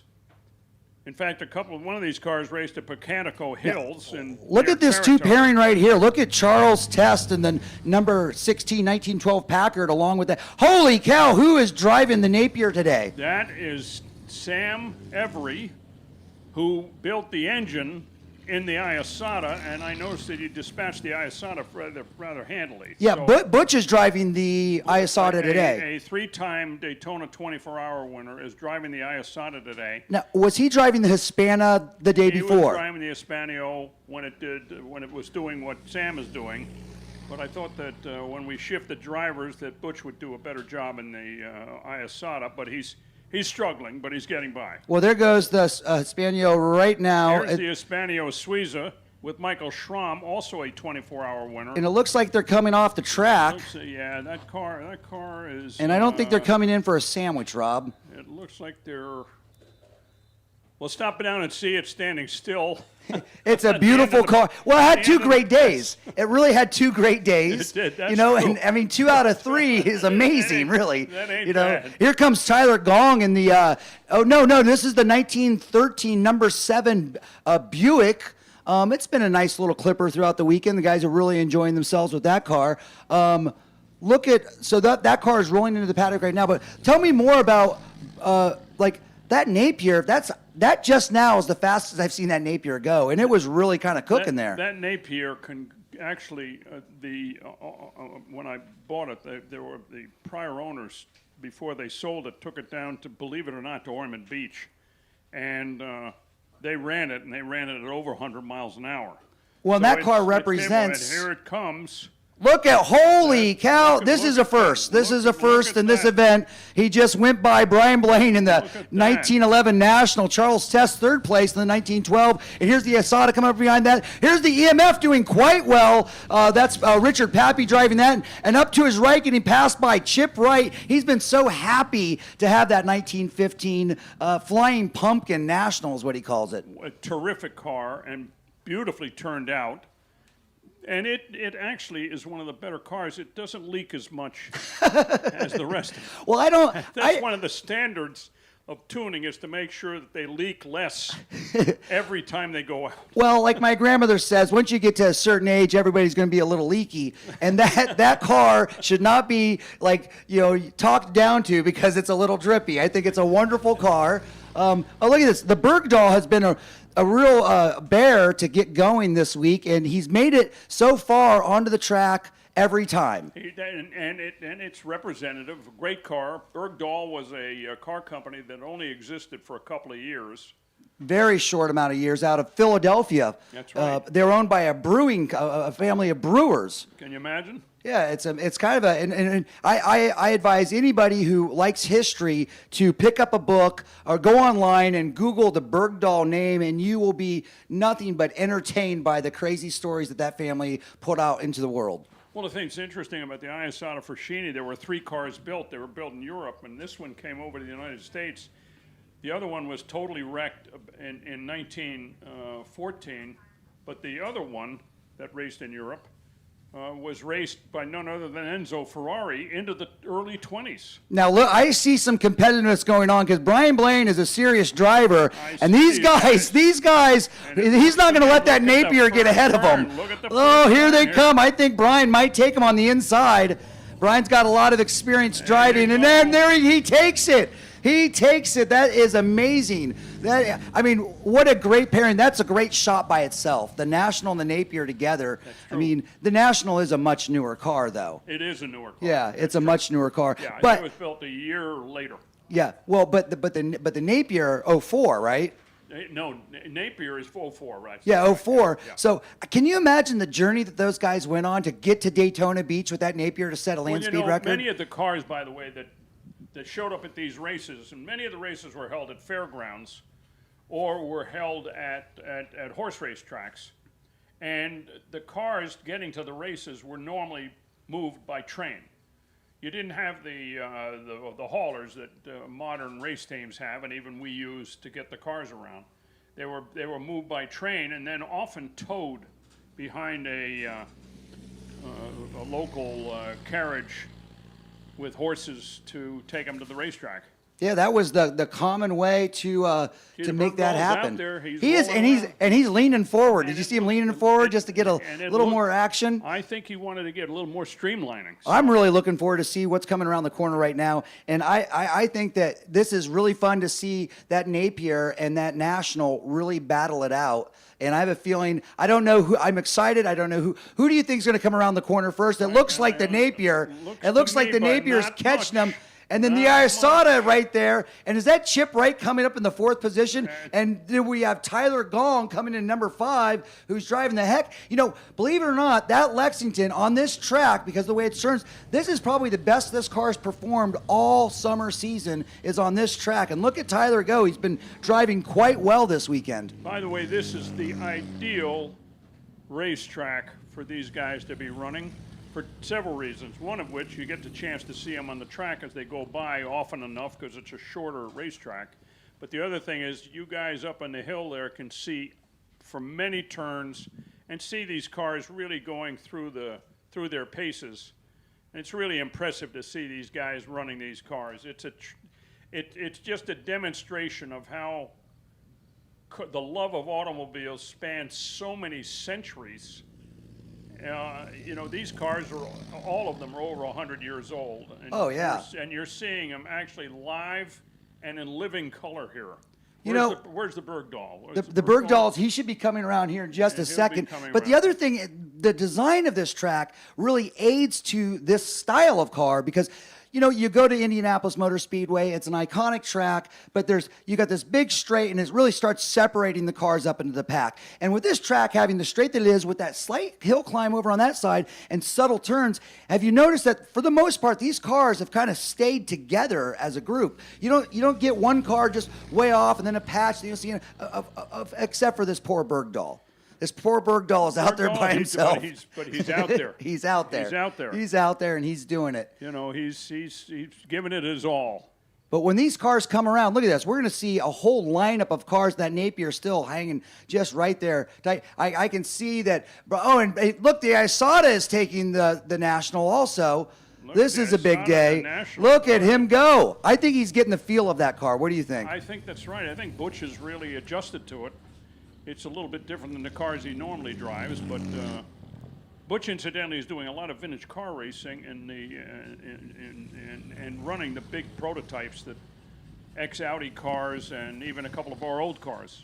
And so he's been able to keep his hand in the fast cars, as well as this is his first foray driving a vintage car. He's never done it before. Look on this back over here. Look at that. Look how great that. Look at that shot right there. The Napier, the Iasata, the National, the other National coming behind, and really impressive.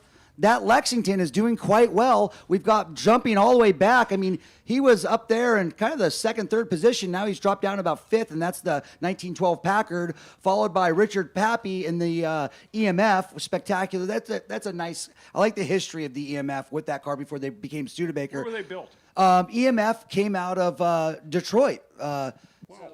Yeah, and so Emmett's Messrs. Flanders is what the EMF stands for. And then what happened was they were using Studebaker kind of as a brokerage because Studebaker was a carriage builder. That's right. And we're like, hey, we've got these cars. We know a lot of people with wagons. Let's connect the dots. Well, once EMF kind of started taking off a little bit and Studebaker was seeing the success, they said, you know what? We want some of this action.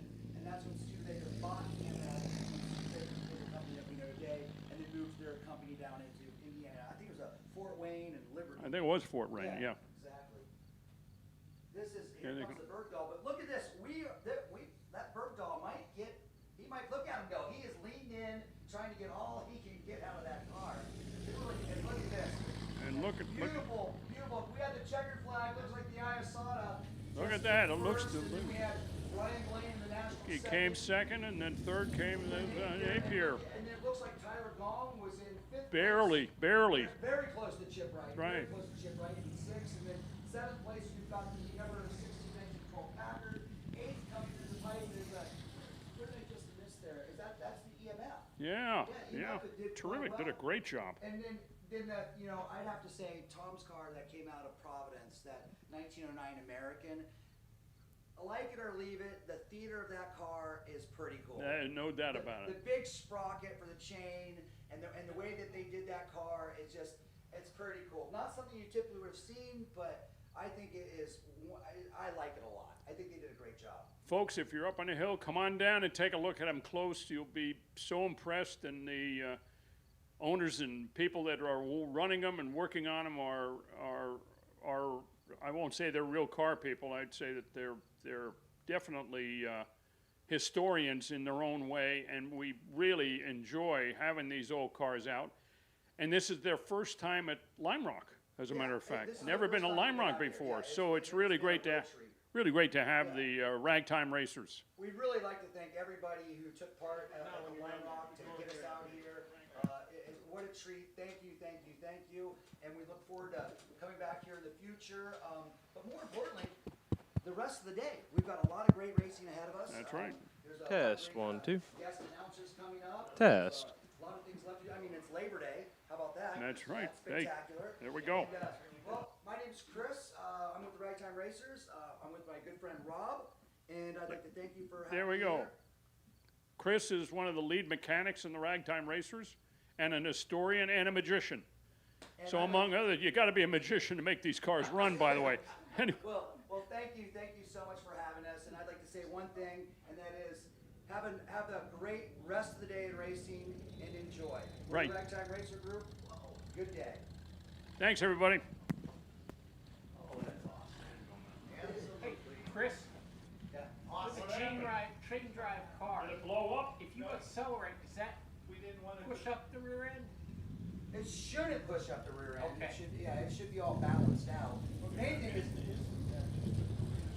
I can't believe they all stick together like this. You're going, aren't you? Load it up. Why? You can't you probably at least get 2 cars? Oh, you mean business-wise, people-wise, time-wise, calendar-wise. I'm going to talk to the guys and see if they want to go on. That would be awesome.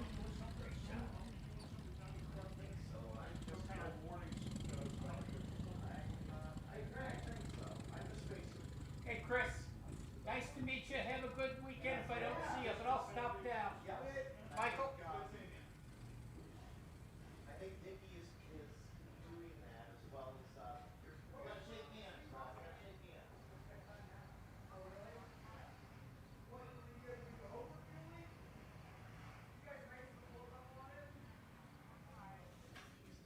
Do you need anything to get you warmed up? Check 1, 2. Get you wound up. Oh my God. While they're dicking around, I don't know what the fuck. Sorry.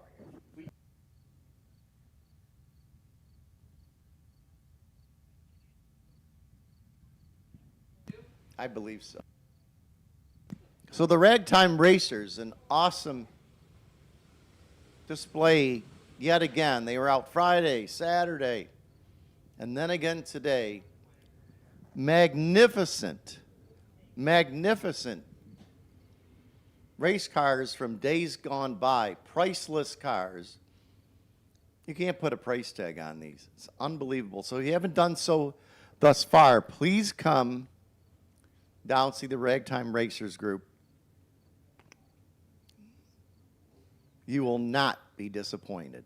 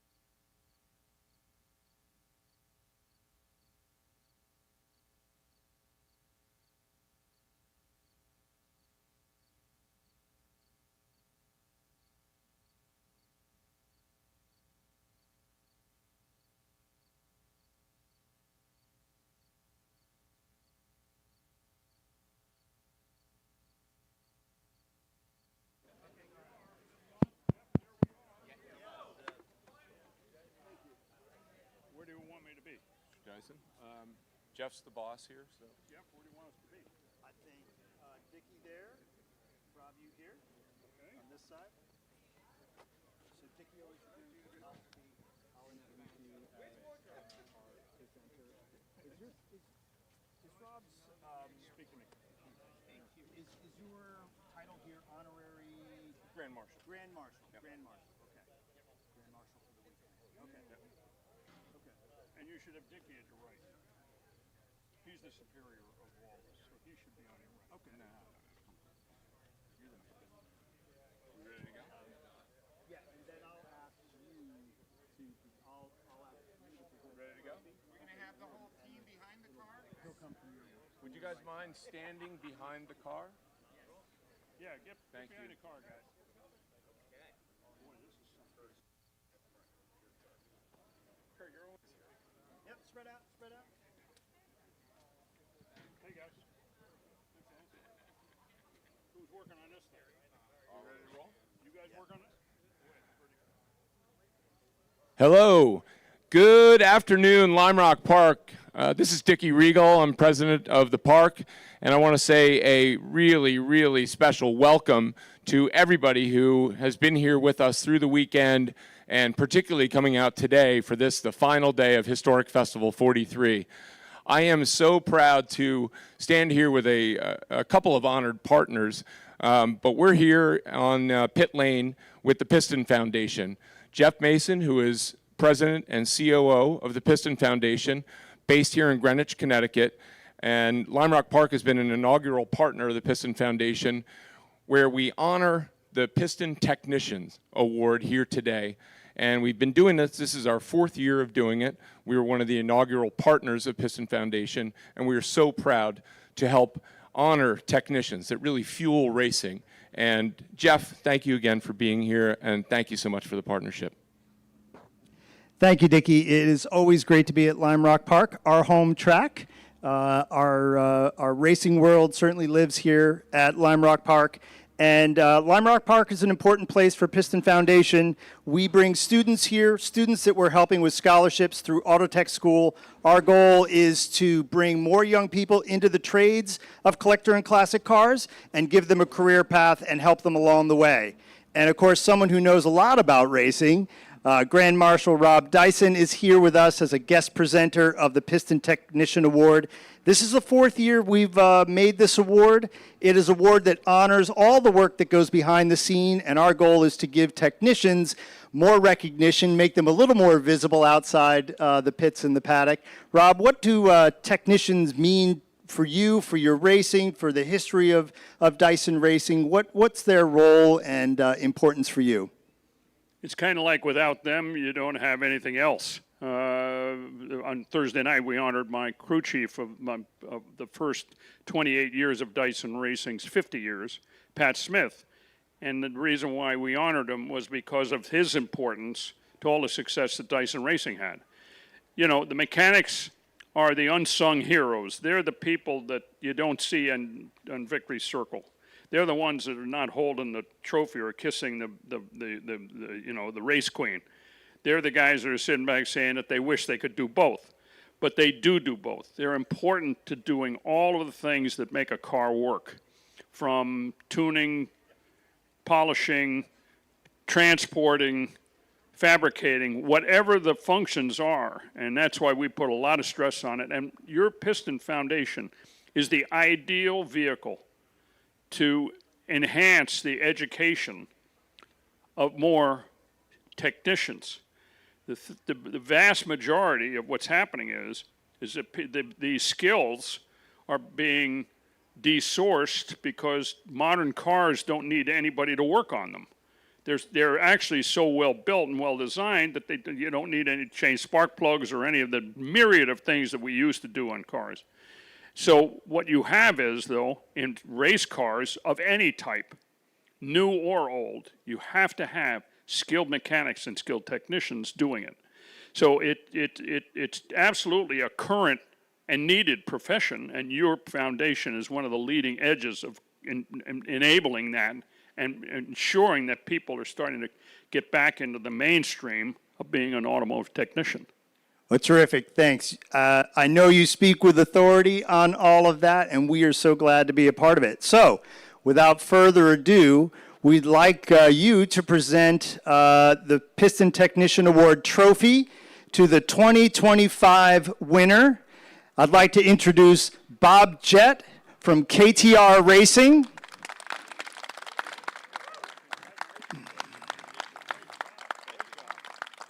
Bob was nominated by Roger Casson, one of the drivers at KTR, as well as numerous other drivers at KTR who are here with us in pit lane, all recognizing Rob's excellence as a technician and their undying devotion to KTR Racing.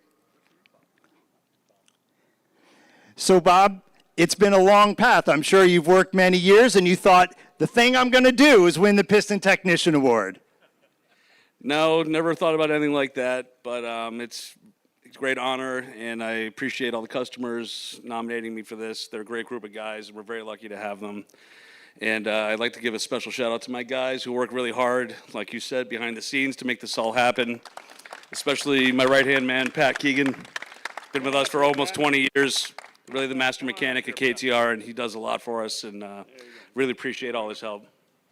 Now, you know, when you take a look at this, for those people up in the grandstands, they can't see the trophy, but the trophy contains some car parts. I'm going to put you guys to the test here.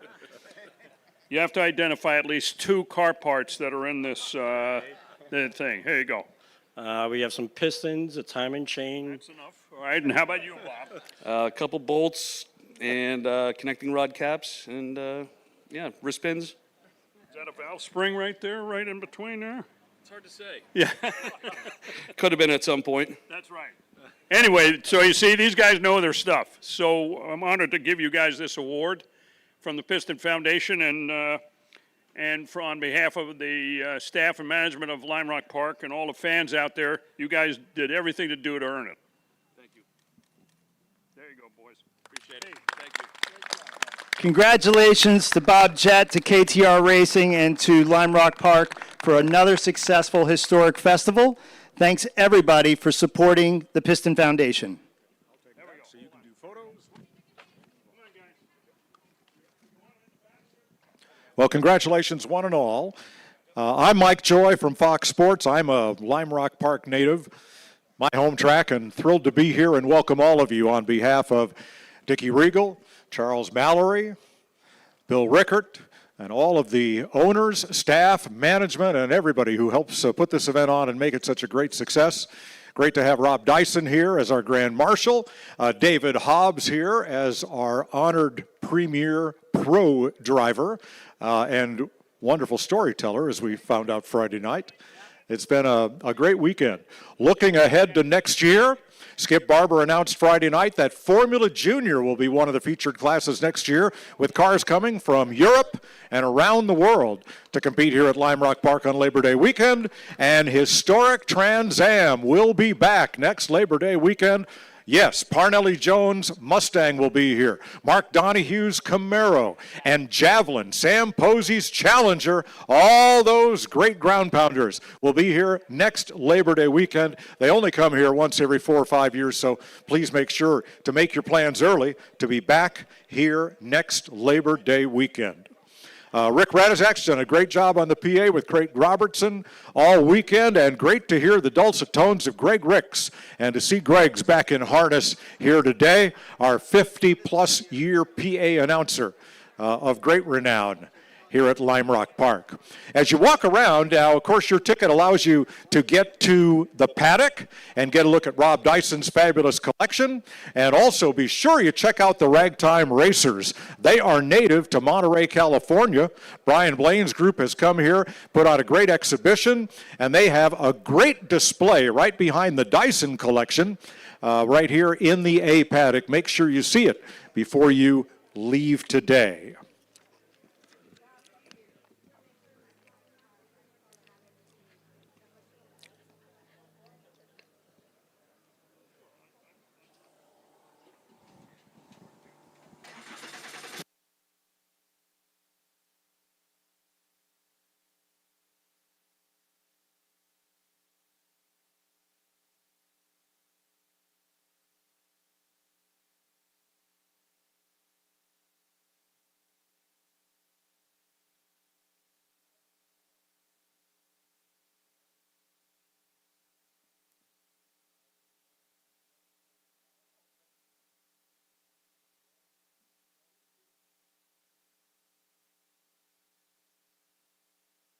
I heard someone use the word grandstands earlier during the presentation. Of course, there has never been a grandstand at Lime Rock Park. That is part of the appeal of this wonderful place.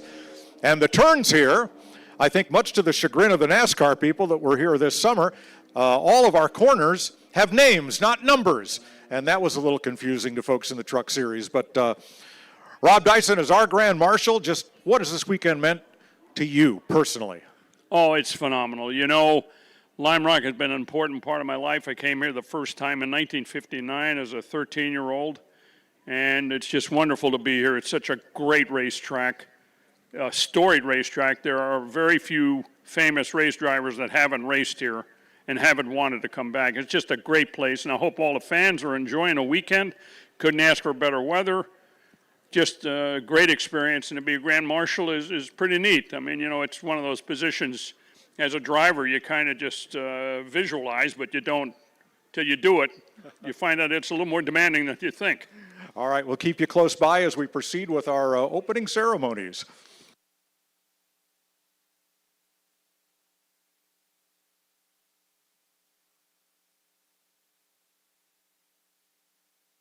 Presenting the colors, the Connecticut National Guard out of Groton, Connecticut. Gentlemen, glad to have you with us here today and to hold Old Glory high. So we'll ask those of you on the hillsides, in the paddock, stand if you are able. Gentlemen, please remove your hats as we introduce for our invocation the Reverend Savage Freeze.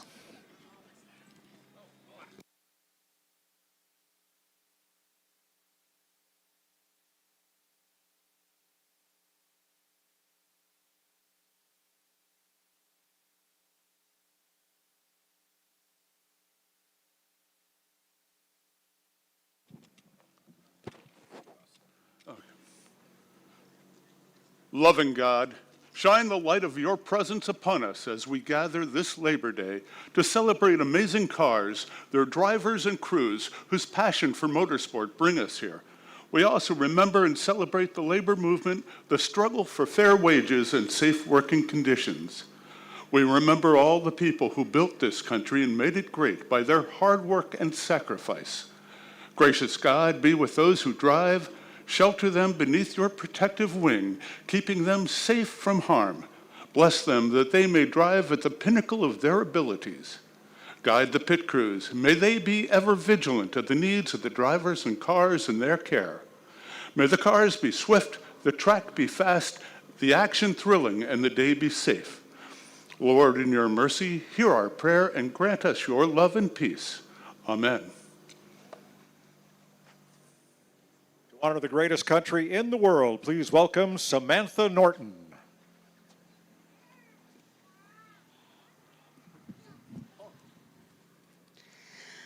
Oh, say, can you see by the dawn's early light what so proudly we hailed at the twilight's last gleaming, whose broad stripes and bright stars through the perilous fight o'er the ramparts we watched were so gallantly streaming, and the rocket's red glare, the bombs bursting in air, gave proof through the night that our flag was still there. Oh, say, does that star-spangled banner yet wave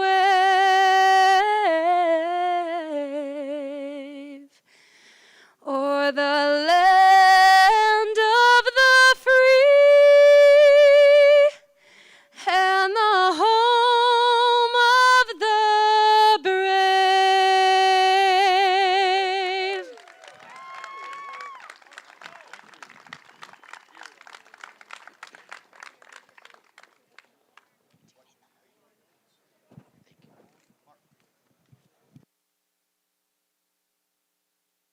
All right, ladies and gentlemen, we'll ask you to clear the pit lane, but for Jeff Mason with the Piston Foundation, who is going to be our honorary flagman for this race.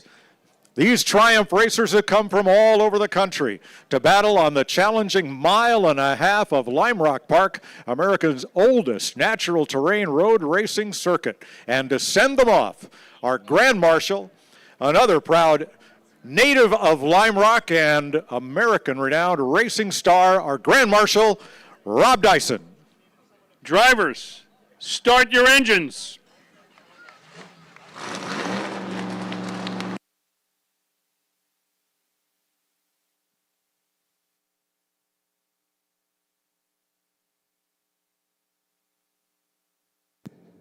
Group number 5, race number 4, the Castner Cup.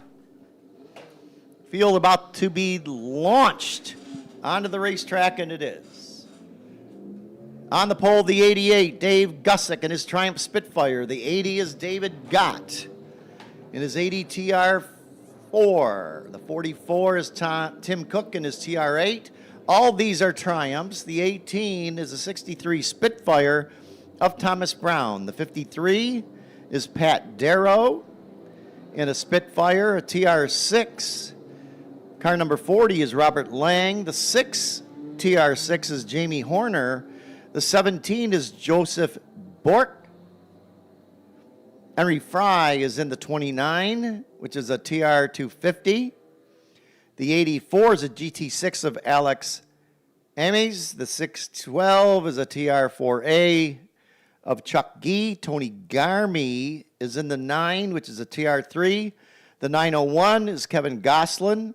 Alexander Schlesinger is in the 144. The 28 is David Ames.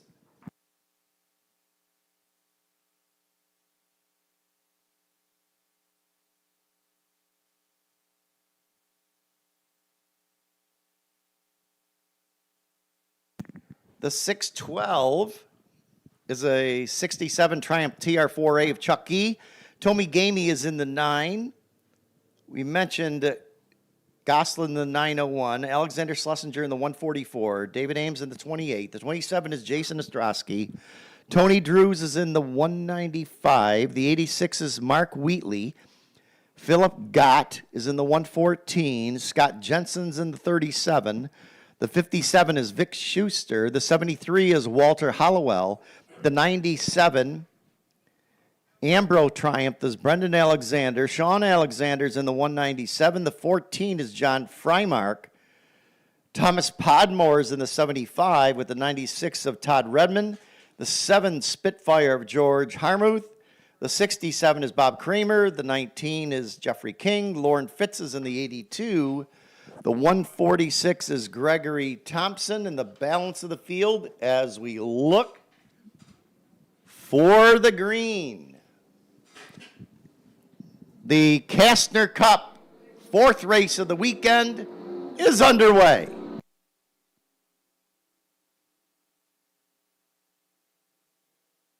And Gussick in the 88 holds on to the pole as they go through Big Bend for the first time.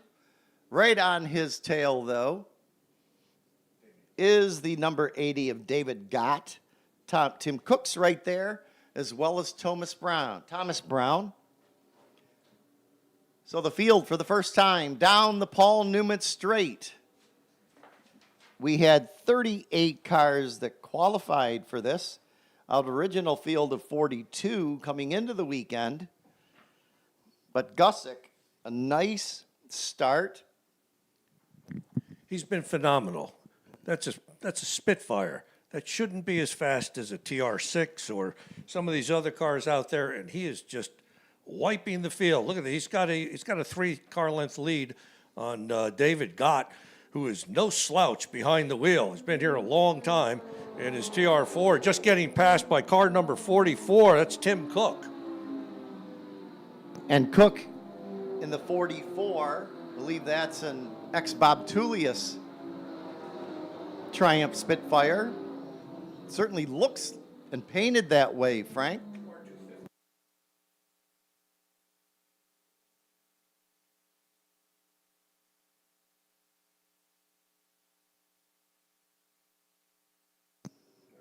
Oh. So some nice moves in the right-hander, farther back in the pack.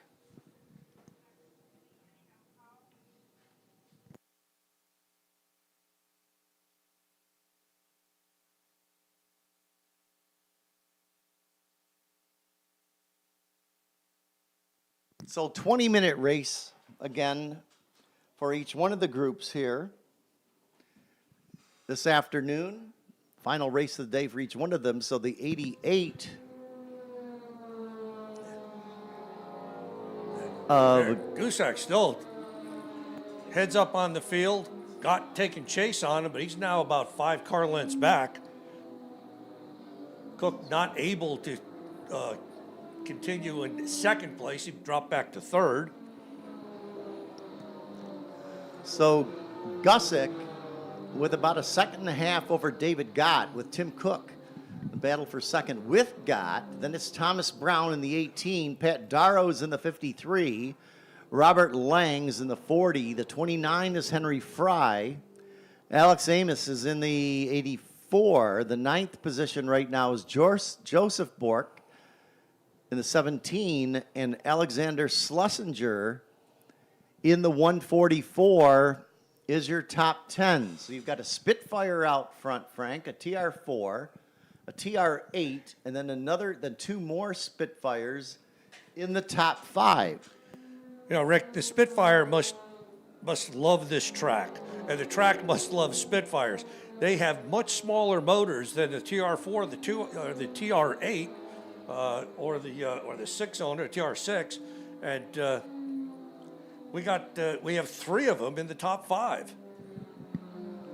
That's pretty wild. Comes down to the driver's side of things as well, too, on top of the preparation, etc. Clear.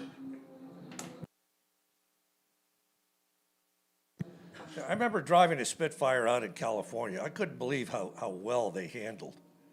And it's pretty obvious that they're doing very, very well here. Well, they are Gusak today. just turned into 104 Right. laps. Right, so Gusick turning 104s, the leaders, low 104s. Gusick, that time by, extended his lead at 2.812 seconds over David Gott. Again, the Castner Cup race. This is group number 5 of the Castner Cup.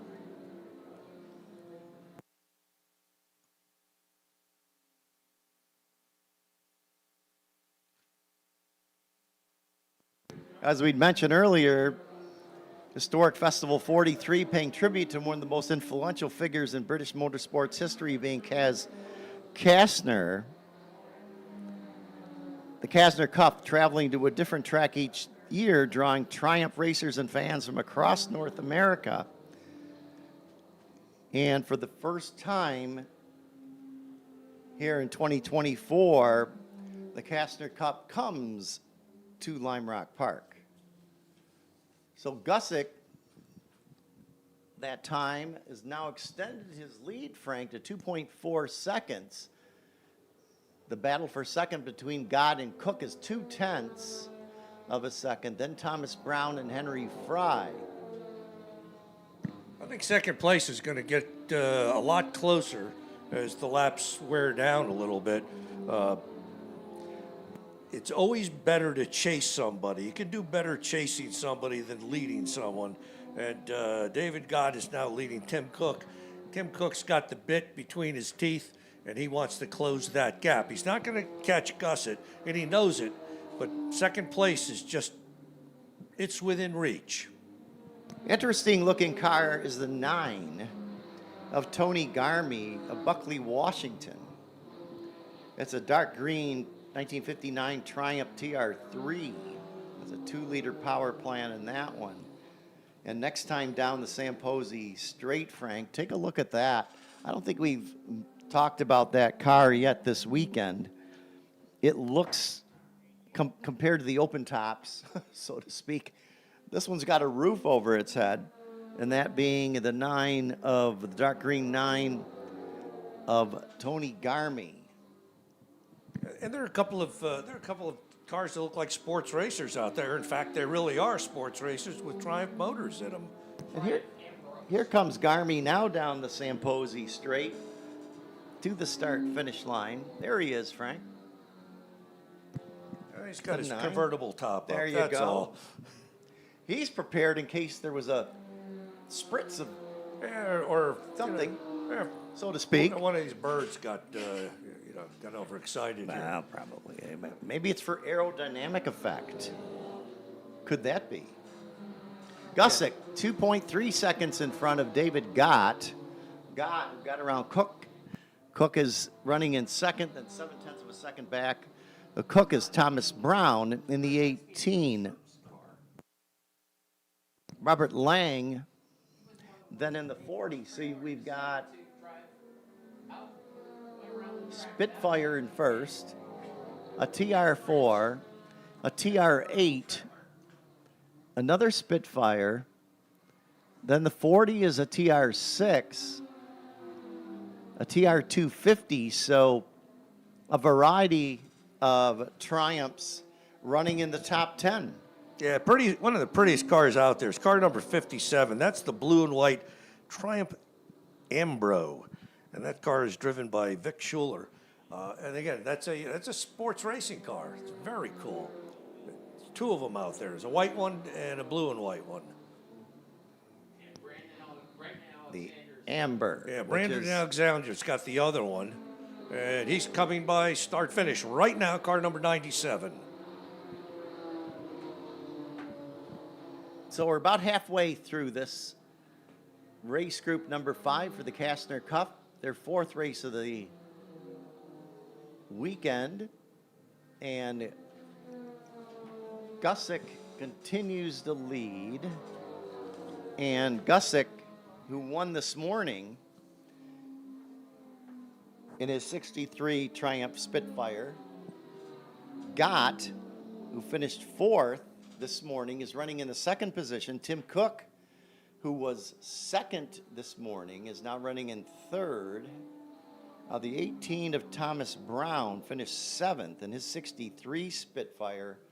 He's running in the 4th spot, and Henry Fry, who was 3rd in the morning race, now running in 5th.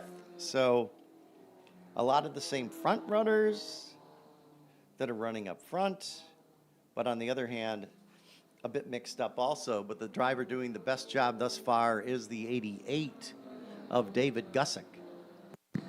And in 14th place is Phil Gott, who is the father of David Gott.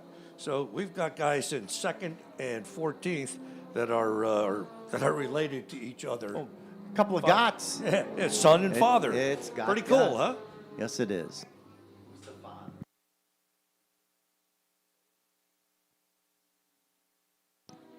So Phil in 14th in the 114 TR4A, and his son David was in his TR4, 62 TR4, running in the 2nd spot. So family affair here, as is the case in a few other of the race groups this weekend. Are the Gotts. David's been looking at Formula Fords, so we may just hook him into our group. One more competitor for you to just take care of in the next round out. Frank, what is your next race? Where's your next race? For him. We have Watkins Glen in 2 or 3 weeks. Good. We've got to change the motor. That'll be fun. Again. And this time we'll probably put a motor in that'll actually run. Okay, we're under yellow flag. We've got start finish. We've got the white flag out. We got a safety car. It looks like we've got a car down the escape road once again, down underneath the Chevrolet bridge. Car was unable to make it around Big Bend, so that's the reason for the yellow here. And the safety cars on course. And that's a local yellow. So we still have racing all the way around the track. Here's what the deal is. When you see a yellow flag, the yellow flag station, you can't pass under a yellow flag. You can start passing at the next station that doesn't show a yellow flag when you get perpendicular to it. So you go by this station, you go by the next station, and crank it back up again. Let's go racing.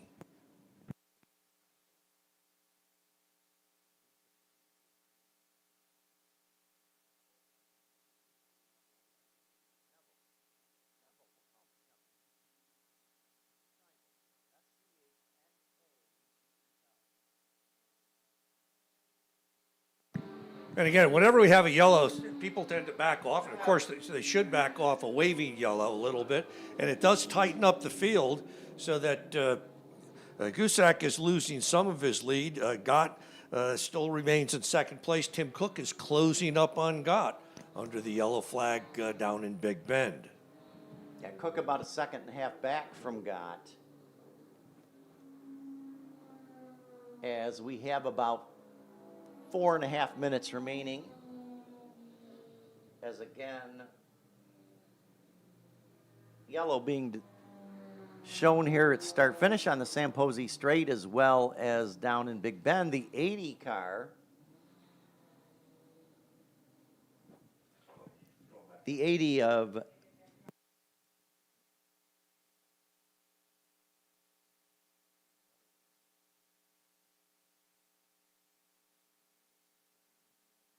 Matthew Hoyneven behind the wall in his Spitfire. So under these conditions, have really packed some of these Triumphs up. Got another car coming onto pit road. You know, if you put 4 off, you've got to come in for a stop and go. And it's like with the contact. If you had contact, If you have contact, you got to come in too. You got to come in and have a chat with the stewards on pit road. Looks like we've got a car that's often behind the barrier in the right-hander, which happened earlier in the race. Yeah, Pat Darrow just came in and did his drive-through. Car number 53. Well, it's been a pretty exciting race. And of course, as unpredictable as any all Triumph event is. So here's Gusick in that 88 Spitfire. I guess he decided to go racing, I guess. But Gott just dropped back into third. Tim Cook went by him. So now we've got a race for second place, nose to tail. So Gusick has pulled out about a 4.5 second lead this time by in that white Spitfire. He got on the loud pedal earlier than everybody else. He figured it out. Because they dropped the yellow flag down in turn 1. Frank, we've got a car off that looks like he went off in the left-hander. He's driver's right on the inside of the right-hander. And sitting there, so I'm sure that's being covered with a yellow flag at Station 3, which is driver's right at Station 3 going into. So that means no passing in that particular area. But he's going to be passing going into the left-hander, which is difficult to do as it is. Yeah. I like passing in the left-hander. You know, if a guy goes high, you go under. Well, people don't know what they're dealing with when they see Del Vecchio coming up into the left-hander. The Cook opening up a little bit of a lead on Gott for second, third place here. Tim Cook number 44 and David Gott number 80. And the 28 is David Amos in his red 63 Triumph Spitfire is the car that's disabled. Driver's right, well off the racetrack. You know, we've been beating on these cars all weekend since Friday, so that some of these cars are 20, 30, 40, 50 years. Some of them are older than me, and things happen. So here we go. We're down to probably the last 2 laps. No, I think we got. It looks like we're going to be. No, we got a couple more, I think. Yeah, class. And here to the line, it looks like he did not get the one to go sign. No. So No, we got probably next time by, Frank. At 44 of Tim Cook, what a sharp looking 70 Triumph TR6 that is. That is a 1970 Triumph TR8, which brings back many memories of the Bob Tullius Triumphs at bright white, trimmed in green. What's going through the left-hander right now is a pack of cars, and they're fighting for position right in the middle of the pack. We've got about 6 cars trading paint. Well, not quite trading paint, but getting very close to each other. And we've seen a lot of passing coming down the straightaway, heading into Big Bend by this gaggle of cars. So Gusick will see the one to go sign, and he does. No, he doesn't. No, not yet. My I think we God, got one more before we our next flag time around, per- next time around. I got faked out by the flag person here that time. Is he had the board in hand. Now he's saying the heck with the board. He's got the checkers in his hand. Regardless, Gusick in the 88 has now extended his lead to about 6 seconds. Yeah, Cook is now beyond range of David Gott. Yes. Gott's dropped back to about 4 or 5 car lengths behind him. So the 27 of Jafin Ostrowski of Riverside, Illinois, we understand, the 69 Triumph is the one that's behind the barrier in the right-hander. So a couple cars over there, but he got off course and he was... He's on the grass. Oh, the leader gets sideways in the downhill. Almost throws it away. Almost threw it away. Just gave himself a little extra heartbeats there. So yeah, there's Tim Gusick Cook, second takes the place. win. Car number 44. 44 is Cook. And David Gott takes third in the 80, and then Thomas Brown, and the 5 of Henry Fry. We've got this pack that's been battling throughout the race. That 57, which is a 1957 Ambro. And the other Ambro, the white one, is in that pack as well, but they had a nice race right to the line for position. But Gusick getting his car sideways in the downhill when he only had like he a got 4.5 all excited, you know. Must be. He had a 7-second lead. Yeah. And Last race of the weekend for these cars. Put on a good show. Great show. the Tonka hook is on the 65 car of Dave Riddle, who's been on pit road since early in the race. So here's your top 10. David Gusick takes the victory in his 63 Triumph Spitfire over Tim Cook, who finishes 7.235 seconds back in his TR8.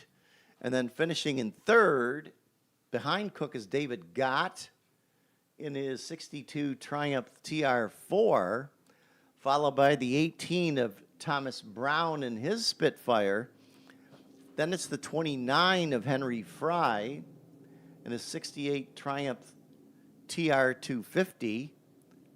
Finishing in sixth is Robert Lang in his TR6, followed by Alex Ames, Joseph Bork, Alexander Schlesinger, and Jason Ostrowski in the 69 Triumph TR6. That'll be your top 10 finishing in Group 5.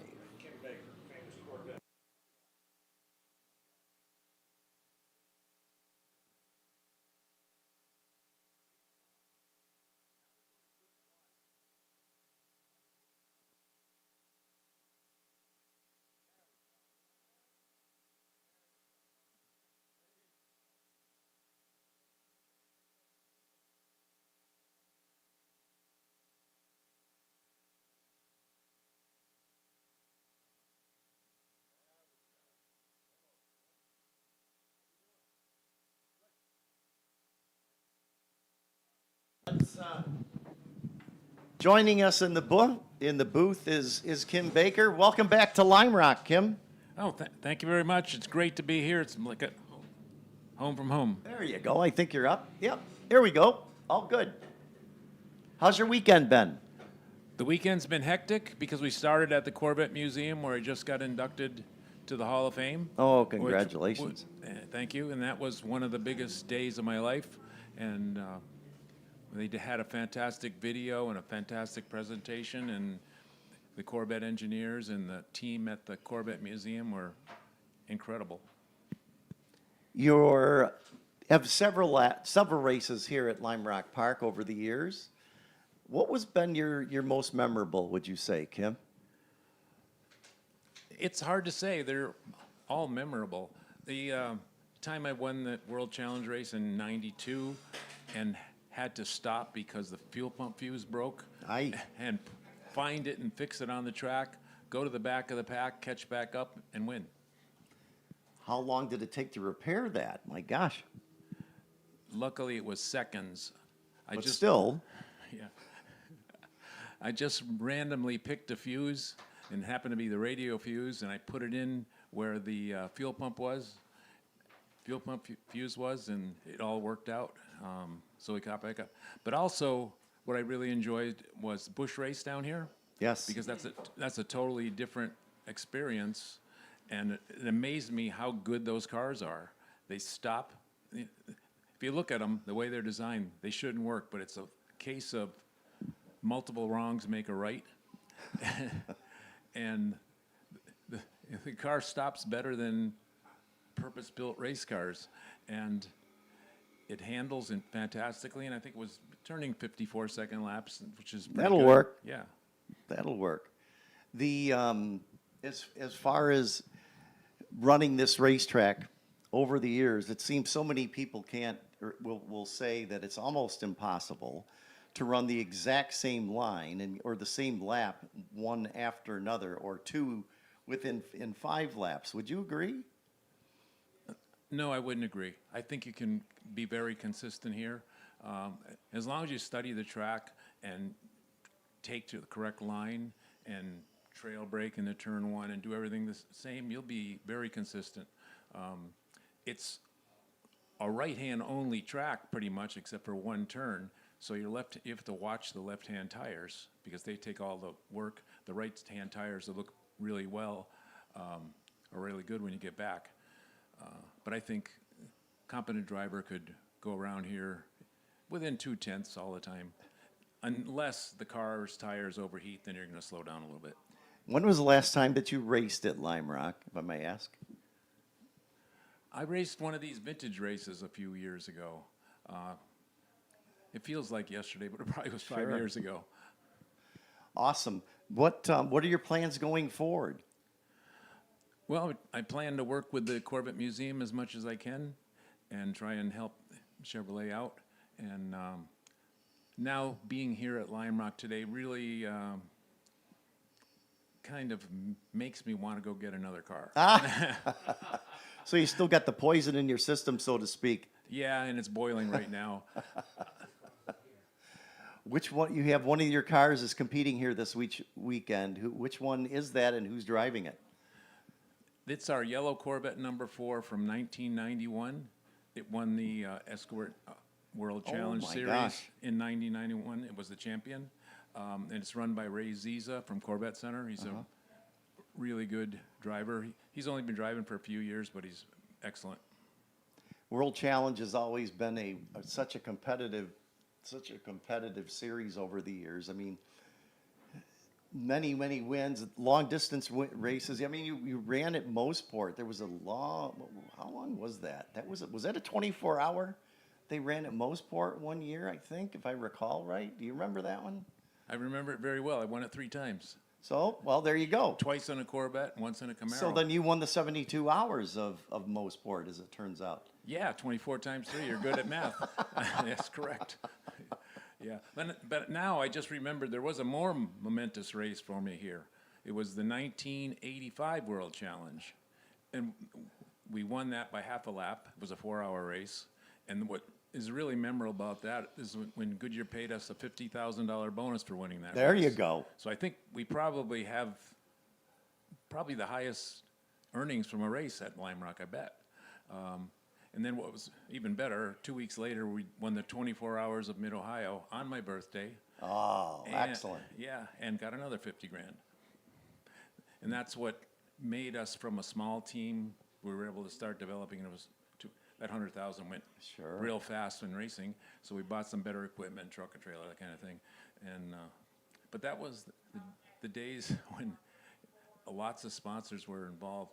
The tire company was a really big tire war, a fuel war, an oil war, and it all benefited those companies, and it really benefited the racers because everybody was able to benefit. Sure.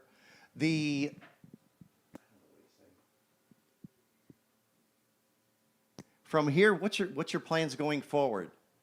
What do you have coming? What else do you have coming up, Kim? I mean, it's great that you're here. I'm sure you're seeing a lot of old friends and competitors here over the time that you're spending here at Lime Rock. It's excellent. We've already met several people that we used to race with, and I've met a lot of people that remember me from driving. So it's always fantastic to come back to Lime Rock. This is my racing roots at Lime Rock. You know, I live an hour from here, and I miss this track. And after being here today, I've got to grab a car and get it ready, come back next year, and win. Oh, that would be great. And we appreciate you being here. It's great to see you. It's great to see you again. And thanks for coming. Thanks for coming up. And let's keep an eye on that number 4 that won the championship here a few years back. Coming up later on this afternoon. Well, actually, what else is the history of that? Of number 4. Anything else? Yeah, of the car that's competing here. The car that's competing here, unfortunately, he's actually going to go home now. He's not going to run the last event because I think he's a little tired. Well, there you go. Then the seat opens up. I tried to grab it, but he had to go. I did drive his car here a couple times. It was fantastic. But for me, I'm definitely going to pick up another car. I'm definitely going to do some driving. Have to pick out which car it is. And I'm going to try to stick with Chevrolet product and a Corvette, most likely, since, Corvette Museum, they've been so good to me. The event we had this weekend was incredible. Well, congratulations on that. We really, it's awesome, and it's good when you get rewarded for your time and what you've accomplished over the years, regardless of what the job is. Oh, that's true. You've had some other success here, Kim. Tell us a little bit about that. Well, John Dinkle organized the Manufacturers Challenge Cup, where any manufacturer could bring a car to compete. And I raced for the little Fiat company, and we managed to beat the big car companies 3 years in a row down here. And every time we won a Rolex. So we're well equipped on Rolexes now, and awesome. John Dinkle misses those Rolexes because he keeps reminding me that I took all his Rolexes. I think he wants them back. Well, good for you. Thanks for stopping up, Kim. It's good to see you again, and continued success. Make sure you get yourself in a car and get back here next year to take part in this event. It'd be awesome for you to be part of it all. I will be here, and you'll see me, and thank you very much for having me come up. Very good. Thanks so much. Thanks, Kim Baker. Appreciate that. Much appreciated. Okay. Thanks. Thank you. So coming up next will be race group number 2, or 1, as the case may be, depending on what your math is like, which with me could be God knows anything. And let's see, Craig Robertson, where's our grid for, why don't you do that? Let me grab some Gatorade here and I can get refreshed after that exciting interview. Thank you, Rick. Field for group number 1, race number 4. Our first car is the number 7 green and yellow Lotus Super 7 of Paul Stinson. Behind him, the 88 Bob C SR2 of Ralph Solomon. Then the blue MGB of Alan Tossler, the green MGB Roadster of Andrew Moore, the white Alpha Julietta Spider of Roger Kaysen, the 27 black MGB of Alejandro Elasirio, the 69 black Alfa Romeo's Julietta Spider of Ed Boyajian, the Enterprises Spec Racer, car number 63 yellow for Jason Meshnick. Then the 215 aluminum Lotus Mark I of Carl Whitney. The 19 white Porsche 914-4 of Ed Metalman. The 55 gray Alpha Julietta Spider Veloce of Ed Sanson.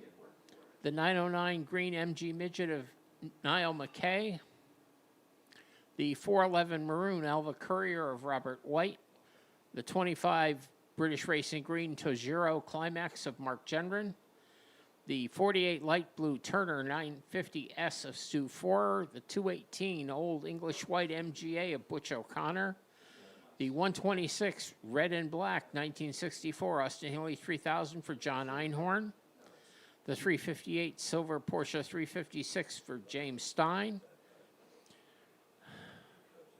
The 181 aluminum and blue Lotus 7 of Anthony Thompson. And finally, the number 3 blue Austin Healey Sprite Mark I of Tim Moran. That's the field for group number 1, race number 4.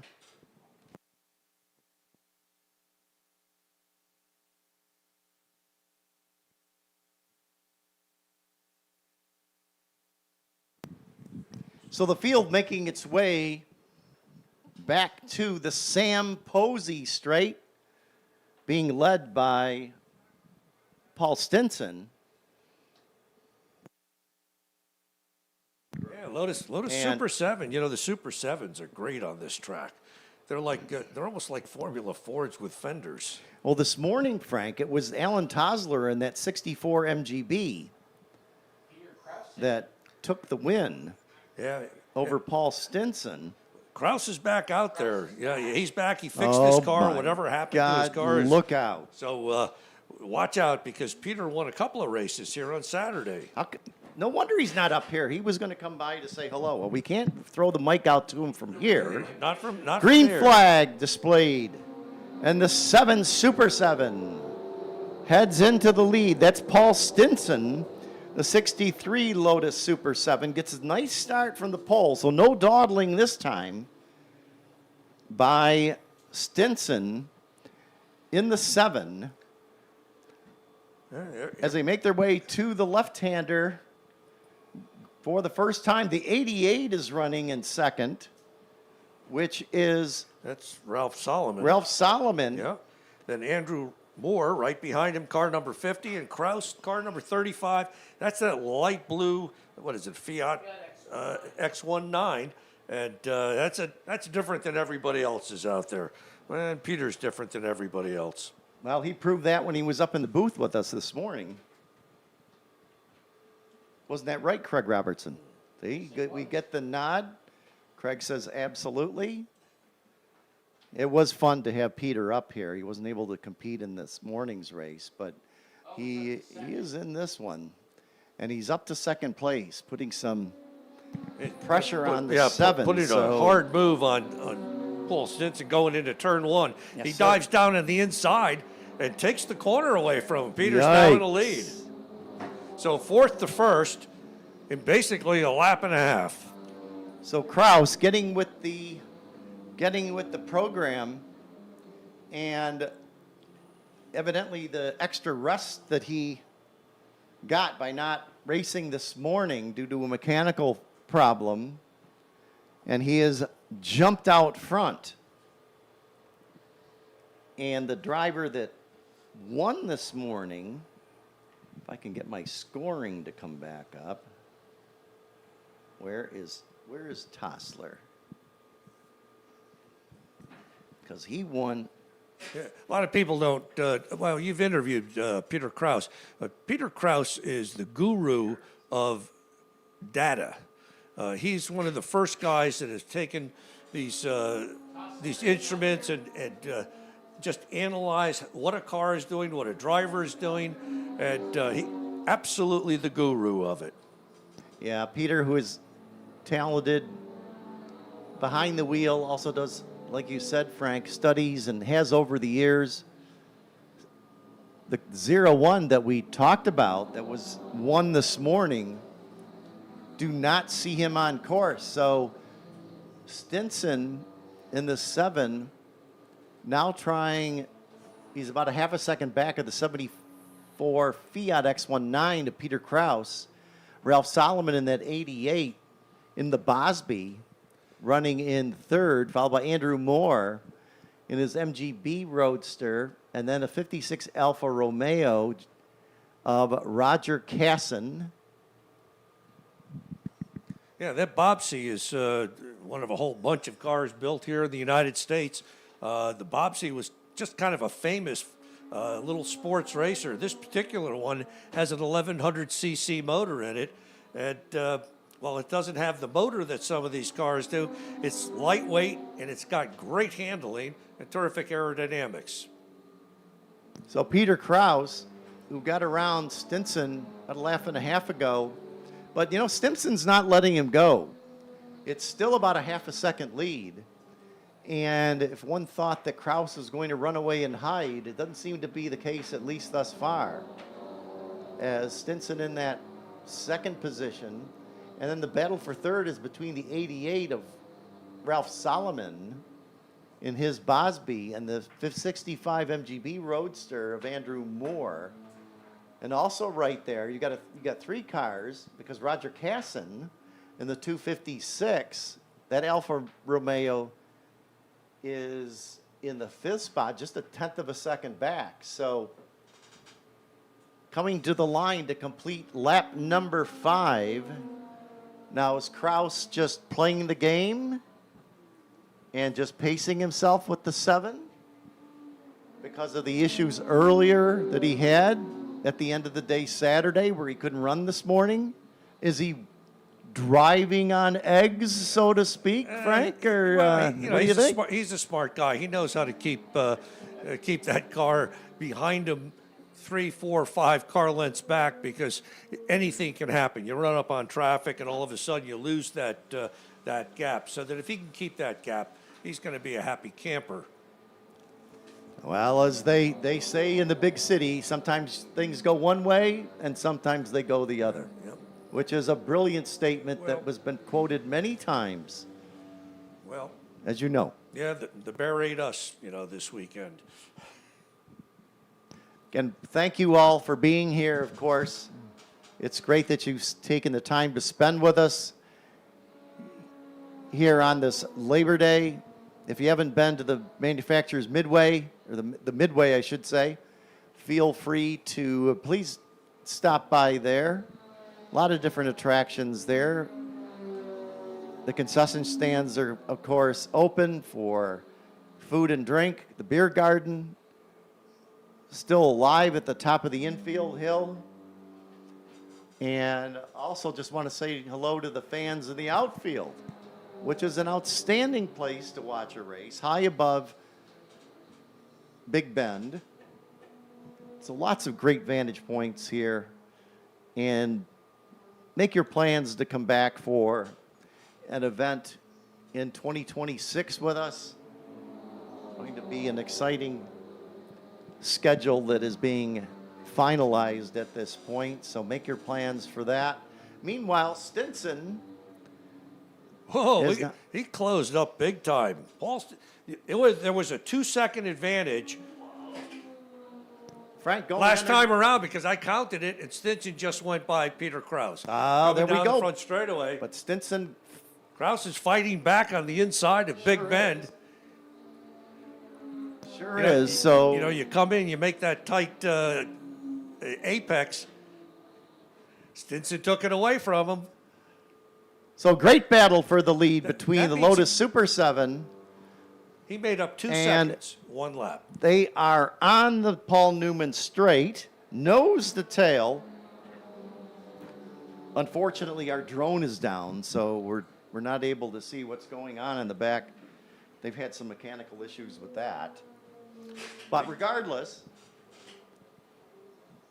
a great battle up front. Now, Yeah, Ralph Solomon has dropped back in the Bobsey. right? Andrew Moore about 3 seconds now back of Solomon. Let's see what happens this time by. The leaders to the line, and it's the 7 of Stinson over Kraus in that 35. I'm seeing a little sheet metal flapping on Kraus's right front. Isn't that interesting? It's either something came loose or maybe poked something. Well, if that happened, even though we've got 2 good straightaways here. Once the Paul Newman straight, and then the long Samposi straight coming out of the downhill and into Big Bend. And aerodynamics, regardless of the length of the straightaway, is going to hamper if it's in the wrong position. They said it was the right front headlight on his car that's loose. Kraus. So we understand it's the right front headlight on Kraus's Fiat that could be hampering the and through the downhill, and Stinson in the 7 spins to the inside. Kraus was involved in that. They caught a back marker, and zigged when they should have zagged. Peter Kraus with his hand in the air, so he has an issue. It was right at the apex of the downhill. And Ralph Solomon moves up and takes the lead now, but Stinson was pedaling for all he was worth to try to save that car in the downhill. And he ended up hitting the inside barrier. Yeah, he did. He was pedaling for all he was worth, got on the pavement, almost saved it. But you can't get 3 cars, 3 wide in the downhill and to make it what work. happens is, you come upon a car that's doing 5-6 seconds a lap slower, and we've got a whole group of cars that are different speeds and different potentials, whether it's driver or car, and all of a sudden you go, oh, whoa. So Peter Kraus wisely pulled off at the end of the pitch straight here, and has pulled off out of harm's way, so we don't need a yellow down there. He's good. We've got a yellow at the bottom of the hill, so there's no passing at the bottom of the hill. But the 7 is off the race, but he is at pit in. He's obstructing pit in somewhat, the where that car ended up. And evidently the wheels are pointing both outward, so they shouldn't be. It's not like he's going to be able to move that car. So the 7's done. Meanwhile, Ralph Solomon's our leader, Frank. Yeah, he actually looked like he was slowing down excessively coming down the front straightaway, maybe anticipating black flag all or something. But a couple of the cars that he had passed, that he had lapped, unlapped themselves. So we got Solomon at car number 88, Kaysen car number 256, Andrew Moore car number 50, Ed Boyan at car number 69. And those are our top 4. Carl Whitney has worked his way up into 6th. Carl Whitney is driving that aluminum Lotus 11 that was formerly owned by Dave Belden. Checkers are out. Yeah, right? we're going to checker flag this. That car coming in the pit in presents a hazard. We've got to clean that up. And so who do we have? So Andrew Moore. Sure. Because who made the big run on the last lap. Solomon slowed down. He backed off. He did. He got caught up in traffic, and Andrew Moore in the 65 MGB Roadster takes the win, 0.7 of a second over Roger Casson in the 256. Yeah, they both went by Solomon. And in the 1956 Alfa Romeo Giulietta Spider. So it's the 50 of Moore over Casson. A hectic finish to this one. Then it's Solomon, the 88, who in his Bosby, who inherited the lead after Stinson and Kraus, came Peter together, and Kraus got together in the downhill, and all heck broke loose at that point. A little, So a it's little heck broke loose, the last couple of laps. we I go. think that some of the drivers anticipated, again, the black flag all for a full course caution. They slowed down a little bit. They ended up getting past because it wasn't out yet. And like you said, it ain't over till it's over, so to speak, as Yogi used to say. So your top 10 being Andrew Moore in the 50 in his 65 MGB Roadster. Finishing in second is Roger Casson in the 256. Alfa Romeo Giulietta Spider. Then it's Ralph Solomon, who holds on in his 62 Bosby SR2 for third. Ed Boynihan in the 69 and the 57 Alfa Romeo finishes in fourth.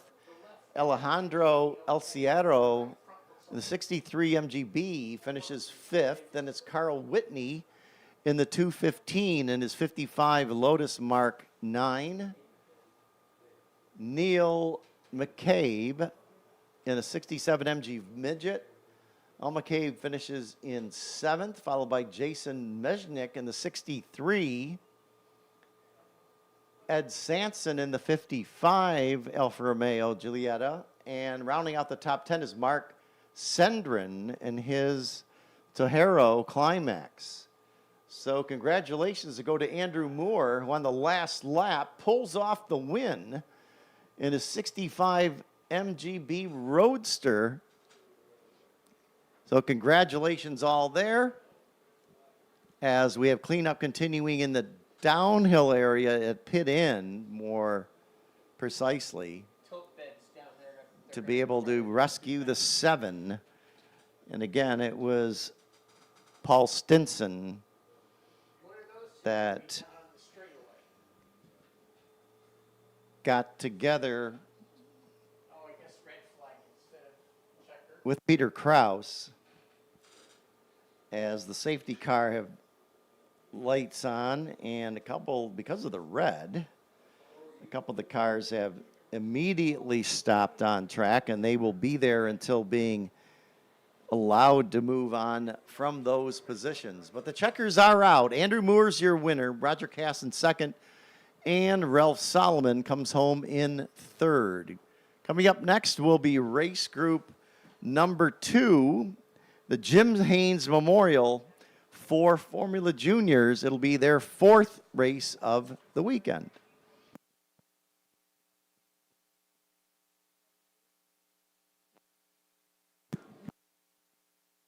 Formula Junior is a single-seat open-wheel category, what we commonly refer to as Formula cars. And this class was originally created by an Italian nobleman by the name of Count Giovanni Loreni. The idea was that he wanted to train the Italian drivers of the future for Formula One. The cars in 1959 were modeled after the great Ferrari and Maserati Grand Prix cars with very elegant styling, flowing lines, and they used a Fiat 1100 engine, car out of the small Fiat sedan. The idea being that they would use a production-based engine to keep costs down. And almost as soon as those cars were introduced, they were obsolete, because from England, John Cooper of the Cooper Car Company and Colin Chapman at Lotus designed a couple of mid-engine cars, and they quickly rose to the top. And with that background, let's go into the starting lineup for the Jim Haynes Trophy race. Jim Haynes, the longtime Lime Rock promoter and the 1963 Sports Car Club of America Formula Junior National Champion. So we pay tribute to our great friend Jim Haynes today here with the 4th and final race for the Formula Junior category cars. Before we get to the grid, I understand, but we got cleanup to continue. Skip Barber has joined us in the booth. And Skip, what an outstanding event we've had. And your comments, I need to ask you about your ride yesterday. First of all, because I did talk to Ryan Blaine about it. Skip was in the 1911 National Indy Racer. It was the 20 Tell us about that experience. Well,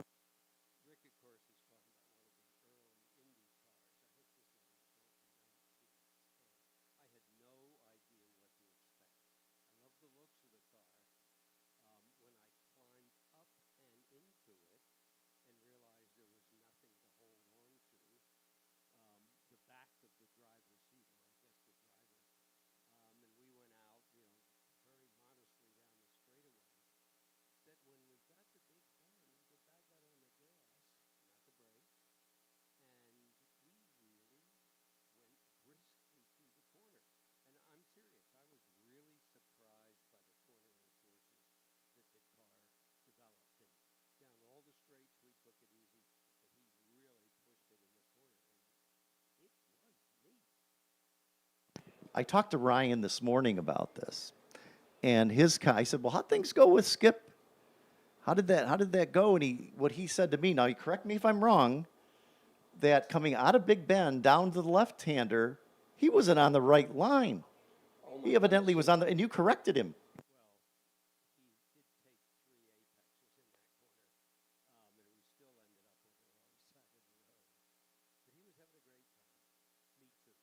That's absolutely awesome. There's a great picture on the on the limerockpark.com of Skip with Ryan Blaine in the in that 20 car. Moving on, the Jim Haynes Memorial for Formula Junior. You made a big announcement on Friday night for Formula Juniors next year here. well, joining the really significant good field, in the low 20s of juniors that we've been getting here for a few years. Big group is coming from New Zealand, Australia, Europe, and Britain next year. The same group that came here in 2017.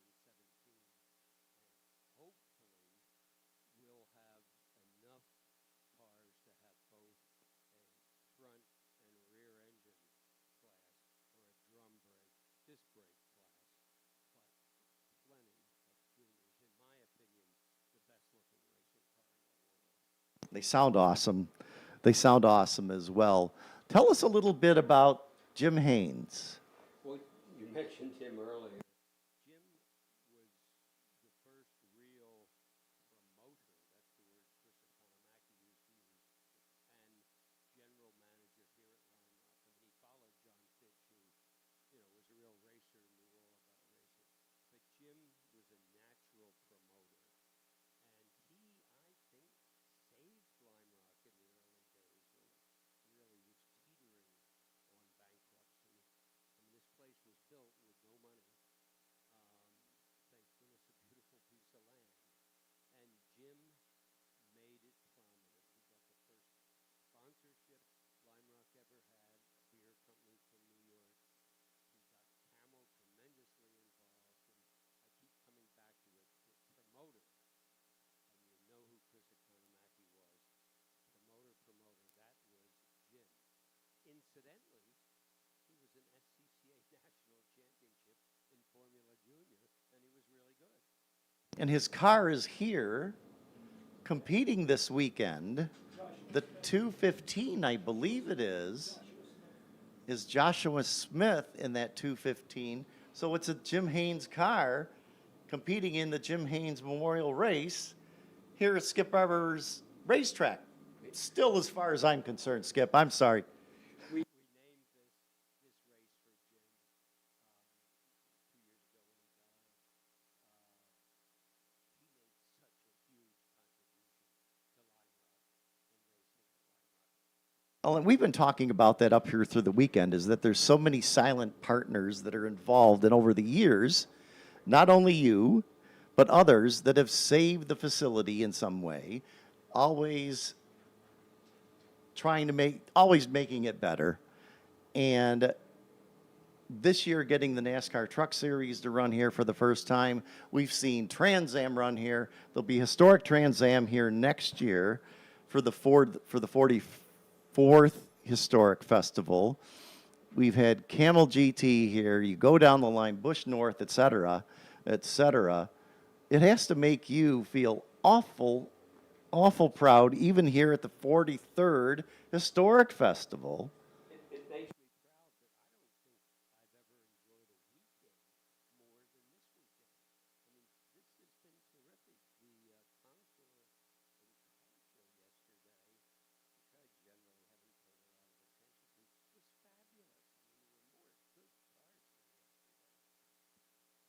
And at the end of the day on Saturday is that we've got the grid, and we're going to run through that. Why don't we run through the grid, and then I've got some comments from spectators about what has happened this weekend compared to others, is how competitive everything has been. Craig, you want to do the grid? Sure. I have the grid. He's got Oh, Greg's got the grid. There you go. Scheduled to start 21st in a front-engine Stangulini, car number 576. This is Whit Smith. 20th in the lineup to the number 207, Peter Patterson. The car is a 1959 Lotus 18. Matt Latucci is in the number 33, starting 18th on the field, a 1961 Lotus 20. Spencer Patterson is in another of the popular Lotus 18s. The number 577 goes out of the 17th starting spot. 16th in the lineup to the Lotus 27, one of the last of the Formula Juniors built by the Lotus Car Company. This is Nick Gruel, car number 272. 15th in the lineup, the number 08, a Brabham BT6, driven by Robert Mirabile. 14th in the lineup to Joe Fuller's Lotus 18, number 612. Tom O'Grady's Cooper Type 59, number 53, will start 13th on the field. 12th in the starting lineup, running in Formula Ford specifications, is Sylvain Dor, number 80. John Goodman is in the number 24 Cooper Type 59. Tommy Grudovich drives the Elva 200 Formula Junior number 2. He'll go out of the number 10 starting position. 9th in the starting lineup is Mark Curry, car number 216. 8th will be Dave Hagan in the Lotus 22. That is car number 9. 7th starter will be Matt Schieferle in the number 124 Cooper Type 59. Another Lotus 18. This is the car that Rick Radachak and Skip Barber were just discussing. Ex-Jim Haynes Lotus 18 for Joshua Mitchell, number 254. Art Hebert, who is doing double duty this weekend, racing in both the Formula Junior class and in one of the Donovan Jaguars, will start in 5th position, car number 8 for Art Hebert. Robert Homke in the number 4, another Type 59 Cooper, will start 4th on the field. Scheduled to start 3rd, if they can make repairs on the car, will be Dominic Colasaco in the number 3. And the front row outside starting spot to Kelly Collins in the Lotus 18, number 18, pole position. And a frequent visitor to Victory Lane this weekend, Joe Colasaco in the Riva Bistro Lawrence Oriana-owned Stangulini Delfino. That is car number 30. So that is your starting lineup for the 4th and final Jim Haynes Memorial Formula Junior race of the weekend. And it looks as though the cars are rolling out onto the grid. And as we expected, it looks as though the younger member of the Colasaco clan, Dominic Colasaco, a non-starter, they weren't able to make repairs on that car. But the elder member of the Colasaco clan, Joe Colasaco in the number 30, the Stangulini, will go from the number 1 starting position.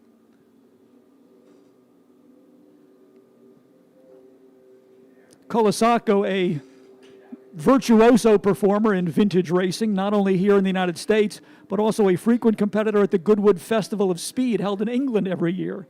And the Formula One Ferrari that Joe Colasaco has driven at Goodwood is actually on display in the paddock area. So if you've never seen a 1.5-liter Formula One car, come on down to the paddock area. Right behind the Skip Barber Tower is where Joe Colasaco's encampment is, and they have a authentic 1.5-liter Formula One car from the early 1960s.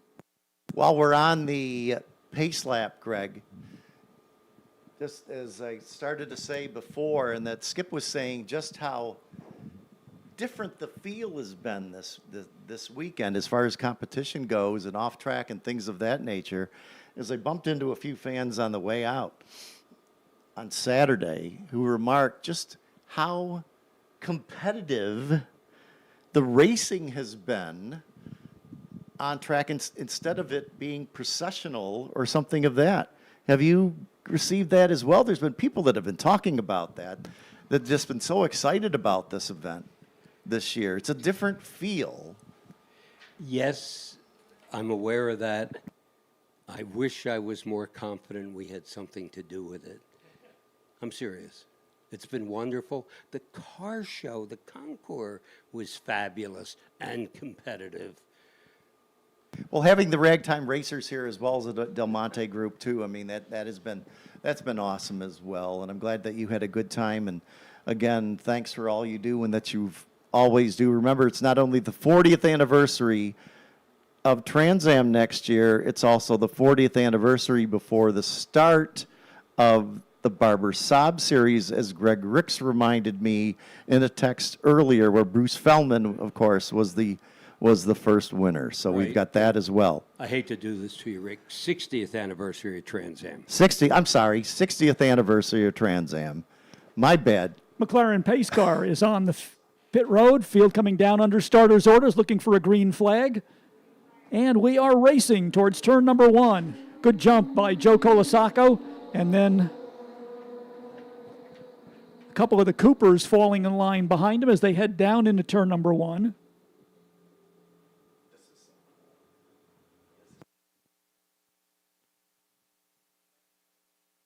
Red number 30 out in front of the field, that is Joe Colasaco. Slotted into second, the number 18 Lotus, driven by Kyle Collins. Looked like Robert Homke was the car in third position. We'll get a better look at that as they come around to complete lap number 1. So thanks to Skip Barber for coming up again. It'll be the 60th anniversary of the beginning of Trans Am, and Historic Trans Am will be here next year, as well as the International Formula Junior Group, and a big field expected there to be back here. Here's your battle for the lead, though. Joe Colasaco out front, but he's being pressured by the 18 of Kyle Collins, who's now up to second, and 0.3 of a second, but it looked a little bit much closer than that last time by. Collins trying to get alongside as they come out onto the short chute, headed towards the S's. Colasaco will hang on to the advantage. Collins and Colasaco look like they're on a breakaway right now. Robert Homke kind of alone there in third. Then the next pack of cars includes the 124 of Matt Schieferle, Tommy Grudovich in the number 2, and Dave Hagan in the number 9. Well, this is as close as anyone has been able to run with Joe Colasaco in this group over the first 3 races. He has taken off, but his lead this time is only 0.3 of a second over Kyle Collins. And through the downhill, they are nose to tail down the Samposi Straight. A little bit better launch off the downhill for Colasaco. He'll stretch it to about 3 car lengths. Then Collins closes in once again as they get down into the turn number 1 braking zone. Red 30 is Colasaco. The dark green, almost black car right behind him, Kelly Collins in the Lotus 18. So a variety of different chassis in this. Of course, you have the Stangelini. You got a Lotus, there's Coopers in this, a Brabham. Tom Grudovich is the 5th place car. He's in an Elva, number 2. Dave Hagan in the number 9 is 6th position. That's a Lotus 22. Then we have Joe Fuller in the number 612 and 7th. 8th to Nigel Russell Hunter, the number 147. Matt Latucci is the number 33. He's 9th, and Tom O'Grady in the 33 rounds out the top 10. Good run by the number 147, our visitor from New Zealand. That is one of the very early front-engine Formula Juniors. A BMC Huffaker. Built by well-known West Coast constructor Joe Huffaker for the Formula Junior class, and when it was debuted in 1959. That is the blue and yellow number 147, just now going under the Chevrolet bridge.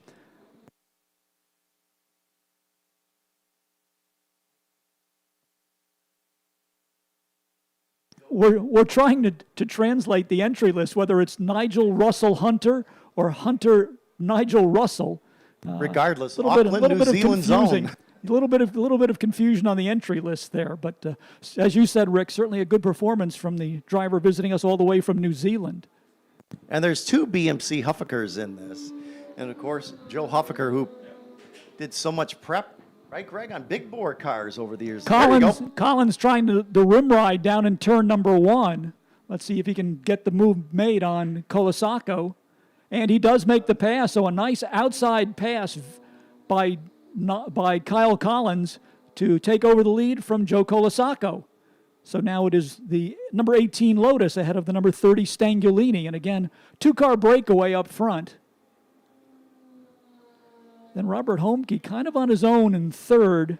Battle continues behind him between Matt Schifferle in the 124, Tom Grudovich in the 2, Joe Fuller in the 612.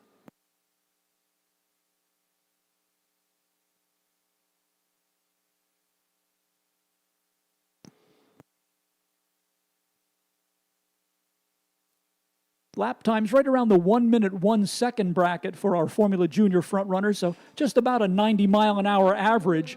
Colasacco alongside of Collins as they go down into turn number 1. Both of them hard on the brakes. Colasacco momentarily alongside, but a better line through Big Bend by Kyle Collins will keep him in the lead. In fact, Colasacco gives up just a little bit, a car length or so there as they were on the short chute, headed towards the S's in front of the infield spectator hillside area.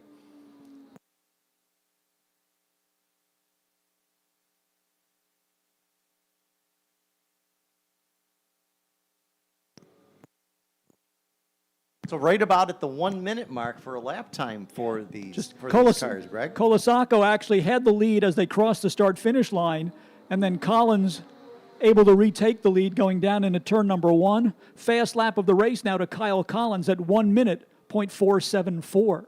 Fast lap thus far for Joe Colasacco, 1 minute, 0.611. So we'll see how that sorts out the next time they come across the start-finish line. Collins still with the lead. Colasacco not quite able to match pace going down into turn number 1, so he's got his work cut out for him to catch and then try to pass Kyle Collins in the 18. I think Collins anxious to prevent Colasacco from making a clean sweep this weekend. This is the closest of the 4 races that we've had in this group, so good job by Kyle Collins in his Lotus.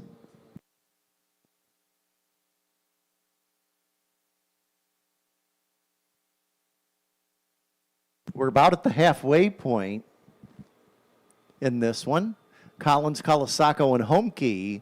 Homke about 8 seconds back of the front 2 runners, though. I'm impressed by the number 147. That front engine car is actually an earlier version of Formula Junior technology, and he is holding off a number of cars that technically would be superior in terms of performance. So a good run by our visitor from New Zealand in the number 147, currently shown in 7th position. Greg, on the Formula Junior, when they had the international group here a few years back, how many cars were there? I think we started with about 40. I think we started with about 40. Wow. The last time the International Junior Series was here. Looking for even bigger turnout coming up in 2026. As Skip Barber mentioned, they will be one of the featured classes at Historic Festival 44 coming up on Labor Day weekend next year.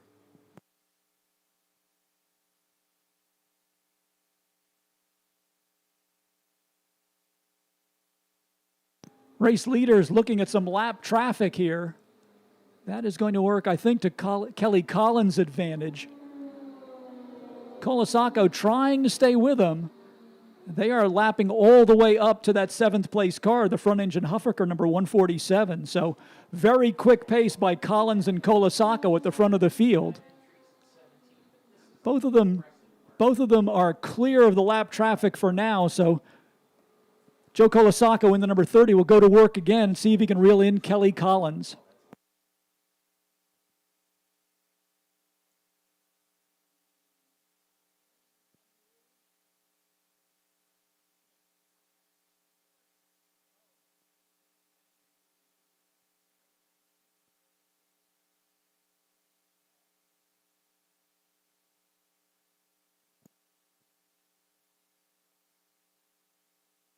Working our way towards 3/4 distance in this 20-minute contest, the final race of the weekend, final race of 4 for the Formula Juniors.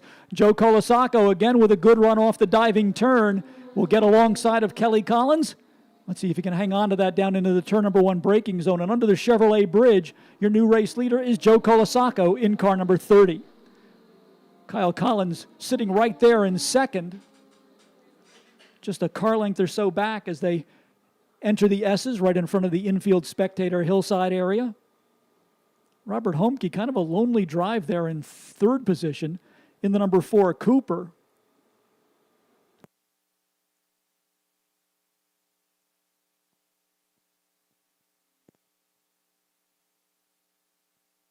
It's been a long, hard weekend of racing for our Formula Junior competitors. Started off with 21 cars, down to just 12 starting the final race of the weekend for them. So some mechanical attrition, perhaps a couple of drivers just deciding that they have got enough laps in here, so they're going to sit out on the sidelines and enjoy this great race between Joe Colasaco and Kyle Collins. Colasaco now under the 1 minute mark, 59.663.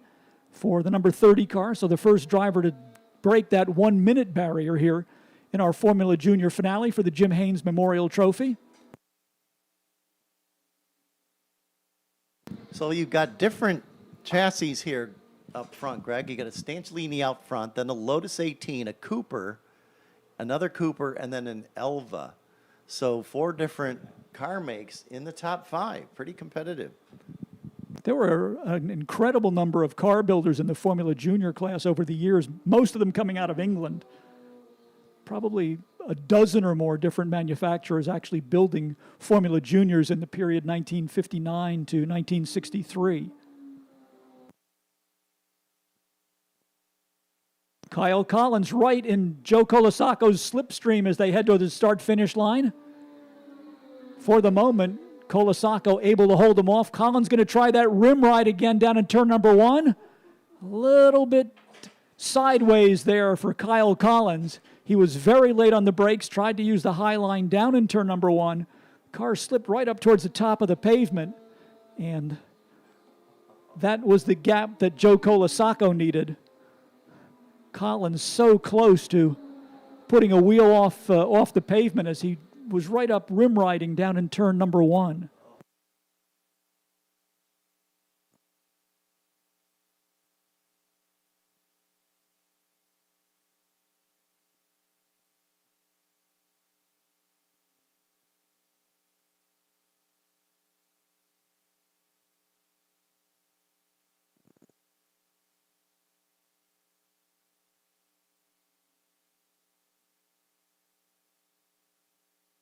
Well, something happened out on the back part of the circuit because all of a sudden Joe Colasaco has about a 5-car length lead over Kelly Collins. So whether Collins made a mistake on the back part of the racetrack or perhaps the tires going off just a little bit, all of a sudden Joe Colasaco with almost a 1-second advantage over Kyle Collins in the number 18. Lap time, it shows just at about 1.2 seconds. Last lap was 59.9 for Colasaco, 1 minute 0.7 for Collins. So he lost almost a second on that last lap.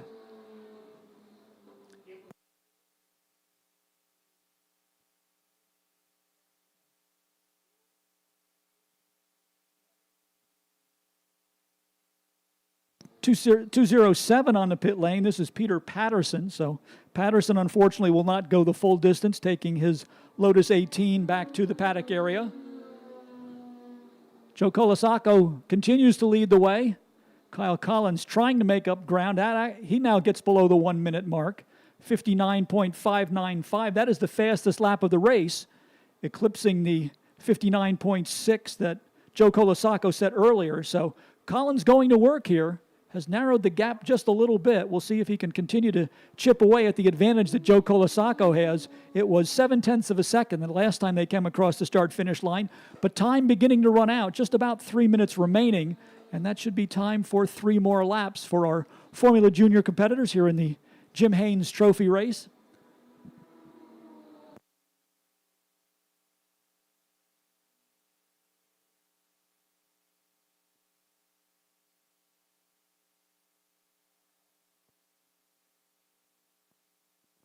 Collins continuing to close the gap on Colasaco. 59.555 for Collins, 59.615 for Colasaco. So Collins makes up maybe another 10th. He's going to have to do a little bit better than that as the gap between first and second still stands at just about 0.6 of a second.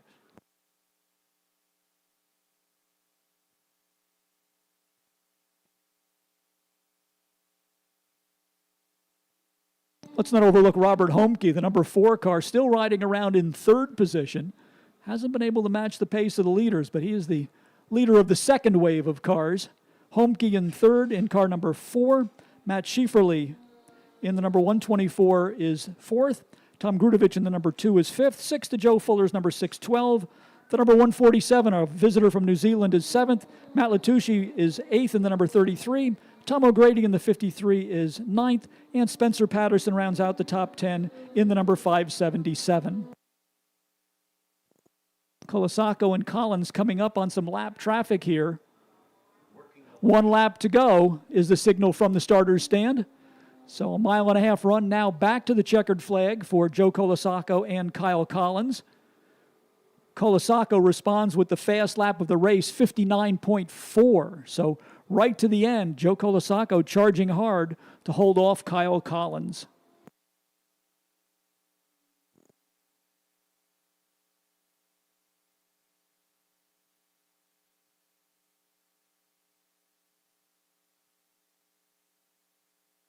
Looking towards the downhill turn and the appearance of Joe Colasacco in the red number 30 Stangulini.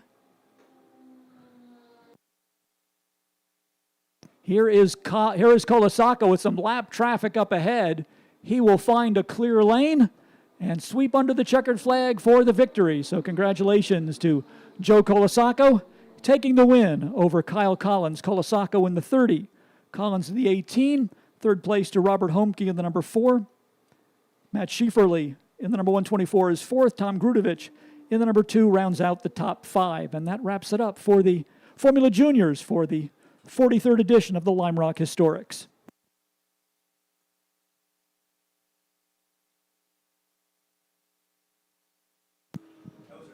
So behind Grudovich, Joe Fuller finishes in the 612 in 6th position. Then Hunter and Nigel Hunter in the 147 finishes 7th. Matt Lache in the 33 is 8th. Tom O'Grady in the 53 finishes in 9th. And rounding out the top 10 is Spencer Patterson in the 577. That being your top 10. Group 2, race 4. For the Jim Haynes Memorial. Delmonte Cup cars coming out next are pre-1940 and early 1950s race group, and we're going to bring in a couple of the experts on the Delmonte Cup in just a minute. But we did want to tell a little story about one of the cars. That is the car driven by Marcus Bicknell this weekend. It's called the Scattercoke Special. It has an interesting history and some kismet, I guess you would say, in terms of the coincidences that have been built around that car. It was built from a set of plans that appeared in a popular magazine. The car was designed by a guy by the name of Chuck Manning. In the mid-1950s, a young man by the name of Wally Chapman, who lived in Scattercoke, New York, which was just north of the Albany area, got the plans, started building the car in an upstairs bedroom of a room he was renting in Scattercoke, New York, completed the car with a Ford flathead engine in it, and then he and another fellow by the name of John Streets, who helped him build the car. Streets took over the car from Wally Chapman, took it to Canada with him. He raced it a little bit. This was in the mid-1950s. The car was then sold to another owner who crashed it. Streets picked up the pieces that were left and migrated to the West Coast with what was left of the car, got involved in a lot of other racing, but always kept the pieces of the Scattercoke Special around. And in the mid-2000s, made the decision to rebuild the car with the help of Rob Manson and a number of other folks. And that is now part of the Delmonte Cup, featuring the cars that raced around the Torrey Pines course in Northern California in the 1950s. The coincidence is Marcus Bicknell met a gentleman on Friday who knows Wally Chapman's daughter. Wally Chapman's daughter and Marcus Bicknell are having lunch tomorrow. Marcus let me start again. Wally Chapman's daughter lives a couple of houses away from where the Scattercoke Special was built. So tomorrow, Marcus will make a pilgrimage, have the photo taken in front of the original house, and then have lunch with Wally Chapman's daughter. Now, how can you possibly string together that series of coincidences going back 70 years? This is astounding. And with that, I'm going to step out and turn it over to the experts, Rick Radicek and our representatives from the Delmonte Cup.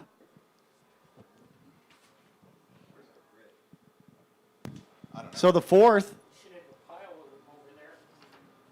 race of group number 3, the War Era cars featuring the Delmonte cars, is Group 3, Race 4, starting on the pole, will be the 9C of Ryan Turry. Jim Bach in the 65 Lotus 7 will go from the second starting position. The Jaguar Parkinson Special, number 3 of John Butterbaum, will start third with Kurt Barnes in the 283 51M GTD. In the fifth starting position is Peter Greenfield, we believe, is going to make the start in the 41 Alfa Romeo Monza. Then it's the aforementioned 52 Manning Street Special of Marcus Bicknell of London, England. The 18C, the 928, which is a 51 MGTD of Frank Felingari. The 22 is the Monster. We had Derek Drinkwater up here a couple hours ago to talk to him about the 1950 Cadillac 61 Monster. He goes from 8th starting position. Then it's the 757, which is the 53 MGTD of Graham Scaffey. The 183 Jaguar XK120 of Lars Mapstead. Then it's the 63 Allard of Johnny Moat Jr. Rob Manson in the 11, which is the 50 MG Van Neumann Special. The 452 is Edward Callow, which is a 1947 MGTC. Then it's the N814 Elva Mark I of Kevin Dare. Ed Metalman will be in the 19, the 59 Alfa Romeo. The 659 Morgan 4 is Richard Odgers. John Mode is in the X15, which is the 55 Curtis Sorrell Special. The 33 is a 52 Jaguar XK1. The 33 is a 52 XK120. James Adler. Then it's a 302 Lester MG of Thomas McCormick. The 147 is a BMC Huffaker Mark I of Hunter Nigel Russell. The 1 is the Old Gray Mare Special, which is Ben Bragg the 4th. Then it's a 31 Bugatti Type 37 of Sandy Leith. The 31 Bugatti, which is a 1928 Bugatti 37A of Luca Mazzio, and the 74, which is a PBX H Mod Topolino Crosley of Santos Sperato. Brian Hunter is in the 155 Volvo Sports Racer. The 91 is a Voigt Crosley H Mod for Richard Campbell. And rounding out the field is 746, which is a 38 Morgan F-Type Trike, which has been not flying around the racetrack, but he's been competitive in his own right.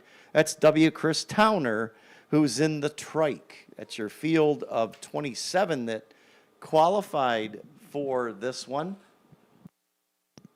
I'm Rick. Andy Rick. Hello, Andy.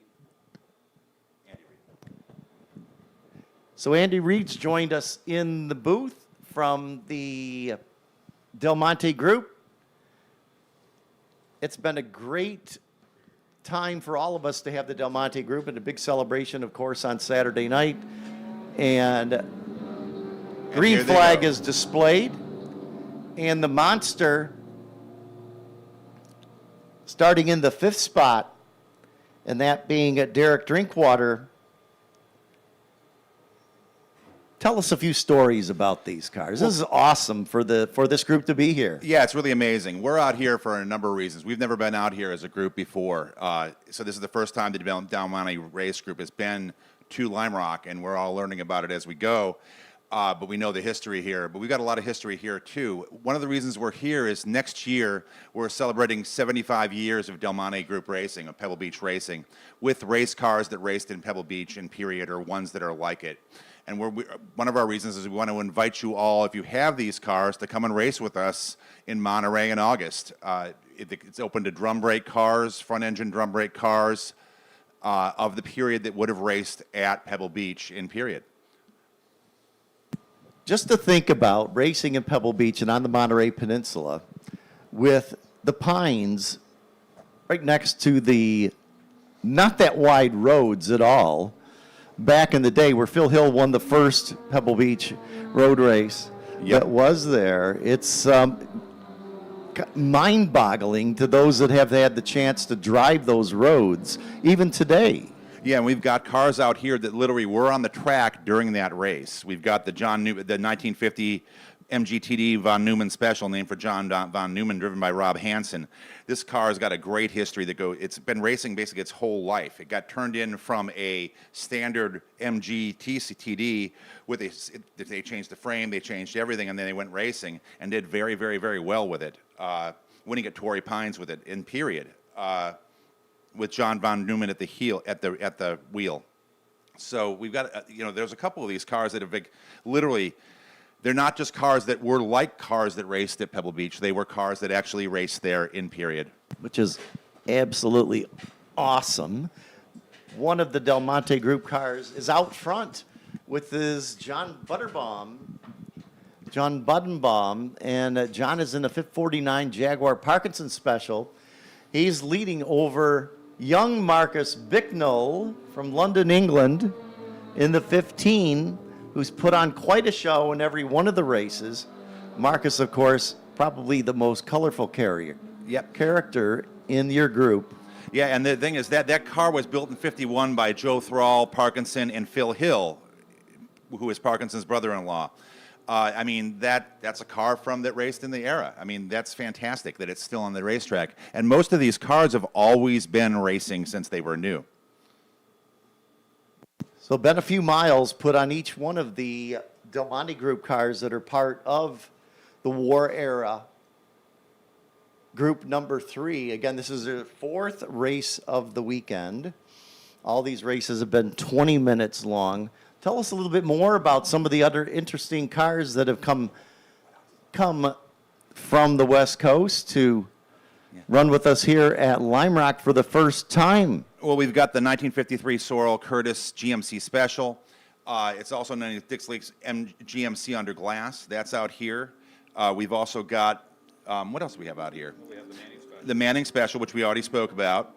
We've got the Curtis 500 Dodge, 1953 Curtis 500 Dodge, 500S Dodge. And then we've got a lot of other cars with us as well. We've got the Elva Mark I, which is a stunning looking race car. It's the green one with Kevin Adair behind the wheel. And it's the first Elva Mark I built.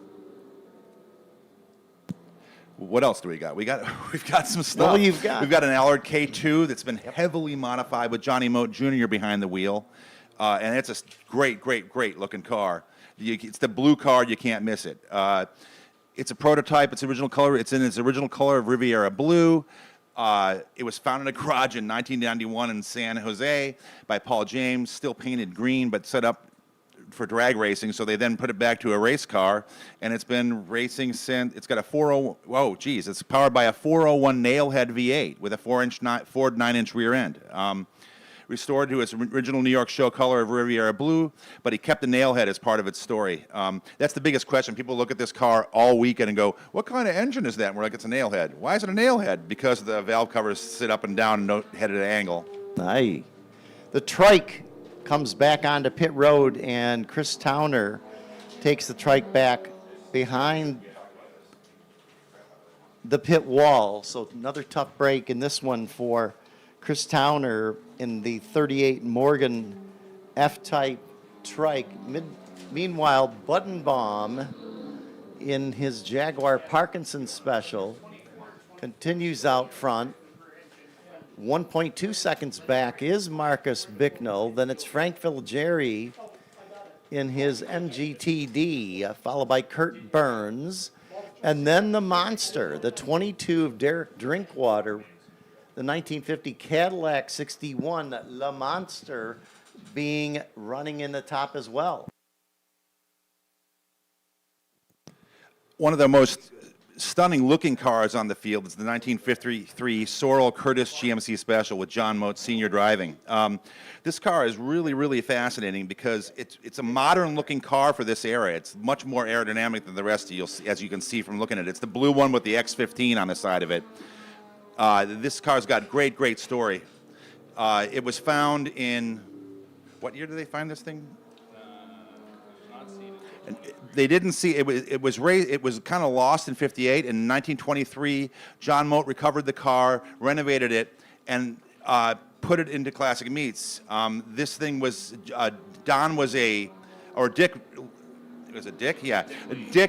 Dick Lane built the thing in '53 as he's a Beverly Hills home builder and decided to build his own race car, as people did back then.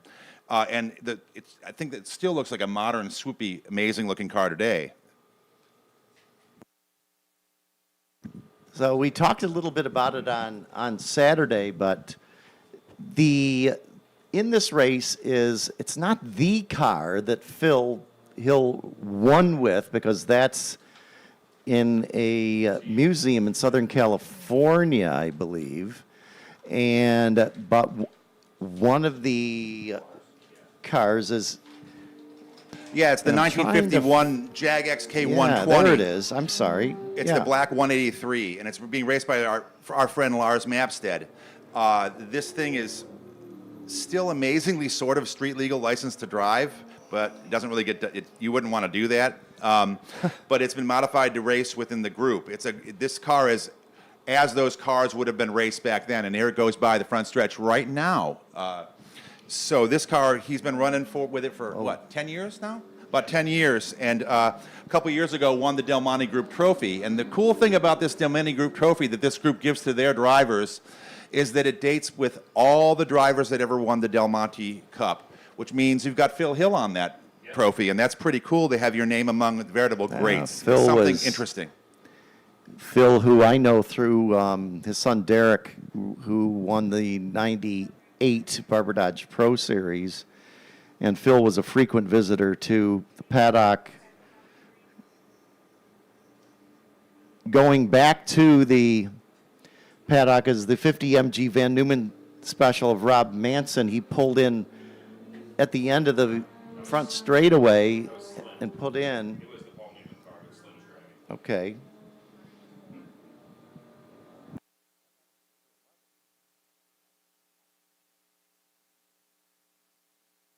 So that one is retired. Buttenbaum continues to lead by 1.422 seconds over Bicknell.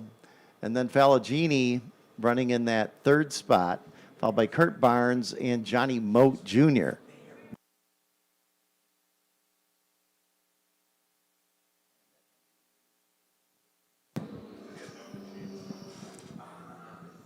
So times being set, the fast lap of the race, a 1:10.442, set by Bicknell.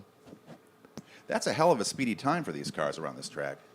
It is. It certainly is. I mean, you figure that you got a 49 Jag, the 52 Manning Special, the 51 MG TD, Burns in the 51 MG, and all these cars are lapping in the 66, 67, 68 second mark.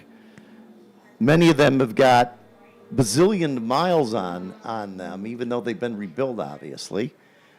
As the checkers are out, and John Buddenbaum taking the win by 1.441 seconds over Marcus Bicknell. So Bicknell has to settle for second. And Frank Filgari finishes in the third position in the 928. Kurt Burns in the 283, and Johnny Mote Jr. finishes in the 50 Allard. The Monster finishes in sixth with Derek Drinkwater at the wheel. Dennis Graham, Scaffey, Lars Mapstead, James Alder, and the 814 finishes in the 10th position. and that is Kevin Adair. So where do you guys go from here? You were in Monterey a couple weeks ago. Where do you go from? Do you go to the Glen? Are you going to get to the Glen? We were talking about it before we packed everything up, and we all decided that we just didn't have the time, and we weren't sure the condition of the cars after the first event, which was 2 weeks ago. And coming here 2 weeks later, we figured if we had any issues, we didn't want to get stuck here. Also, a lot of us work. Myself, I'm a high school shop teacher, so I couldn't take off any more time. I got to get back home. So next year, we're going to try to figure out how to plan, or maybe the year after, to do both of these events and have a great time while we're here. Well, it's been awesome to have the Delmonte group here.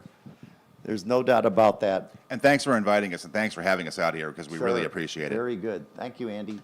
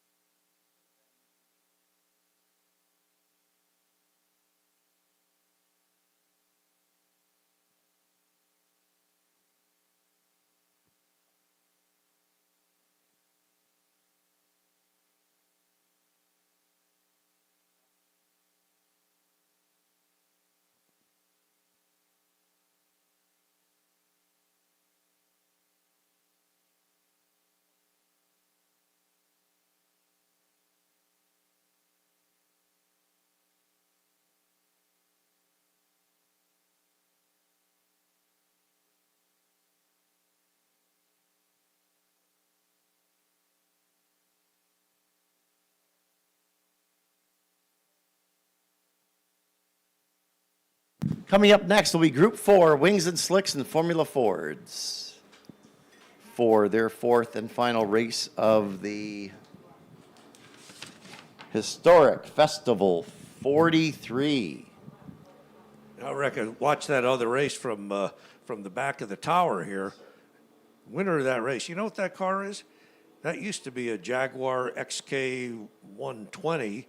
It was in a crash or something. They shortened it. They built a different body on it, and it's got the 6-cylinder Jaguar motor in it. Special built. That was car number 3. Congratulations. Nice drive. Well, that's what a special is, when it's Yeah. specially Well, it was rebuilt special, after yeah. being shortened. Yeah. That was Pretty cool, that was huh? good. It was All right. cool. It was very cool. And we've got the open wheel cars for the most part. in some cases. Open, closed, but And fast. fast cars. Why don't we say it that way? Chris Fahan will start on the pole. Fahan has had an interesting weekend. Jumps the start in one of the races on Saturday.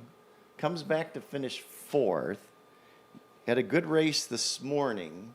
Yeah, he won this where morning. he won over Kyle Collins in the Chevron.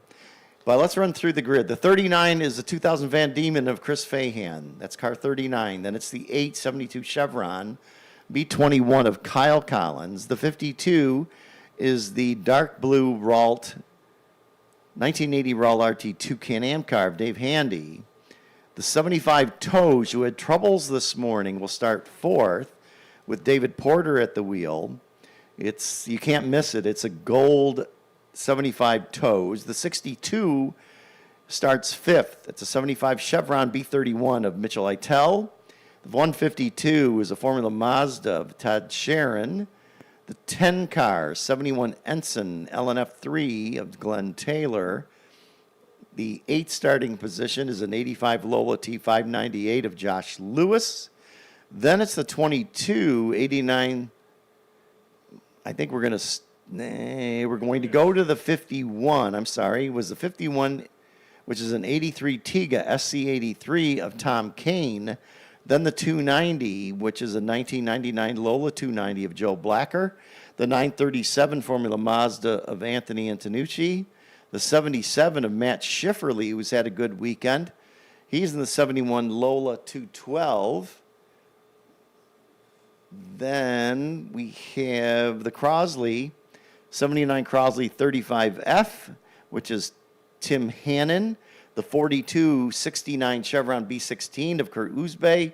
Gordon Messina in the 75 Mart 75B, which is the 69. The 53 is Ben Sinnott in a Lola T492.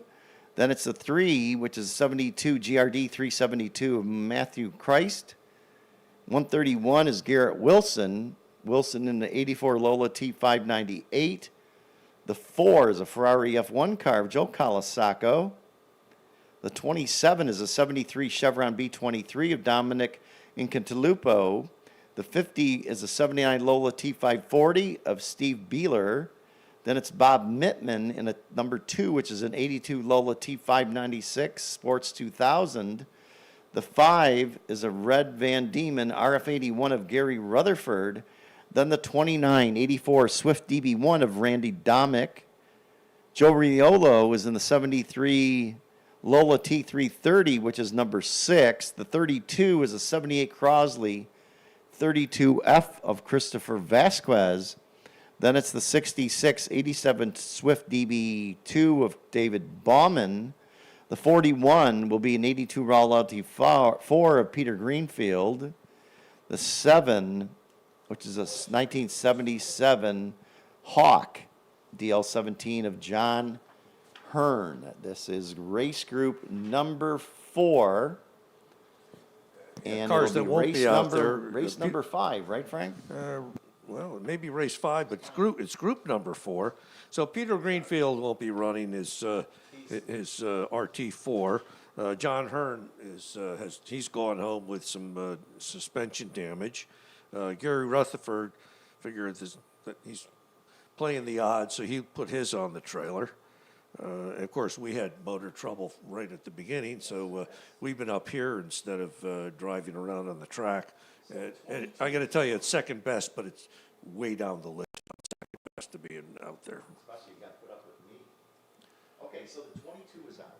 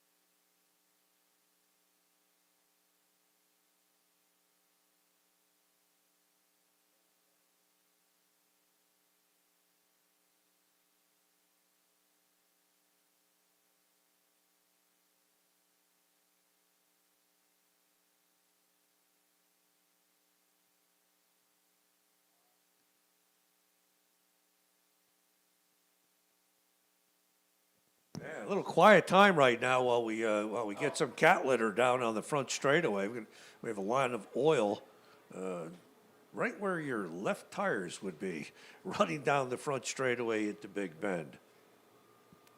Just want to give a special thanks to all the wonderful volunteers of the Lime Rock Park Right-Handers Club. They come from far and wide to help Lime Rock Park team for all the races here at Lime Rock Park. Just want to remind everyone that the Midway is still open, including the food trucks. There's Morgan's up there. Toyo Tire has a display and a driver stimulator as well.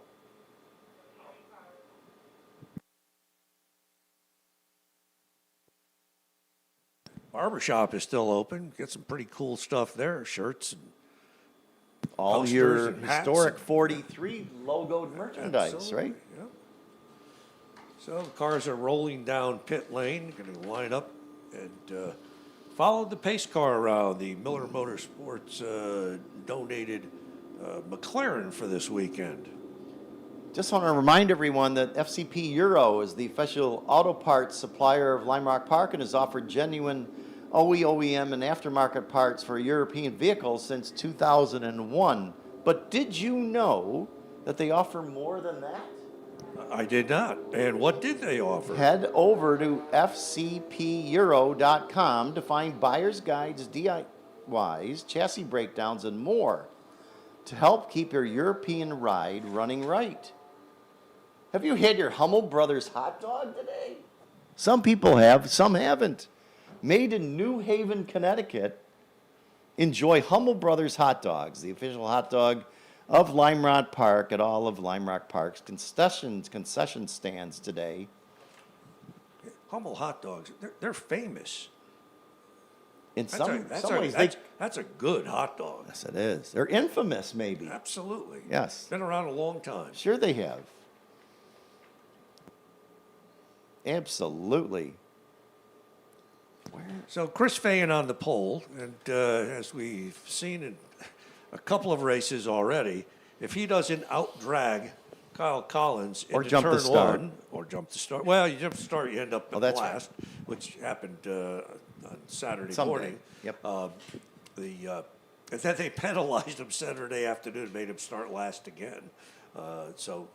Take that. Yeah, well, he made up for it this morning. Yes, with, he with did. A He had a convincing great win. race. But he's got to out-drag Kyle Collins into turn one. Collins has actually a faster car. That's the Chevron B21. It's just got more horses and a higher top speed down the front straightaway. The Van Diemen that's a 2-liter. It's a 2-liter. I don't know if that's the Ford motor. I guess in that car, and fast. You know, it's fast because it handles well. You had mentioned the 4-car, Frank, which is that Ferrari Formula One machine, and the sound is epic on that. He'll be starting the back of the field. The McLaren safety car is in after pacing the field, and we're about ready to go green here for this group. Driving the safety car this weekend is John Venable. Thank him for all of his work. Green flag display. We think that Faye may have started just a little early, just a little bit. He gets a good jump on Kyle Collins, about 3 or 4 car lengths. And actually, Michael, is it Ethel? Pronounce that for me. Michael Eitel. Mitchell Eitel. Mitchell Eitel. Mitchell actually had jumped into second place. Yes, he That's did. car number 62. Yes, he did. As the leaders make their way down the Paul Newman Straight. Again, Mitchell's a couple different got a classes. Chevron B31. So that's got. That can get out of its way. Yeah, that's got some horses. So Fahan, Eitel, Collins, Blacker being your top 4 at the start. So making their way down the Samposi straightaway for the first time. And Chris Fahan out front And running in that second position is Kyle Collins in that beautifully trimmed Chevron. Number 8 is Kyle Collins, and it's Mitchell Eitel in the 62, Joe Blacker in the 290, and the 10 of Glenn Taylor. Fahan into the right-hander has about a 10-car length lead already. But as we've seen in this class, in the other 3 races, Frank, Fahan seems to drive away, and then he gets caught, and then he drives away. Well, So nothing is, it depends on the traffic too, Well, right? Yeah, you get caught behind a couple of the slower sports racing cars, and you can lose 2 seconds. Boom, just like that. It ain't over till it's over. And keep an eye also on is the 53 out there? He might not have made the start because it looks like we only have 15 cars that have started. But no, there he is, the 53, the pink. Yeah, The pink Sinnott doing 53. that with a pretty small motor. I went over there and took a look at it. Sinnott's car? Yeah, Yep. I didn't know what kind of motor it was, but it wasn't a dual overhead cam, Lotus twin cam or a BDA motor in that car, so that it might be a single overhead cam motor. He's given up a lot of horsepower to pretty much the rest of the field. Frank, he just made an awesome pass through the left-hander in front of the crowd assembled on the hill and into the right-hander. So the 53 is on the move in his Lola T492, running lap sub 1 minute. Meanwhile, Fahan is cruising at this point over this Chevron. Then it's the 62 of Mitchell Eitel, the 290 of a Joe Blacker, and then Glenn Taylor, who was in the 10. There's the 290. Sinnott is by the 10. So running through the speedy dry, that's not smoke, they're running through the speedy dry to pick up some oil that was spilled on the front straightaway, and pretty much the whole straightaway, drivers left. So for those that may be seeing it smoke, no, it's not. It's the speedy dry just being kicked up by the cars. It's nasty in an open wheel car. That stuff gets under your helmet and into your eyes. It's yuck. I've eaten enough speedy dry, I think. Well, it's not the most tastiest meal. That's for darn sure, it's not. especially when you're behind the wheel, right, Frank? And, Not a good thing. Not a good thing, exactly right. But Fain, walking away from it, he turned a 53-second lap versus a 54 to Kyle Collins and a 55 to Mitchell Eitel. Sinnott's moving in. Sinnott in that pink 53 has moved up somewhat. Yeah, he's matching Joe Blacker's time. Now, Yes, he is. Joe's got that Lola T290. He's got a bigger motor than Sinnott, but those guys are turning almost identical times. So that's a little battle that's going on. For fourth. Yeah, so that's the Yes, sir. that's the orange Lola T290, and Ben Sinnott in that pink number 22. I'm not sure of the shade of pink, so we don't have the paint number on that for those that are interested. Unfortunately, if we did, we would be passing that along. It's a very distinctive color, of course. Car number 53.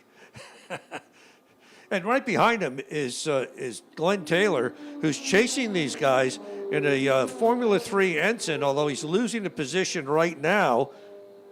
77. Yeah, Matt Shifley just went by him, 77. Late breaker going into Big Bend that time by. Yeah, that's a Lola T212.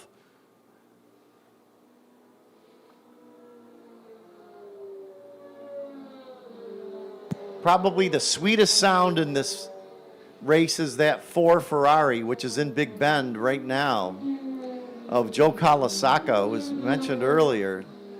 Beautifully trimmed out car with the sweetest sound in the field, Frank. I don't think there's much doubt about that. It sounds awesome. So working lap number 8.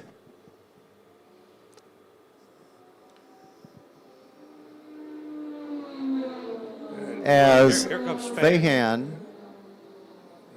No, that's Tim Hannon crossing start-finish right now.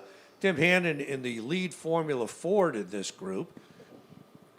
Tim has driven about everything, giant horsepower cars, and he's gone back to Formula Ford. Loves it. Well, if you can drive a Formula Ford fast, he's real it's fast. such a good training. But even for someone on the way up, Frank, correct, is that On the way up and on the way down. You drive Formula Fords. But it's such a good race car for people that are getting started to be able to get up to speed to learn how to drive a race car. Am I correct? Or Exactly. Guys that started, Michael Andretti, John Andretti, Chip Ganassi, Bobby Rahal, Davy Jones. All of these guys started in Formula Fords, Drake Olson. And if you learn your trade into Formula Ford, if you can drive at Formula Ford fast, you can drive pretty much anything. yes, sir, absolutely. And it was nice to see Skip up here with us earlier today. And of course, when we talk about Formula Ford, you talk about Skip Barber. National champ, 1969, Codwell D9. National champ, 1970 in a Techno. And then on to Formula One and other things. Formula 5000.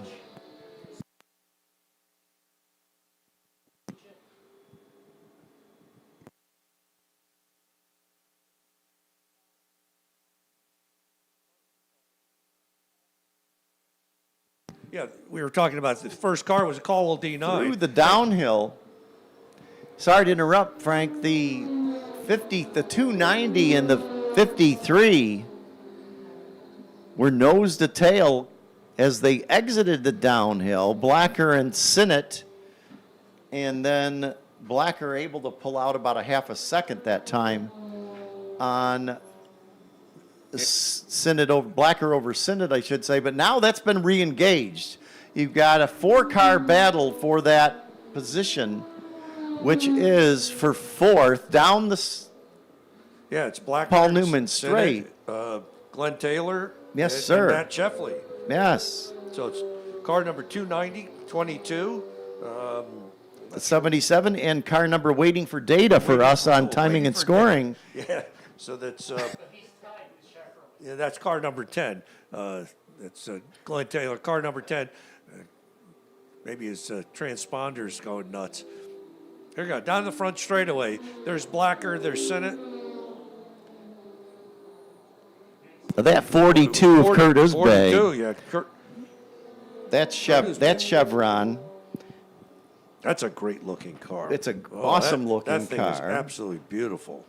It's bright red and has a nice look to it, a nice sound coming out of that. And that's the diversity of the cars competing here this weekend is all over the place. And it is in this class as well, from the F1 Ferrari of Joe Colasacco to what Fahan's driving with his Van Diemen, Collins in his Chevron, is the different power plants, obviously in many of the different classes, and then there's the Formula Fords that are like the Crosley and the Swift that are in this, and it's been, if it's not an exciting race up front, as Fahan is now 11 seconds up, regardless of that, through the field, there's always battles. And at this facility, this racetrack that's been around for so long, is that it's difficult to pull away and hide.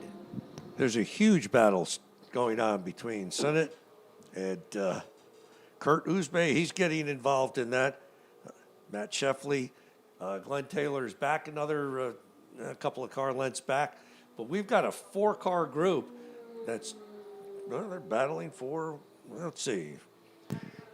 That includes Joe Blacker. So 4th through about 8th Right. are almost nose to tail. The Formula One car, I think, is coming in. It's Collins over Itel is only about 0.3 of a second last time by. Here's the 290. So Blacker and Sinnott not making an impression, but look, down the inside is that red chevron, Yeah, Uzbek the is 42 of Uzbek, Frank. making his move. Chevron B16 is Kurt Uzbek.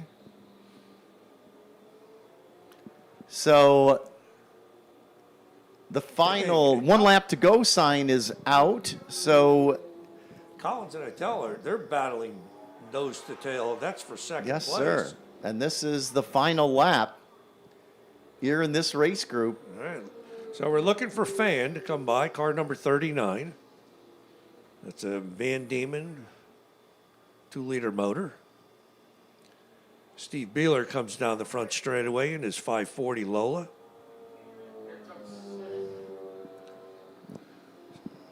Sinnott has passed Joe Blacker. Blacker's going to go down, or at least going to try to go down on the inside. Because Fan has just taken the checker right behind him. These guys got to go all the way around again, right? Waiting for data. Who is Data?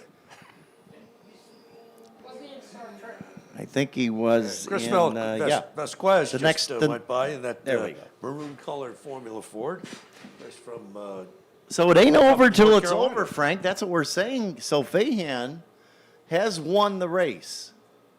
So he takes the win as the balance of the field is getting the checkers.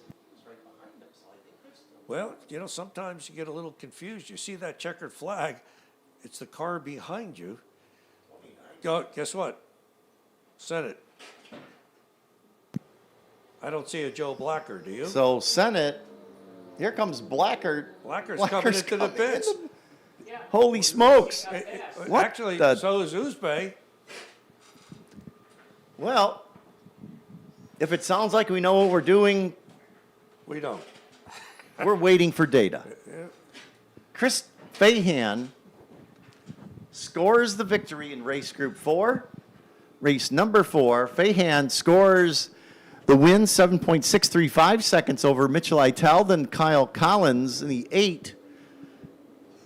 It's a third position, followed by Ben Sinnott in the 53, the pink car. Yeah. Then it's Kurt Uzbek in the 42, Matt Schefferly, who's in the 77, He's, is in 6th. we apparently have 2 sixth-place people because we've got waiting for data. And waiting for But data. One of them is Glenn Taylor. Yes. That's car number Taylor, 10. That's Taylor's that, 10 and Blacker's in the 290. Yeah, it's that Formula 3 ensign. Tim Hannon in the 0 and Matthew Christ. And that rounds out the top 10. So race group 4 is complete. Coming up next will be race group number 6 because we had race group 5, which was the Castner Cup. All triumphs all the time. That was first group that raced this afternoon. So coming up next is the Tintops IMSA RS under 2.5 liter cars. Next on track for their final race of the day. And at Delamar Hotel and Spa, we know what it means to run a well-oiled machine.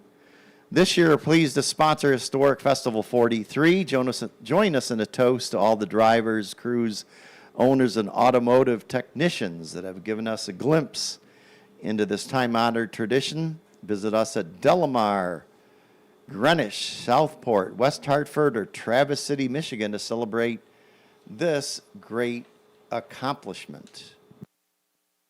Rick, I'm going to step out of the booth for this particular race, and I'm going to go get me a Hummel hot dog.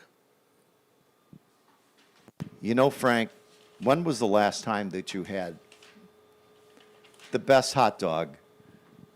I think it The was Hummel Brothers hot dog. Yeah, I think it was. You know where they're made? Yesterday. They're Yeah, made in New Haven, Connecticut. Yes, sir. Which they're is made in New Haven. almost down the street from me. So I think you need to go. You need go enjoy a Hummel Brothers hot dog. It's the official hot dog of Lime Rock Park. You can get them at any one of the concession places I was here. going to bring you one, but I ate it before I got Oh, up there. well. I'm going to go Thank get you, a couple Frank. of them right now. I appreciate that. It's okay. Okay. Frank, enjoy your break.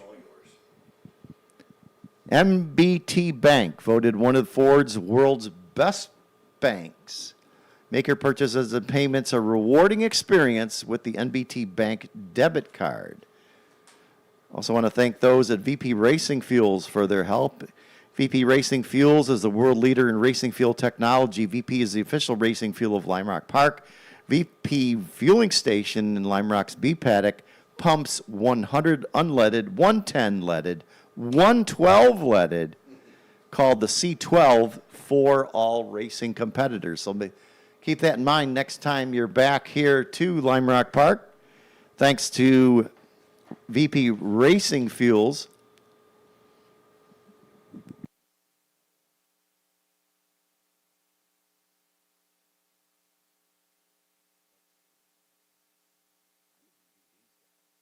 Jeff's Equipment is the area's leader in new and used farm construction and outdoor power equipment.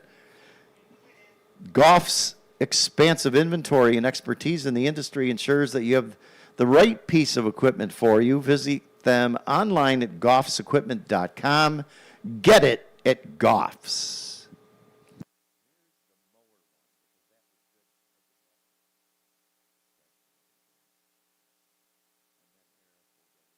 Just want to remind you once again that the Barbershop is your place to go for the official Historic Festival 43 merchandise. And that's an A paddock. Grab an event t-shirt. Check out all the other Lime Rock merchandise and Lime Rock gear. Grab that before you head home. Coming up next will be race group number 6, the Tintops IMSA RS and under 2.5 liter cars. Eric Wensberg is back in the booth with us. And Eric, you've been out and about here the past little bit. I have indeed. What's new in your world? What can you tell us? What's going on with the BMWs and everybody else here? I've been ignoring the BMWs for a few hours, but the Ragtime Racers appear to have stolen the show here today. It's still very popular as they begin to pack up their tent. They're out of handout cards, so we want to thank them once again for coming to Lime Rock Park this year. And I will second that for the Delmonte group. Very, very popular group of specials from the West Coast that really could spawn an East versus West kind of challenge going forward among specialty race cars from the 50s. We're delighted to have these guys, and I think they put on a really good show for our fans this weekend. Yes, that is for sure, is that the diversity in each one of the race groups this weekend, starting back on Friday for practice and qualifying, the races on Saturday, and moving into the Concours yesterday. How did you make out with you did some judging? Did you do some judging yesterday? I did. I did some judging for the first time in 20 years for the Concours on Sunday. And we did the Giugiaro group, which was a terrific group of cars. And we had some really fun conversations with some devoted owners, and many of them came away with some hardware. So it was a really pleasurable experience for me and for them. Skip was up here a little while ago, about an hour ago, and he brought it up a couple times, just how impressive he thought that was, and if Skip's impressed, everyone else is impressed. Now, Lowell Paddock and his group worked very hard on the Concours this year, and also the Sunday in the Park turnout. Walter worked on that for many, many weeks, if not months. And I think it was one of the bigger turnouts we've seen in the last few years. The Sunday in the Park programs was not just the Concours, right? There was earlier, correct? Every mark you can name, all around the track. My back had locked up, so I couldn't. I'm serious. I couldn't. So I couldn't make it out. I sorry about that. believe we had over 800 cars. It could be more than 900. It was an astounding group of enthusiasts, very, very proud, each of them, of their cars, and we had quite an array of hardware. Well, Rick Rosso had told me Rick was the MC yesterday, and that just getting in early in the morning with whether it was the car clubs or whatever, it was impressive. Yes, it really was. It reminded me of the IMSA days of long ago. Yes. I mean, it took me a half an hour to get in, which was on a Sunday. That's almost unheard of. Well, that's why you need to get the ownership to rent their own helicopter for the VIPs to be able to get them in like they do for the 500.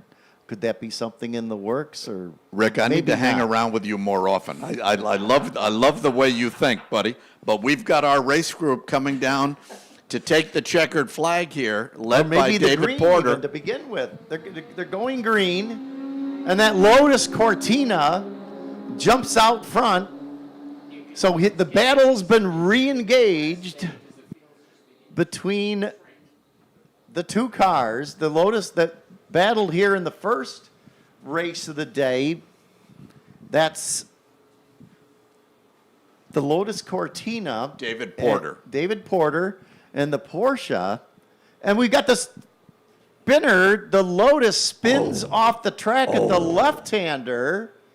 Oh, that's the painful. winner this morning. So that's not looking well. It looks like he could be stalled there. Oh, Well, that's a tough break for Porter. He does get it underway, Eric. This field is going to be shaken up right in the first lap. Porter gets it back. He's back underway, but he's at the tail end of the field. Yes, what a shame. So that really opens the door for the 33 car. The 914 of Greg Amy really has gotten a break here, and he's off and running. Yes, he is. And the Alpha right behind him. Now the 27 has had an up and down weekend. Bradley Price, multicolored. It certainly is that Alpha, but this is as high as that car has run. Yes, the field is a little bit thinner than it has been earlier today and on Saturday, but on the other hand, you got to be in it to win it. That's it. And the Alpha is making some time up on that Porsche. Oh, it's Price is coming in the Lotus. He's coming in. Yep. In the Lotus Cortina. Too bad. There must be an issue there. Maybe a braking issue would be my suspicion. But in it comes. Too bad. Not the day for him this afternoon. Not the way that he wanted to finish it up, that's for sure. And the 70 Cortina coming to the attention of his crew. They're looking over the wheels. And maybe they've got a axle problem or something like that, or brakes but that car is on pit road, and they've gone under the hood now to take a look at the power plant. You have to look at where he came in. Look closely behind his track coming in. And is it there a looks trail? Like he There dropped is. some trail of fluid. Yeah, that doesn't look too good for Mr. Porter. No, I'd say it's about 4 inches wide. Now, also on pit road, The 914. Our 914 has just pulled in. as the Porsche has pulled in, the 33, the 914 Porsche. So both our leaders, both of the leaders, the cars that led and battled so hard this morning, and the 33 has come on. Now, was there contact? Is that why he's in? Was because of contact? We're not sure. But what this has done is given the Alpha the lead, the multicolored Alpha. Yes, we've got a lucky Alpha today. There's about a half straightaway. No more. There's a Porsche.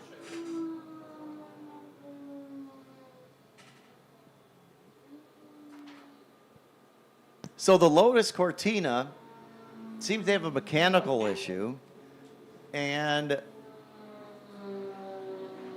the 33 Porsche 914. I think this is your leader here, number 27. And out front appears to be Bradley Price in the Alfa Romeo. Scoring is not kept up with it. No, I think we have to reset here. Waiting for data, waiting for data, we're waiting for data. And yeah, well, there you go. Craig Robertson, who's leading? Do you have the leader? Where? Yeah, there you go.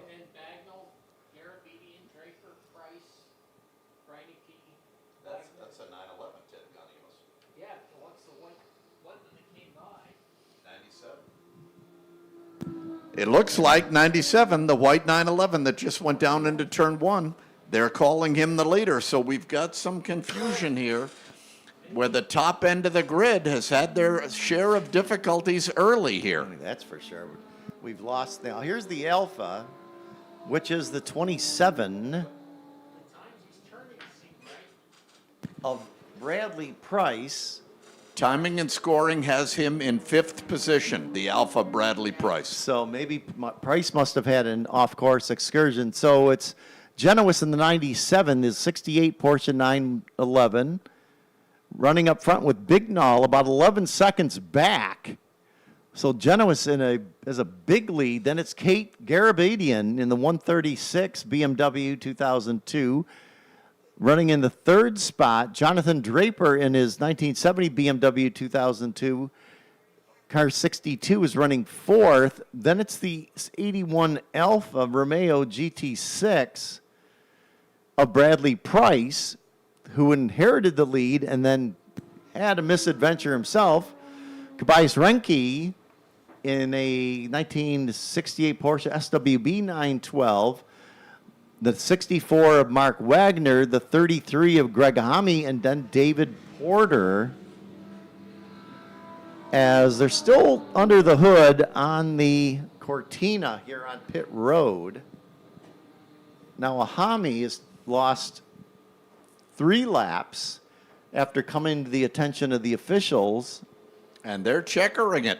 We've got a checker right now. This could be maybe because of maybe we had an oil down. I suspect possibly, we have oil on the track, is my suspicion. because we've only run 9 minutes in this one, so probably discretion the better part of valor here. yeah, at this late time, as these are very delicate cars in some cases. Yes, they want to run at speed. Yes, you want to race hard, but also we want it to put on the best show humanly possible, obviously. And have for a you car race to bring home. But you want them to be able to come back. So on their 4th race of the day, Ted Genois in the 97 has been scored the winner, and he's on pit road now in his white Porsche. So Genois in the 97, Bagnall in the 3, Bradley Price in the 27 in the Alpha. Then it's Kate Garabedian, Jonathan Draper in the 63, Tobias Remke in the 912, Wagner in the 64, Ahami in the 33 has scored 8th, and David Porter has scored 9th. As the 97, to the best of our knowledge, scoring the win. A lot of emergency services. As it looks like we've got some fluid down in Big Bend, and that's not a place at all, Eric, where you want it to be pretty slippery. So Starting to drop something on his own tires that may be Yeah, it's absolutely true. The Aston Martin pace car from Miller Motor Cars is out there. We have 2 or 3 of the emergency vehicles out there into turn 1 and headed to turn 2 and 3. I think we have an oil down situation here that has probably caused a premature end to this race. So we've got some cleanup to take place. We'll get that sorted out, and then we'll be back for race group number 7, which will be on track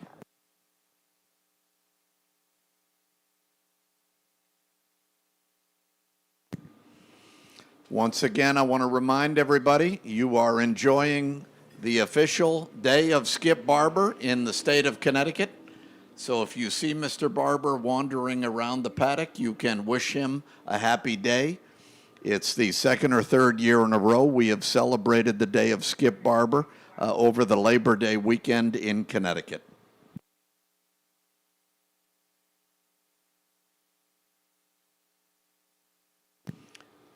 The next event on the schedule is going to be Group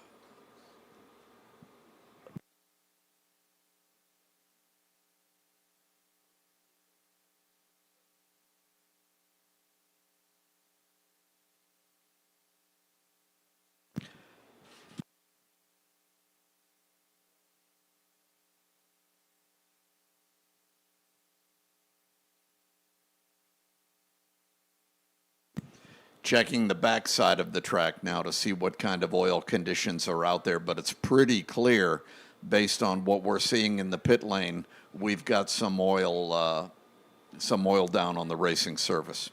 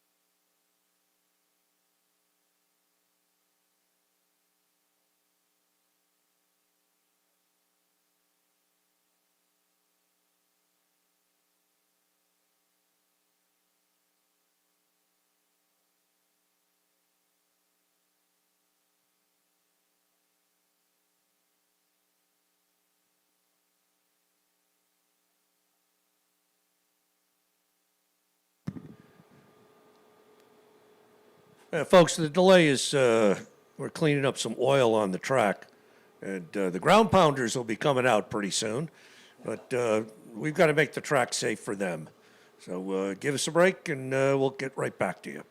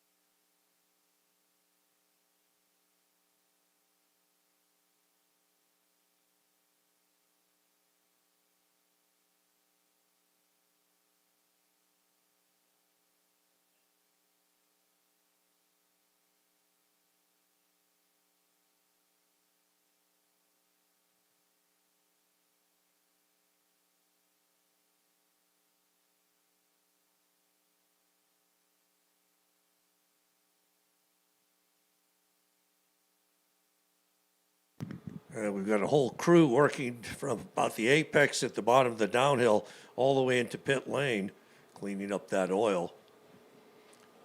Good time to go get a Hummel hot dog. Absolutely. And the barber shop is still open. You know, they're running out of stuff, so if you're gonna get your shirt, you're gonna get your poster, get over there now. We're gonna be shutting this whole thing down in about an hour and a half. We have 3 more races. Glad you all came. And we're gonna get back to business here pretty soon.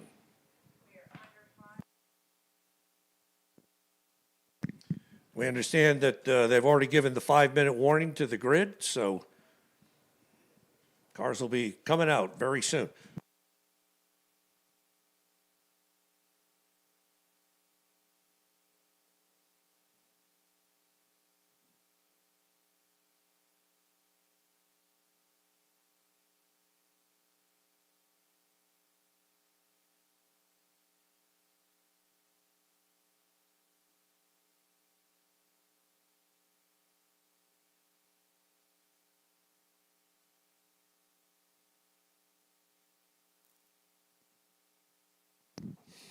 Great for Group 7. Big bore and air-cooled Porsches are up next for their 4th race of the weekend. Anybody hiding in the back? No. Starting in row 16 on the outside, the 46 white and purple Chevrolet Corvette of Brian Cantelli. Starting 31st, number 3 blue Chevrolet Corvette of Matt Latucci.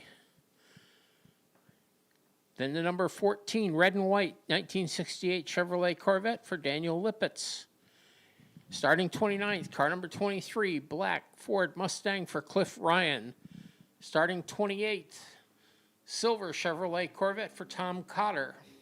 Starting 27th, car number 8 a red Chevrolet Corvette for Dario Cavallero. Starting 26th, purple 573 Porsche 911 for John Koster. Starting 25th, the number 26, black Porsche 356 for Mike Jacobellis. Starting 24th, car number 63, silver and green Jaguar XKE for Art Hebert. Starting 23rd, the 666, beige Porsche 911 SC for Ben Wallace. Starting 22nd, the 388, red Porsche 911 SC for Kristen Taylor. Starting 21st, the 37 yellow Chevrolet Camaro for Jim Glass. Starting 20th, the silver and green Jaguar XKE of John Ogle.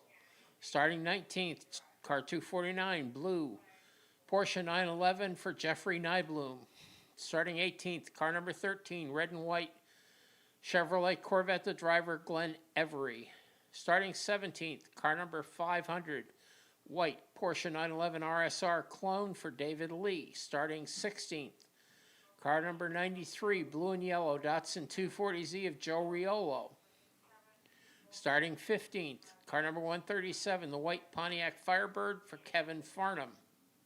Starting 14th, car number 199, it's a white Ford Mustang, the driver is Burton Kyle August. Starting 13th, car 771, a silver Porsche 911 RSR for Hans Warner. Starting 12th, car number 44, green Porsche 911 RS, the driver Mark Piera.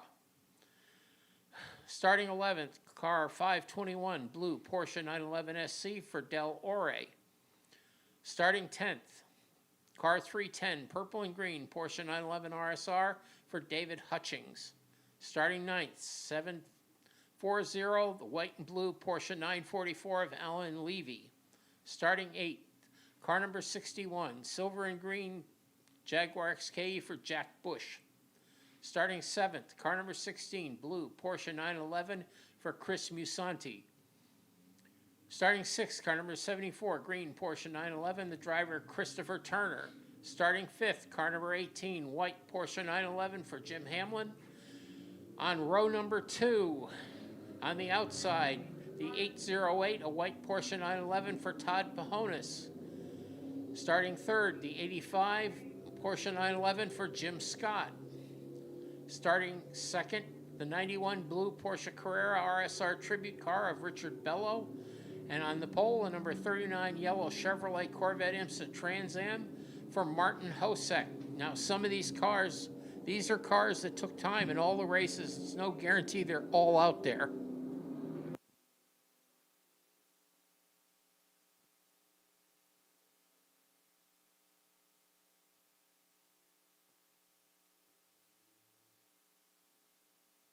You know, we had a great race this morning with Martin Hosek and Richard Bello. Hammer and tongs between the Corvette and the Porsche. And we expect to see the same thing again.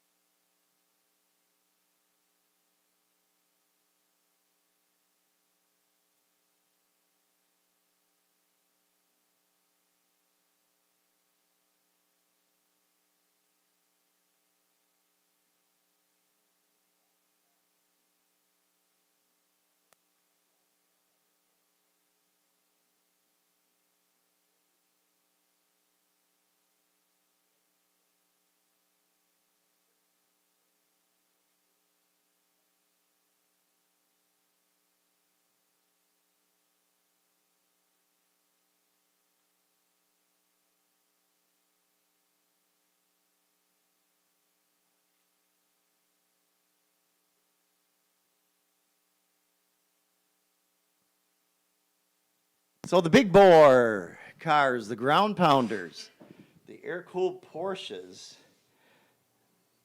Now,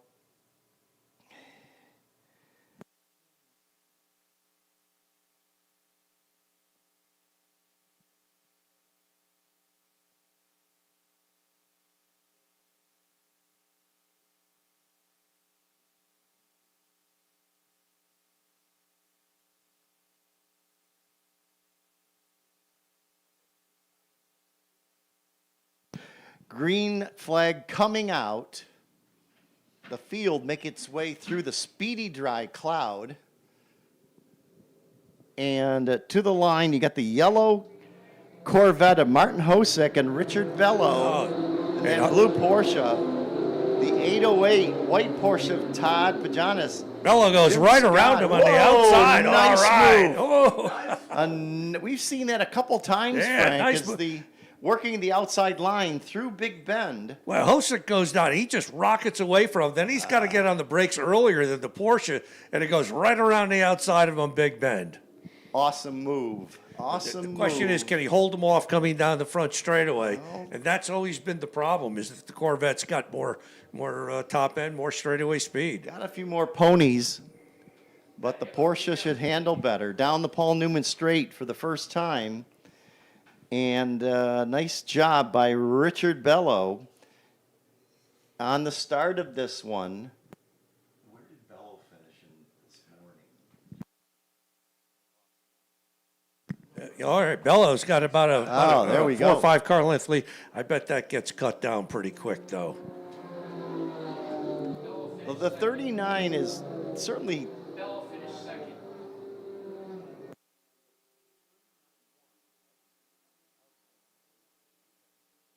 So the cars running first and second, Bello and Hosek running first and second in this one, but reverse order of what we saw at the finish of this morning's race. And as we were talking about, is that the discrepancy in overall horsepower is distinctly different between the two, but on the other hand, is that you've got of course, the drivers, you've got the tires. And the Corvette is things of heavier, has to brake sooner. Right. So this time by, Bello continues to be out front. As he had a heck of a move going into Big Bend, Frank, didn't he? Jim Scott just makes a great move on Todd Mahonis going into Big Bend, and that's for third place. Car number So it's 1808 and 85. Yes, sir. So So it's Bello in the 91, then Hosick in the 39, the Corvette, followed by the 808, Todd Bajonas. I think in you his lo- 78 I think he lost Porsche. that position. Did he? to, Did Scott yeah, get by him, yeah, right? Scott, Going I think down Scott into got one. by him. We're going to see next time around. Right behind him is Chris Musanti. He's got his own Porsche shop. And running out of that shop is Delbert Ore, who's currently running in 8th. Well, there we go. Out of the top 10, we have 6 Porsches, a Corvette, a Mustang, and a Firebird. We should have a Jaguar in there, the Donovan Jaguars.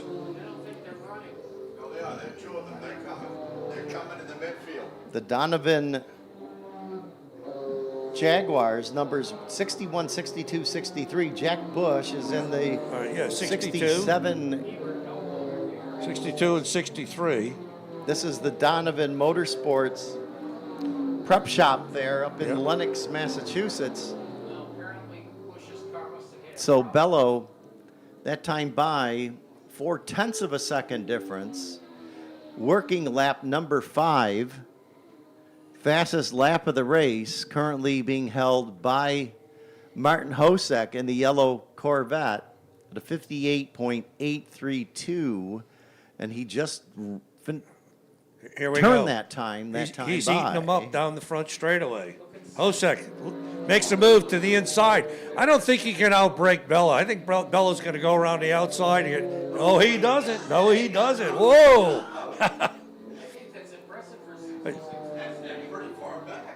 You know, I think that Corvette's going to have to back off on its brakes a little bit. It's hot now. Younger baby, so to speak. You know, Frank, the 66 Ford Mustang, Burton Kyle August, number 199. One of the older cars in this field, running in the 7th spot. That car can hum. You know, that thing is 23, just going 77 down. or old Mustangs. He's just going down the Paul Newman Straight, in fact. And this number 6 at the line down the Sam Posey Straight, Chuck Lamp of Richfield, Connecticut, the 68 Chevy Camaro, the ex-Mark Donahue car.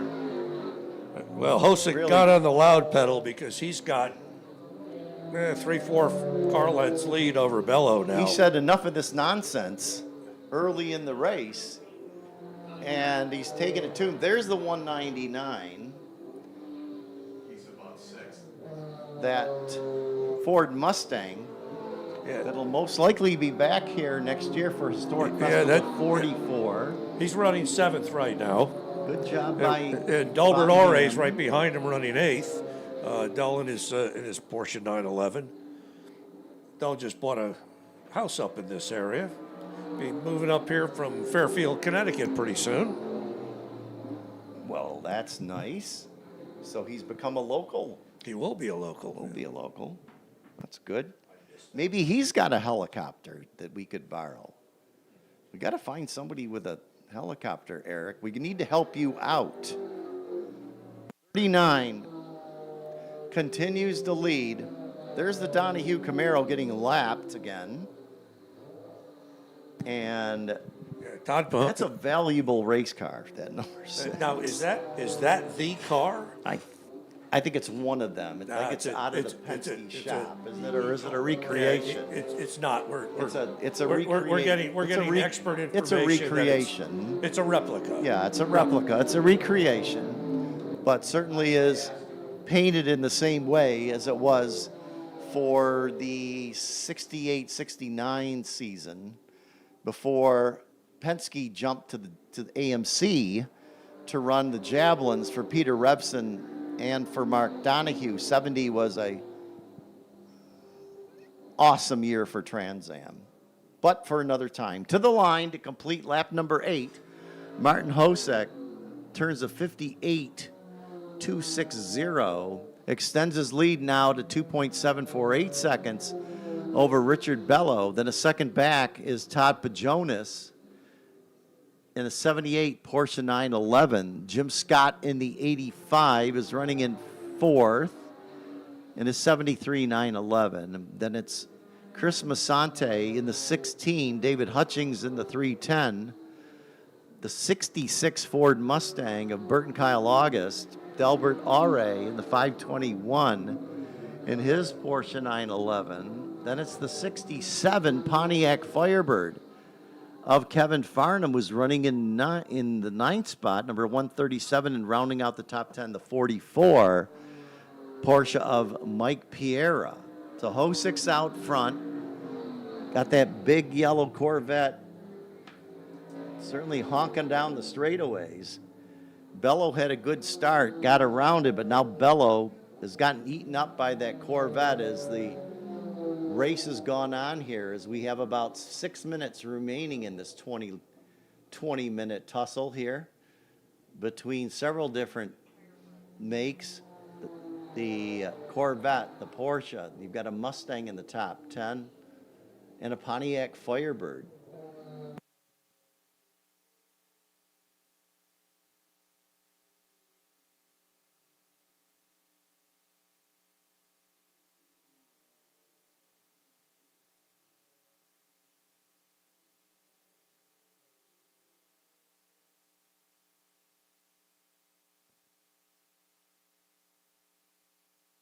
So this is group number 7.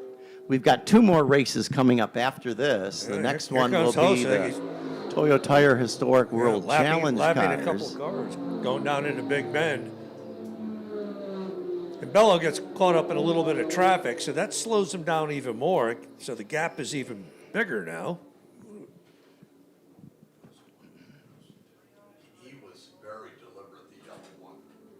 It's about a 4.5-second lead right now. So kind of a tippy-toe there through Big Bend that time by. Just to make, with some of the cars, just to make sure that they're not sliding off the racetrack as we get into the later portion of this race. Heads up to Kevin Farnham in that Pontiac Firebird. He's doing a great job out there. That's a good-looking car. It is a good-looking car. He's currently 9th. Yep. That's car number 137. Kind of, not the same, but kind of reminiscent of what Jerry Titus drove back in Trans Am back in the day in the 60s and 70s. The 137. Hosick. Our leader.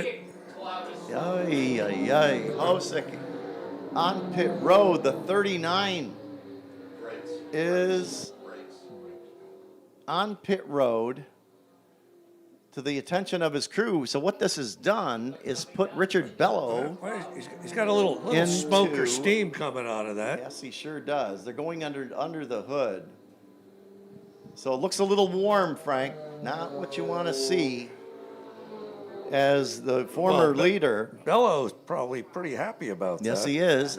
But Bello has his hands full. Because a win is a win, no matter how it happens. But Bello has his hands full in the 91, is right on his tail, about a second back is Todd Pajonas. Well, he's got, in his Porsche 911. So he's got the bit between his teeth now.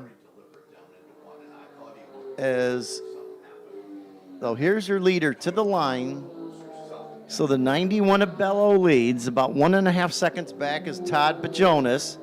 Then it's the 85, the white 85 Porsche, who's running into third. Yeah, Jim Scott, he's going to crank it up, and you watch.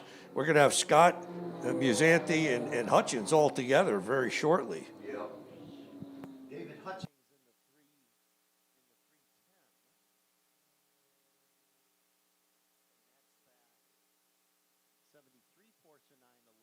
moves Kyle Burton August to the 66 Mustang.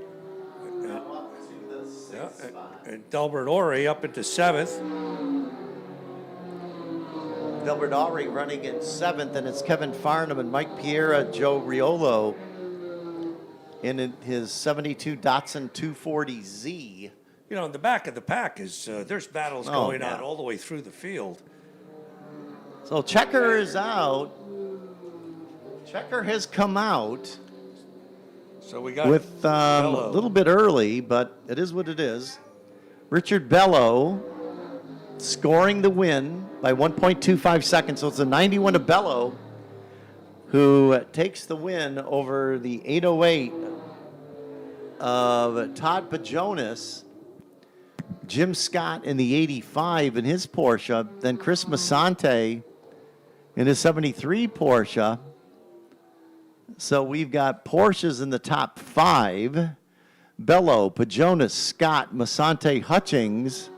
The first non-Porsche is the Mustang of Bert and Kyle August in the 66 Ford Mustang. Then it's Delbert Ore in his Porsche. Kevin Farnham takes that Pontiac Firebird up to 8th finishing position. Finishing 9th is Mike Piera in his 73 Porsche 911. And rounding out the top 10 is Joe Riolo, the 72 Datsun 240Z. So that's your top 10 in race group number 7, their 4th race of the weekend. So congratulations goes to Richard Bello for the victory on the final race of this group. And the Tough Break Award goes to Martin Hosick after he did not have a good start, came back, took the lead, and then suffered a mechanical issue and had to retire, handing the lead to Richard Bello. He takes it to the checkers. The field is on pit road, and they'll go back to the paddock area. And coming up next will be the Toyo Tire Historic World Challenge cars. This will be group number 8 and their 4th race of the weekend.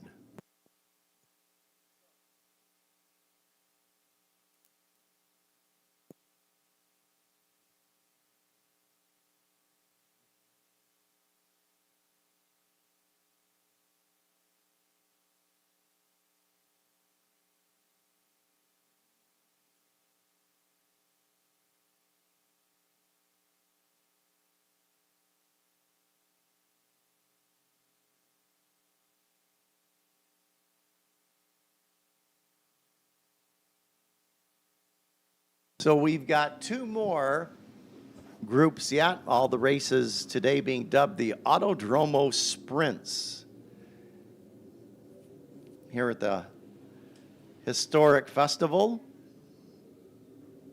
Bradley Price on hand here to present special Lime Rock Park watches to award recipients in each group. And thanks to him, of course.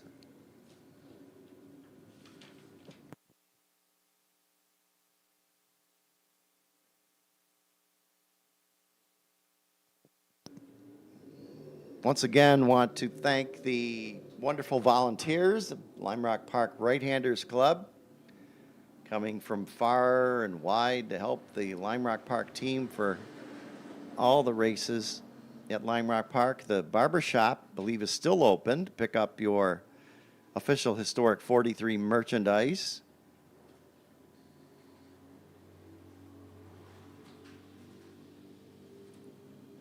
Coming up next will be race group number 8.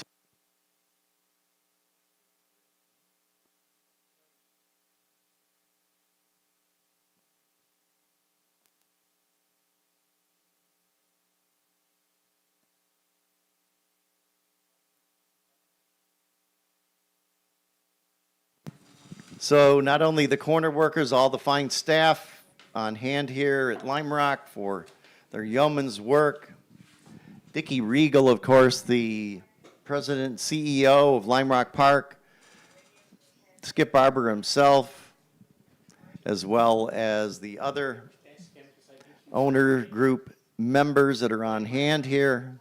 We want to thank them for all of their assistance throughout the weekend.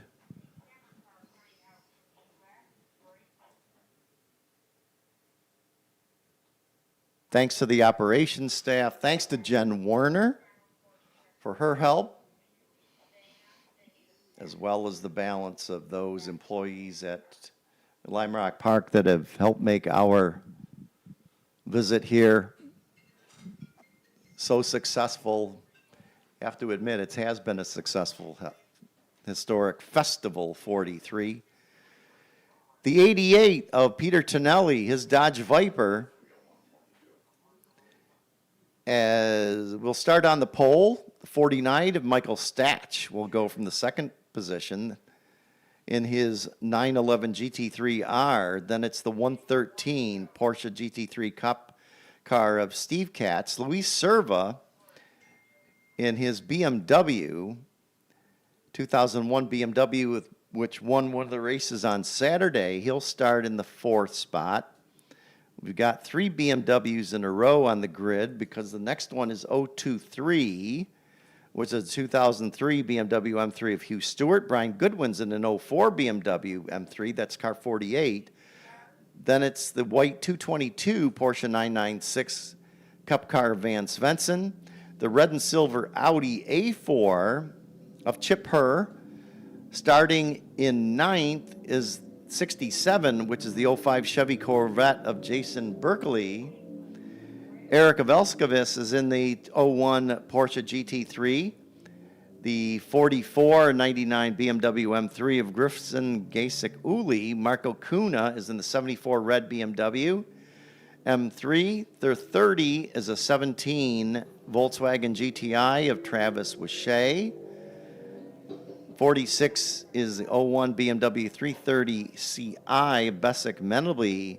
Raymond Blethen is in the 04 Mazda RX-8, car 51. The 50 is an 04 Mazda RX-8 of Stephen Blethen. Then it's Raymond Zizza in the 4, which is a yellow 1990 Corvette. The 7 is a 1993 Toyota Supra of Peter A.J. Tonelli. David Nagler is in the 101, the Lotus X180R. Christian Berzins is in a 87 BMW N3, number 10. The 171 is Jason Benon, a 2006 Mazda RX-8. 18 is an 88 BMW M3 of Stephen Early. Josh Brown is in an 84 Volkswagen GTI. Keegan McGregor is in the 540, which is a 1991 BMW 325i. And rounding out the field is Ralph Stechko in the 12 Lotus X180R and the 94 Ford Mustang of Greg Kaufman. That being your field for race group number 8. Once again, before we get started, we'd like to thank our friends from Toyo Tires for the second year helping us bring forward the Toyo Tire Historic World Challenge here at Lime Rock. And it's been one of the most competitive classes we've had all weekend with an astounding array of historic race cars. We think this race will be exactly the same and a great way to begin to close out a fun day of racing at Lime Rock Historics 43. So the field making its way back to us here in the Skip Arbor Tower, high above the Sam Posey Strait, as the McLaren pace car makes its way on to the Sam Posey, off the Sam Posey Strait into the pit lane. And Tonelli is in the red Viper. You got the Porsche outside of him. And green flag is displayed. And the 113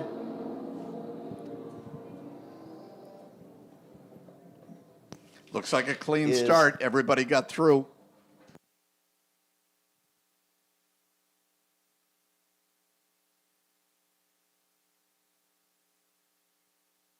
So the 113 of Steve Katz in that 2005 GT3 Cup modeled Porsche, starting next to the Viper, and it looked like Tonelli got the better jump, Eric, at the start.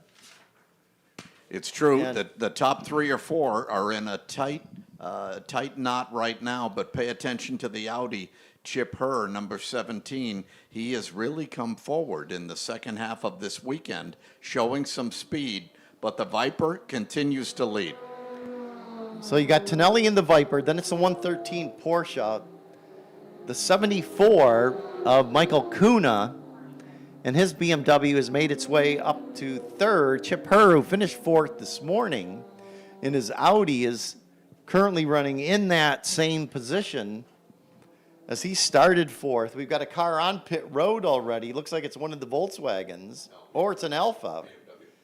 Oh, I'm trying to get you out of it by not saying BMW. Sadly, a BMW car 540. 540, which Looks is like his day is run. Keenan McGregor in his 1991 BMW 325i. Unfortunately, has to retire, and he's going back to the paddock to finish out his weekend in the paddock instead of on the racetrack. To the line. Here comes your leader. Tonelli, and the Viper continues to lead over 113 Steve Katz. And then it's the 17 who gets by the 74, so Chip Herr in the Audi, now up to third over Michael Kuna in the 74. And then it's a 222 of Van Svensson as about a 10-car length lead for the Vipers. They head down the Paul Newman Straight, balance of the field through the right-hander. We'd mentioned that Chip Herr has had a better, as every race has come along, that Audi has come more alive. And he's already up to third. Let's see who's running the quick times. The Viper of Tonelli, a 56.696 last time by. And this time he does a 56.801. But Katz in the 113 Porsche does a 56.272. And then Hurd, a 59.202, followed by Michael Kuna, Eric Velskovic, Izovic, in his Porsche GT3 is in that fifth spot. And then this Travis Wachet, who's pedaling that Volkswagen GTI up to sixth spot. So we have a Viper out front, a Porsche second, an Audi third, a BMW fourth, and then another Porsche running in the top five, followed by a Volkswagen. And listen, the top five cars are still running below a 1 minute lap. That is very, very quick around Lime Rock Park. A cross section of cars in the top five still running sub 1 minute laps. And all running on Toyo tires, right, Eric? That's right. So Peter Tonelli, as we obviously want to thank Toyo for all of their help with this, help sponsor this group. Always wonderful to have the fine folks at Toyo involved in vintage racing and all other different racing, obviously, as well, as they had a nice display up on the Midway throughout the weekend, those at Toyo Tires. So to the line, this time we've gotten a little bit closer. So the 80, so Tonelli is now his lead only 0.7 of a second over Steve Katz up front.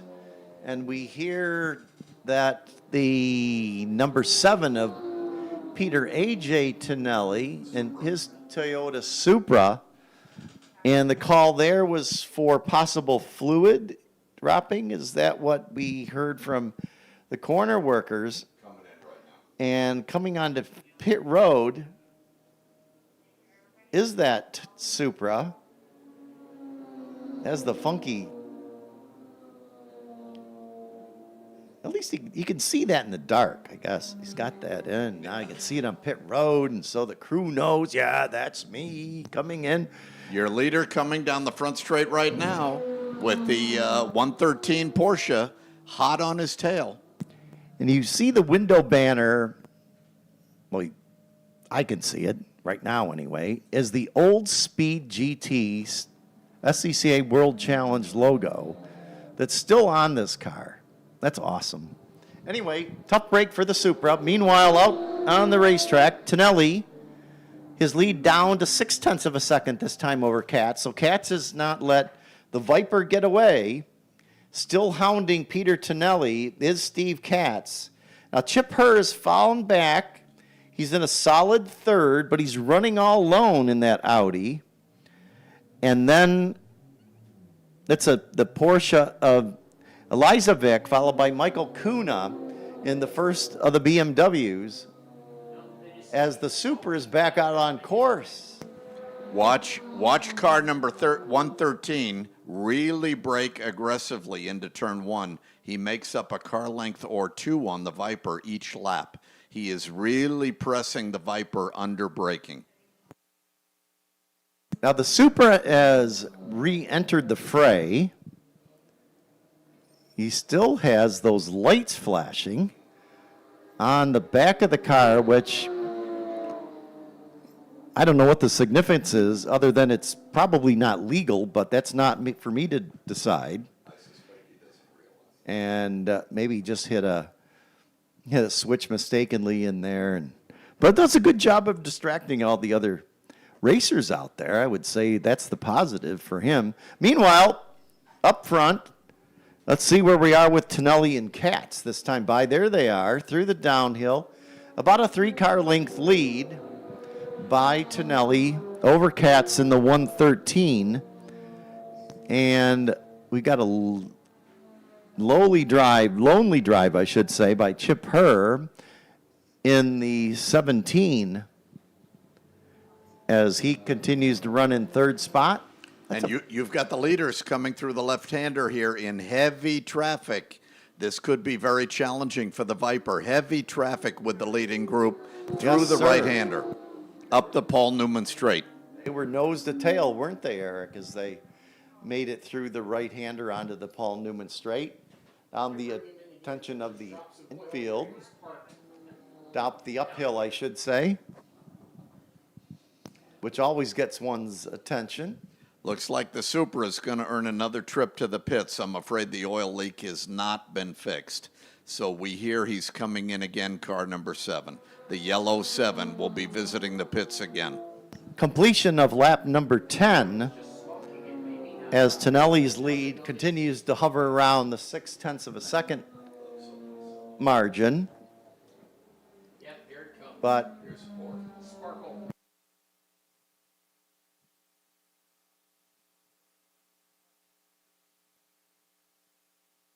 so back on pit road is the Supra, the number 7 Supra, coming back to the attention, and he's going back to the paddock. I think the 7th car is done, as they found a little bit of fluid when he came in on the last time, and then they launched him back out, but we don't need any more high drama with drop fluid on the circuit.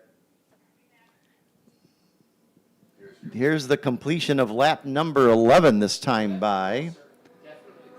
So the 88 of Tonelli, then it's the 113 Porsche. And Putting some distance on the rest of the field now. yes, sir.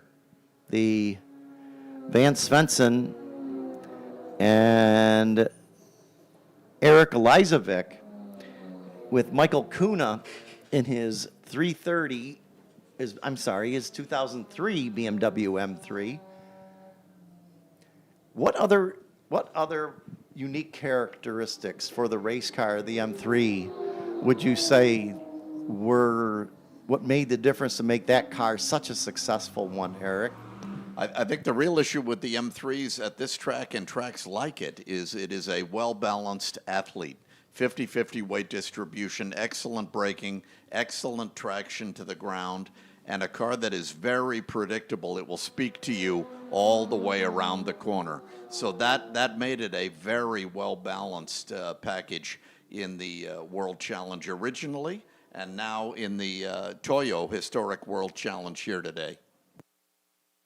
Which makes it very popular, of course, with the drivers, as well as Chip Herr has now got some company in that battle for third. He's got in the pack of some mixed bag cars behind him that are farther back in the field, I should say. Van Svensson, the 222, and Michael Kuna. Now, Svensson and Kuna, that's for 5th spot.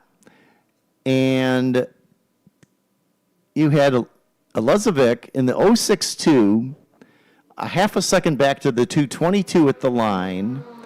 And then Kuna, so a Porsche BMW battle there for the 4th spot. Elizovic, Svensson, and Kuna battling for the 4th position. And we have about 5 minutes remaining. Working lap number 14. Working lap number 14. And just want to mention that the 4 car of Raymond Zizza, Kim Baker was up here earlier. Multi-time champion in World Challenge and other series as well. That's an X Kim Corvette, 1990 Corvette, and Raymond Zizza's in the 5 that's piloting that one. That is an ex-Kim Baker car per the man that built and raced the car. Unfortunately, he's not actually out there.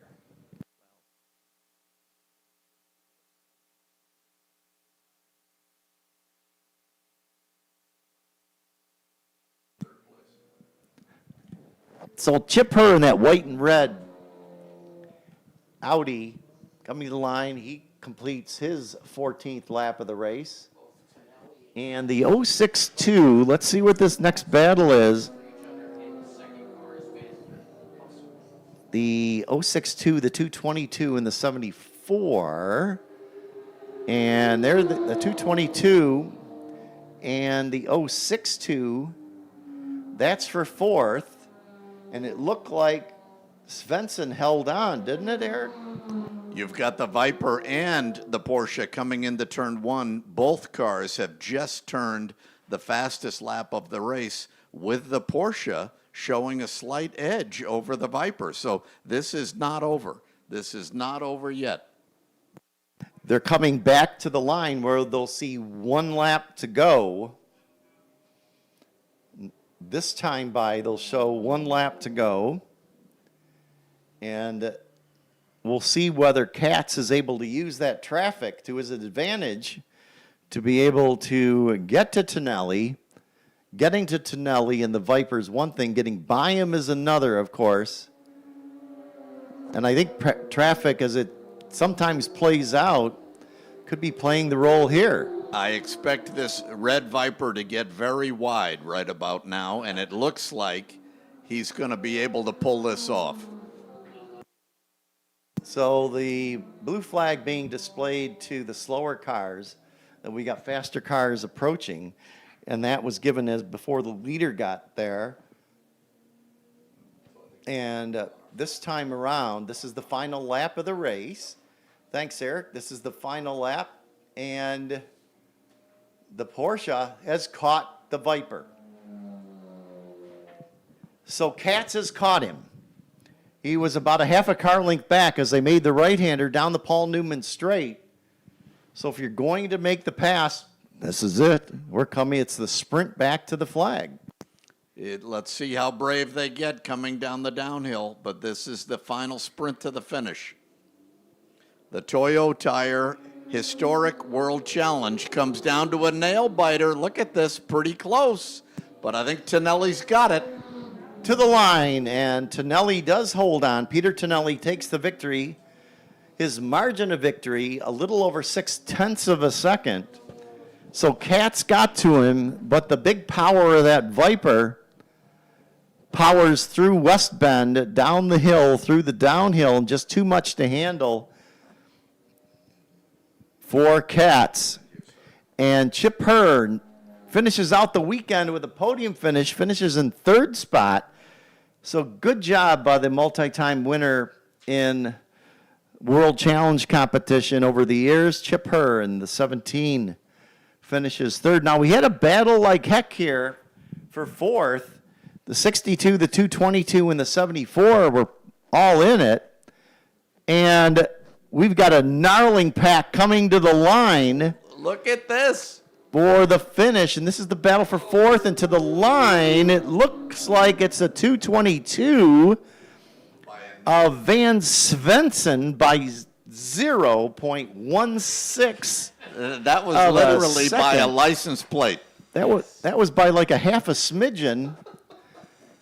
As smidgens go, as Van Svensson holds on in his 996 Cup car from 2005 over Eric Elezovic,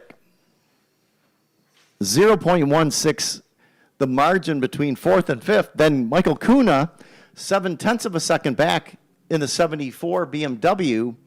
Travis Washea in the 30 in his Volkswagen GTI finishes in 7th spot, with Besic Menable and his BMW finishing 8th. That's the 46 car. Then it's the 50 of Stephen Blethen in his 04 Mazda RX-8, and his brother Raymond finishing in the 10th spot in his Mazda RX-8 to 2004 as well. So another exciting one, Eric Wensberg. Just, you cannot beat production car racing when it's at this level, and even at the age of these cars. This is awesome. It's absolutely incredible, and it just shows the series was competitive then, and it's very competitive today, even with some pros mixed in with some rookie drivers, some amateur drivers. Really a fun series this year.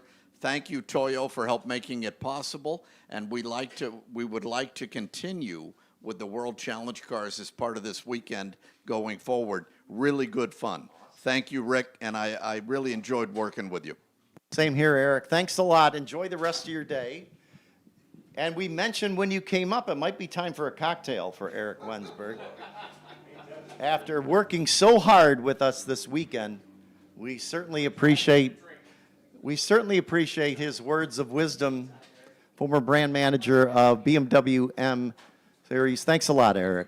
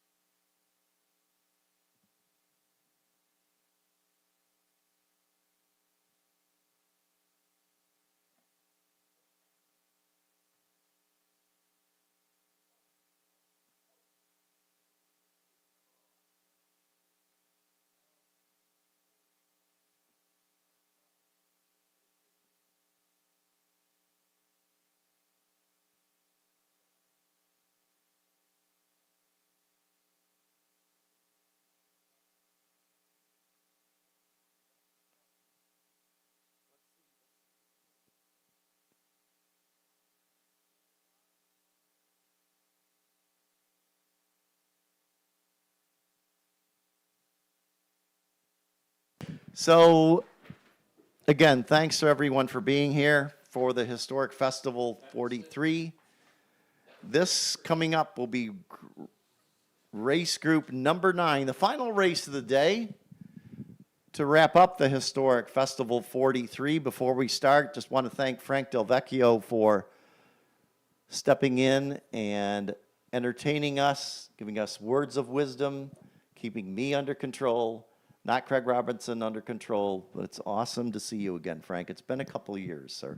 Thank you. We can't control you. We know that. Well, But it's been fun to be up here.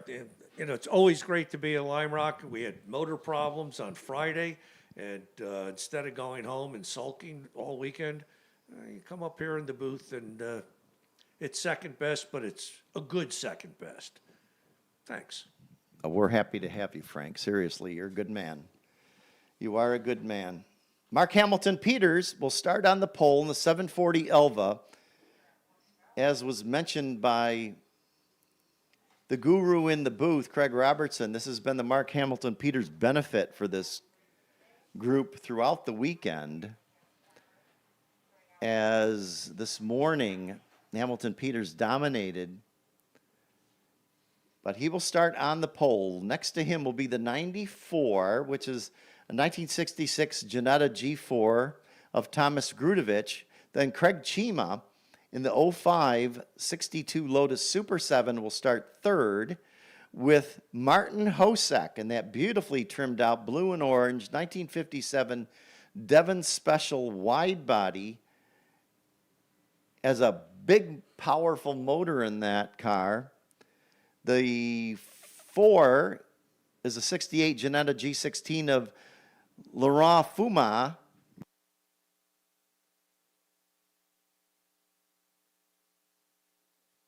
Laurent Fume in the 4 car. The 42 is a 62 Lotus 23 of Kurt Uzbey. David Porter is in the 32 Lotus 23B, a 65 Janetta G4 of Hervey Park. The 37 67 Porsche 910 of Dave Hagen.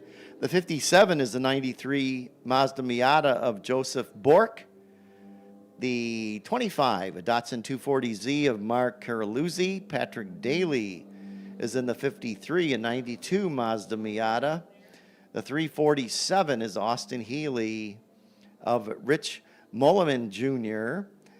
And then the 573, 99 Mazda Miata of John Coster will start next, followed by the 23 Miata of Mark Gregory. Stuart Hawkins is yet another Miata, car number 26. Then it's the 282, 59 Austin Healy of James Cocteve. Stephen Milton's in a Mazda Miata number 40. The 38 is the 90 of Edward Zemeck. The 99 is a 72 Porsche 914 6er Tyler Hagen. Then the 128 is a 91 Mazda Miata of John Cook. The 106 is an Austin Healy, 1957 Austin Healy 100 of Scott McQueen. Michael Rowan is in the 61 Aston Martin DB4. That's car 025. The 136 is the 69 Marcos GT powered by Volvo of Richard Brown. He had a mechanical problem earlier today. The 202 is a 66 Austin Healy 3000 of Eileen Wetzel. 27 is a 63 MGB of Alejandro El Cierro, and Michael Amarillo is scheduled to start in the 50 in his Spec Miata. That's your field that have qualified for race group number 9, race number 4, and let's see if anyone's able to run with Mark Hamilton Peters or whether that little Elva's had enough fun for the weekend. We're going to find out soon. So waiting for the green flag, waiting for the cars to make their way down the hill and into the downhill. And on pit road is the pace car. So that 740 is Hamilton Peters. 94 is Grudevich. Hamilton Peters and Grudevich. Let's see if Grudevich can get the better start, but he does not. Hamilton Peters sprints away, but down the inside is that Devon number 39's special wide body of Martin Hosek. So he tries to make the move, and he's able to take second, Frank, as the Elva, about a 3-car length lead already through the left-hander. But Hosek has slotted his way into second. That's got a 5.7 Chevy motor in it. So it's got the biggest motor in this field by a whole lot. Of course, it's a heavier car, doesn't handle as well, but he certainly has the goose. The thing's got an awesome sound reverberating down the Paul Newman straightaway now, bouncing off the trees and the hills back there, etc. And once he gets back here to us on the Sam Posey straight, You'll be able to hear that as he opens it up now, trying to run down to Mark Hamilton Peters. Peters with that Elva, little BMW motor in that one, Frank, just scooting away. It's going to have, it's a lighter car. It handles better. Of course, the BMW motor produces probably, I bet it's producing close to 300 horsepower. So Mark Hamilton Peters through the left-hander, over to the right-hander, now down the Paul Newman straight. Hosek hitting the loud pedal at this point, running in third after starting second is Mark Rudovich in his Janetta. Then it's Kurt Uzbey in the 42 in his Lotus. Hervey Park in the 11 is running in fifth. The 37 is Dave Hagan. And Joseph Bork, the third in the 57. Rich Malunin Jr. in the 347. Patrick Daly in the 53. And John Koster rounding out the top 10 last time by. That 42 of Kurt Uzbey. And that 42, which is a 62 Lotus 23, running in jet black. That's another nice looking car, Frank. Pretty car. Now, what's the motor in the Lotus sports car of that? Would you say? Let's see what's on our cheat sheet. A lot of times they're twin cam motors. If it's the Lotus twin cam, it puts out between 160 and 180 horsepower. It's a dual overhead cam motor. That's 96 cubic inches. That's the typical motor of that car. Oh. But it may have something else. Well, believe it's a 1.6 liter motor. Well, that's it then. Right? Yeah, So yeah. you're spot on as usual. Well, Spot on. yeah.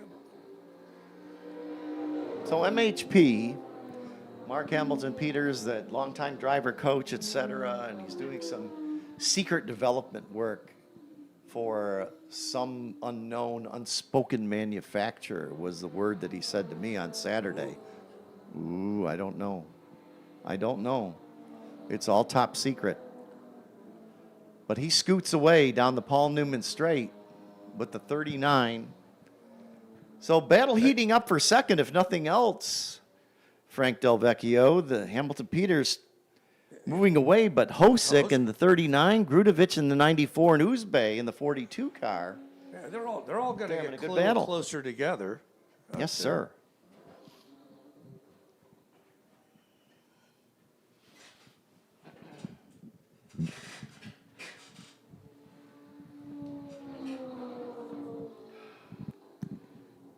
So Hamilton Peters comes by start finish. And second, third, and fourth are now separated only by a second and a half. I want to throw a heads up to car number 202, Eileen Wetzel, the most beautifully restored Austin Healey 3000 I think I've ever seen. That's car number 202. It's parked in Paddock B. They came all the way from Minnesota and brought that car here. Absolutely gorgeous. She's currently running 18th. So nice job there. That's a 3-liter motor in that car, I believe, Frank. Yeah, it's a 3-liter motor. It puts out about 240, 45 horsepower out of 180 or so cubic inches.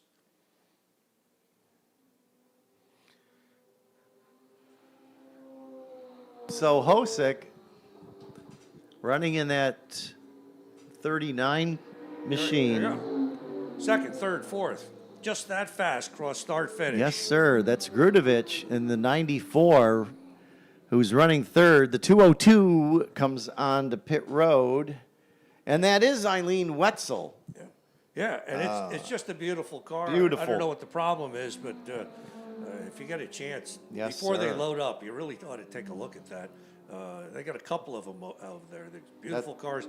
Car number 282, that's part of their group. That's the yellow Austin Healey 3000. The 202 of Eileen Wetzel is a 1966 Austin Healey 3000, and the 282 is James Codeve. of Minnesota as well. And that car is a 59 Austin Healey 3000. And Scott McQueen is out there. That's car number 106. I think he's out there. That's a white and red Austin Healey. And again, that whole group came out together. I'm parked next It's to them. awesome. I met their dog. Well, there you go. Now you're close personal friends. I think that's Mark Hamilton awesome. Peters from Sharon, Connecticut, leading the field.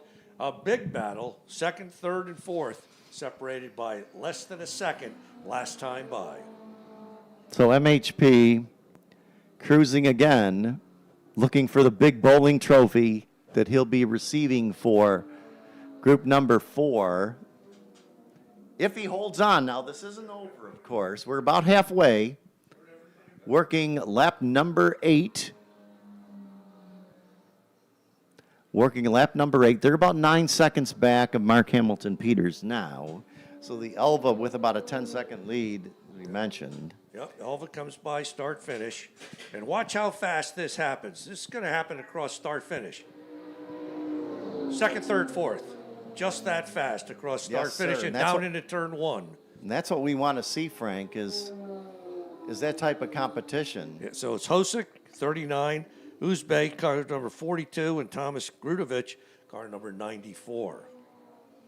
Janetta's a really pretty car. Yes. It's Grudovich's Janetta G4. That Porsche 906, what car number was that? Went by. That just brings back some memories, seeing that car. There we go. Leader coming by, start, finish. Blue flag out. That means slower car. Heads up. Give them some room. Here's second, third, and fourth. Again, nose to tail. As Chris Economaki would say, can throw a blanket over him as they head down into Big Bend. As the 39. I think we're going to see those three just hooked up throughout the race And the question for again- the balance of it, right? Well, the question is, is his tires going to hold on?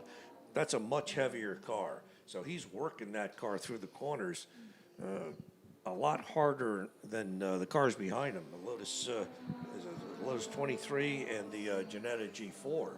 The 37, Dave Hagen's Porsche 910, 1967 Porsche 910. That's another well-trimmed, good-looking car. History there of the World Endurance Championship that produced cars then after that, like the 908, to building up to the 917 and the 962, of course. Many wins over the years for those cars, but a predecessor of it being the 1967 Porsche 910. Car Right number there it is. 37. What a pretty car that one is. The white one going through Big Bend Yes, right sir. now. That's the Those of you one. Up on the hill, you can see it coming out of Big Bend. So I used to see a lot of these back in the late 60s.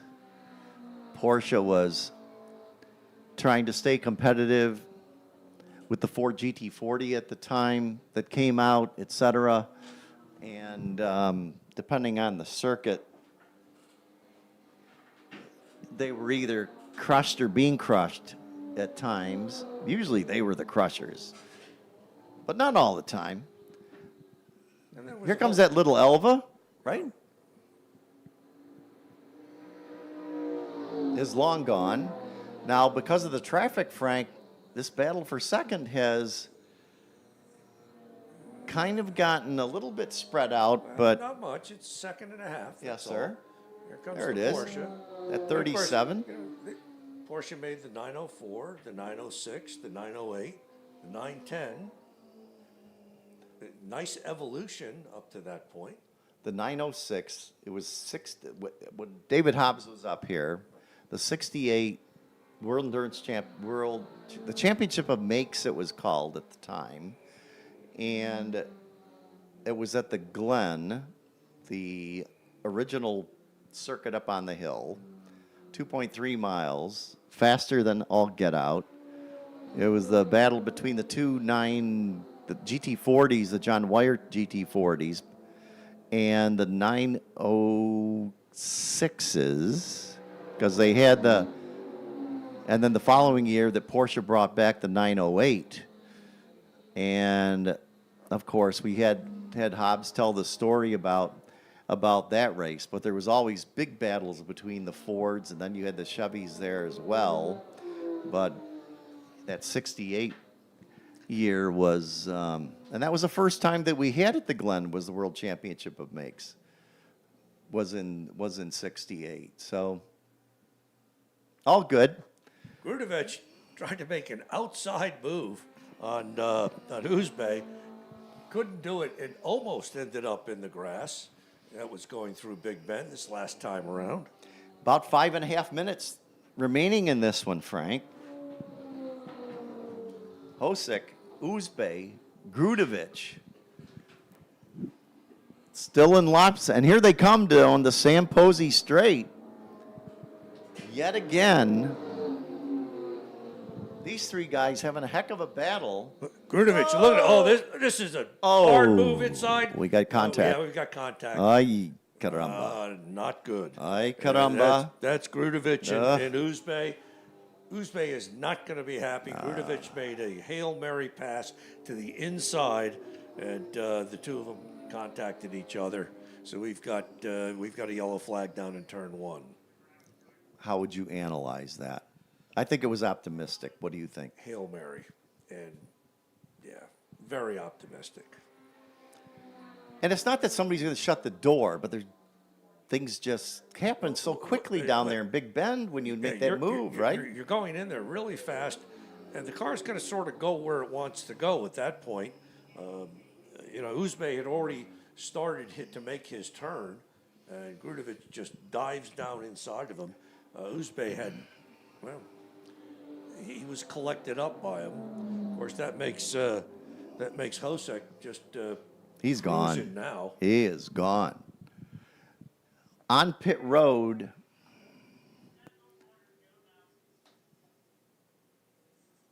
is one of the two cars that was in that fight, I believe. So this is Grudevich. This is Grudevich here. And he's trying to avoid the steward. He's talking to the crew first. I got to get my... The black flag steward is not going to be happy with him. That's Chris Shoemaker. Checkered flag, Frank. All right, here we go. They're checkering it. Here's our leader. And Mark Hamilton Peters, another dominating win so that in this group. Changes the stack here. Hosek should be coming by in a few seconds. He'll finish second. David Hagan, car number 37, will be third. Oh, he's in a big. Here's Hosek. So he takes second. Dave Hagan comes home third in that nicely trimmed out white Porsche, 67 Porsche. And then Harvey Park. He's got a Jannetta G4. He comes home fourth. So we have another diverse finish here. And we end on an exciting at turn number 1 confronta, so to speak, between those two cars, between Grudevich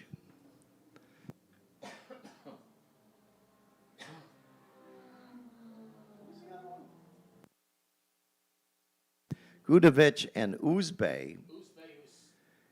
And Uzbek in that black 62 Lotus 23. So tough way to finish it up for those guys, but here's your top 10. With 740 of Mark Hamilton Peters takes his 4th victory of the weekend in Elva Mark 7S BMW. Martin Hosek in his 57 Devon Special wide body finishes in 2nd. Then it's Dave Hagan in the 67 Porsche 910. Hervey Park in the 11, his 65 Jannetta G4. Joseph Baruch in the 57, a 93 Mazda Miata, finishes in 5th. Then it's Rich Mulliman in the 347 Austin Healey, Patrick Daly in the 53, which is a 92 Mazda Miata. Grudevich has scored 8th at this point in a 66 Janetta Codeve in the 282, James Codeve in his Austin Healey, and then Stuart Hawkins in the 26. So provisionally, that's your top 10. We know Hamilton Peters won going away. His margin of victory, 19.992 seconds, Frank. So he had a dominating weekend. Hosick gets another second place finish. Another historic festival finishes up. I think it's time. Awesome, huh? It's time for a cocktail and a Hummel Brothers hot dog. Because we've been up here pretty much all day. Thank you, Rick. Thank you, Craig. You know, it's a pleasure to come up here and be invited up here to join with you guys. I'm sorry you didn't get to drive as much as you would have liked. Well, I would have liked to have driven, and we'll do another race again. You could have been right at the top of the charts there where the big bowling trophy is handed out for the group. I think not. If you But- come back with a camouflage car, can we call it the 13th Valley car? Absolutely, you know, and just, you all can't really hear up there, but, you know, my Formula Ford is painted camouflage with number 13, 13th Valley, and I promote my brother's book, which was a New York Times bestseller on the Vietnam War. And so that has now sold millions of copies. Yes, sir. On Audible, and there's the plug. Excellent. Well, Frank, really appreciate it. Thank you so much, Frank. It's awesome to see you as always. Thank you for your help, sir. Good to be with both of you guys. Go down and return this radio, and that's so I can. So that'll wrap things up for Historic Festival 43.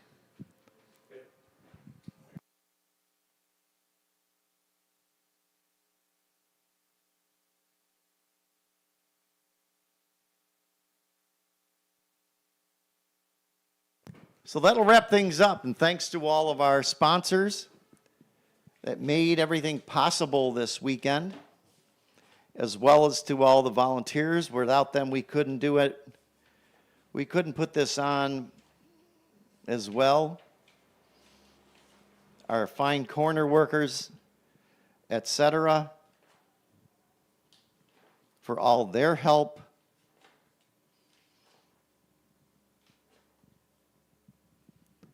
The Right-Handers Club, thanks to them, to all their wonderful volunteers of Lime Rock Park, which is the Right-Handers Club. Appreciate their yeoman's work, not only this weekend, but throughout the season. It's been a great weekend, beautiful weather. If we could clone this for every historic festival, I think Skip and Dickie Regal and everyone else involved at Lime Rock Park would do so in a heartbeat. Great to see you fans here. I think we had some exciting racing and look forward to seeing you soon. Thanks again for coming to Lime Rock Park for Historic Festival 43. Safe travels. Look forward to seeing you all soon. All the best.